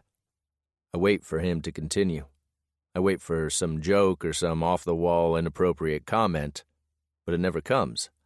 He's staring back at me, and the more I look at him, the more his fake smile drops from his face. Ford clears his throat, and it's obvious that he knows something's up too. If it was any of us other brothers, we'd call them out on it. But you can't do that with Austin. Nope. With him, you have to wait until you're one-on-one. Otherwise, all you get is some kind of wisecrack from him. Ford nods at me, basically letting me know that I'm up on dealing with Austin. He continues the meeting. I take my turn and go over the quarter's revenue, profits, and margins. By the end of my time, everyone is basically yawning and ready to run out of here. When everyone is walking out, I ask Austin to hang back. What's up, big brother? I point to the seat next to me and he laughs. Oh, is it that kind of talk? What am I in trouble for? I shake my head. You're not in trouble. I just want to talk to you. He falls down in the chair and leans on the table, his arms spread out. Okay, talk. I lean back in my chair, debating on where to go with this. I know my brother, and if I say the wrong thing, he'll clam up on me. What's going on with you? He scratches his chin. Nothing's going on with me? Bullshit. Austin's face turns red and he looks away from me. He was always the worst liar. Nothing's going on with me. I'm good. I cross my arms over my chest. Where's Allie been? She still dating that guy? He crosses his arms over his chest. They broke up. I nod my head. Well, that's good, right? He nods, but his face is grim. You're not going to let me out of here until I talk to you, are you? I push my chair away from the table and block his path to the door. Nope. He tilts his head and looks at me and then the door. You know I could take you, right? If nothing else, on speed alone. I lean back, unfazed. I'll have you know I've been working out with Natalie. I'm stronger than you think. Plus, Huddy's in the building. He's probably out there blocking the door as we speak. Austin rolls his eyes at my antics, telling me that there really is something going on. Otherwise, he'd be running from here just to prove he could. Look, just talk to me. I know there's something going on with you. You can't always keep things bottled up or hide behind a joke. I'm your big brother. Talk to me. He finally nods and blows out a breath. It's like I can see the relief on his face as he starts to talk. Okay, fine. I'm gonna marry Allie. She hasn't agreed yet, but that's my plan. I clap my hands together, excited. It's no secret that Allie and Austin are meant to be together. They've been best friends for what seems like forever. We always thought they'd end up together. What?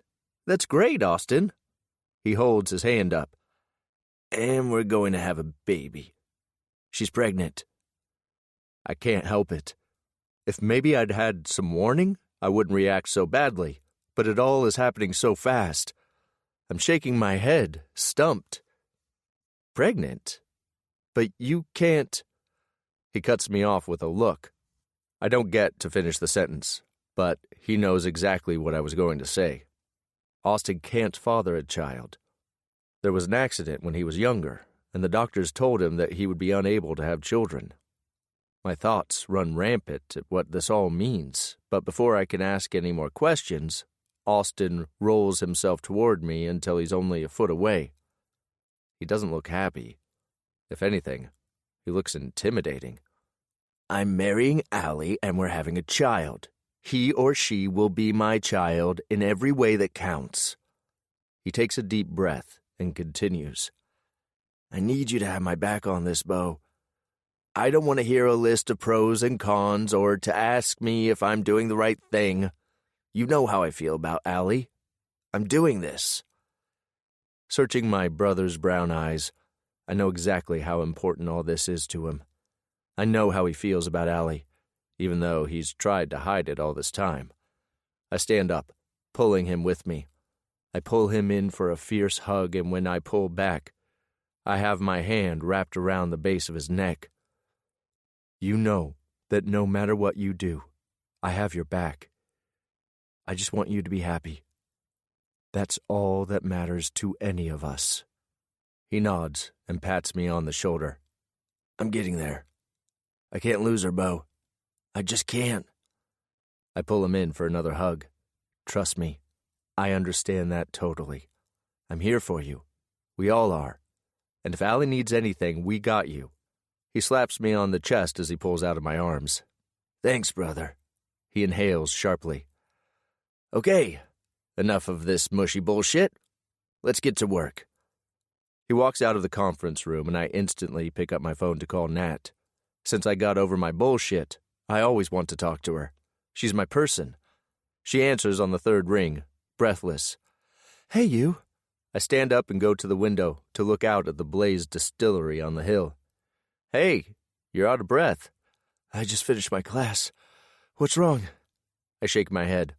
Nothing's wrong. I just wanted to hear your voice. I can hear the smile in her voice. Aw, I have to tell you, I do love this side of you, Bo Blaze. I grip the phone tighter and grunt. Well, I love every side of you. You have time for me to come see you? I hear a door shutting, and her chair squeak as she sits down in her chair. You know I always have time for you. See you in a few minutes. I hang up the phone to go see my wife. She's my calm. She's the person that I want to be with always, and ever since I went from thinking, I'm going to lose her, to, how am I going to keep her, my life has changed. I believe that waking up every day to love my wife and to show her how much I love her has completely altered my life. I've let my guard down, and the difference in my life has been amazing. I love my wife, and she will forever be mine. This concludes Forever Mine by Hope Ford, narrated by Shayna Somerville and Hugo Locke. Copyright 2023 by Hope Ford. This unabridged audiobook is published by arrangement with Hope Ford, care of SBR Media, and was produced in the year 2024 by Tantor Media Incorporated, a division of Recorded Books, which holds the copyright thereto. Please visit tantor.com for more information on our growing library of unabridged audiobooks.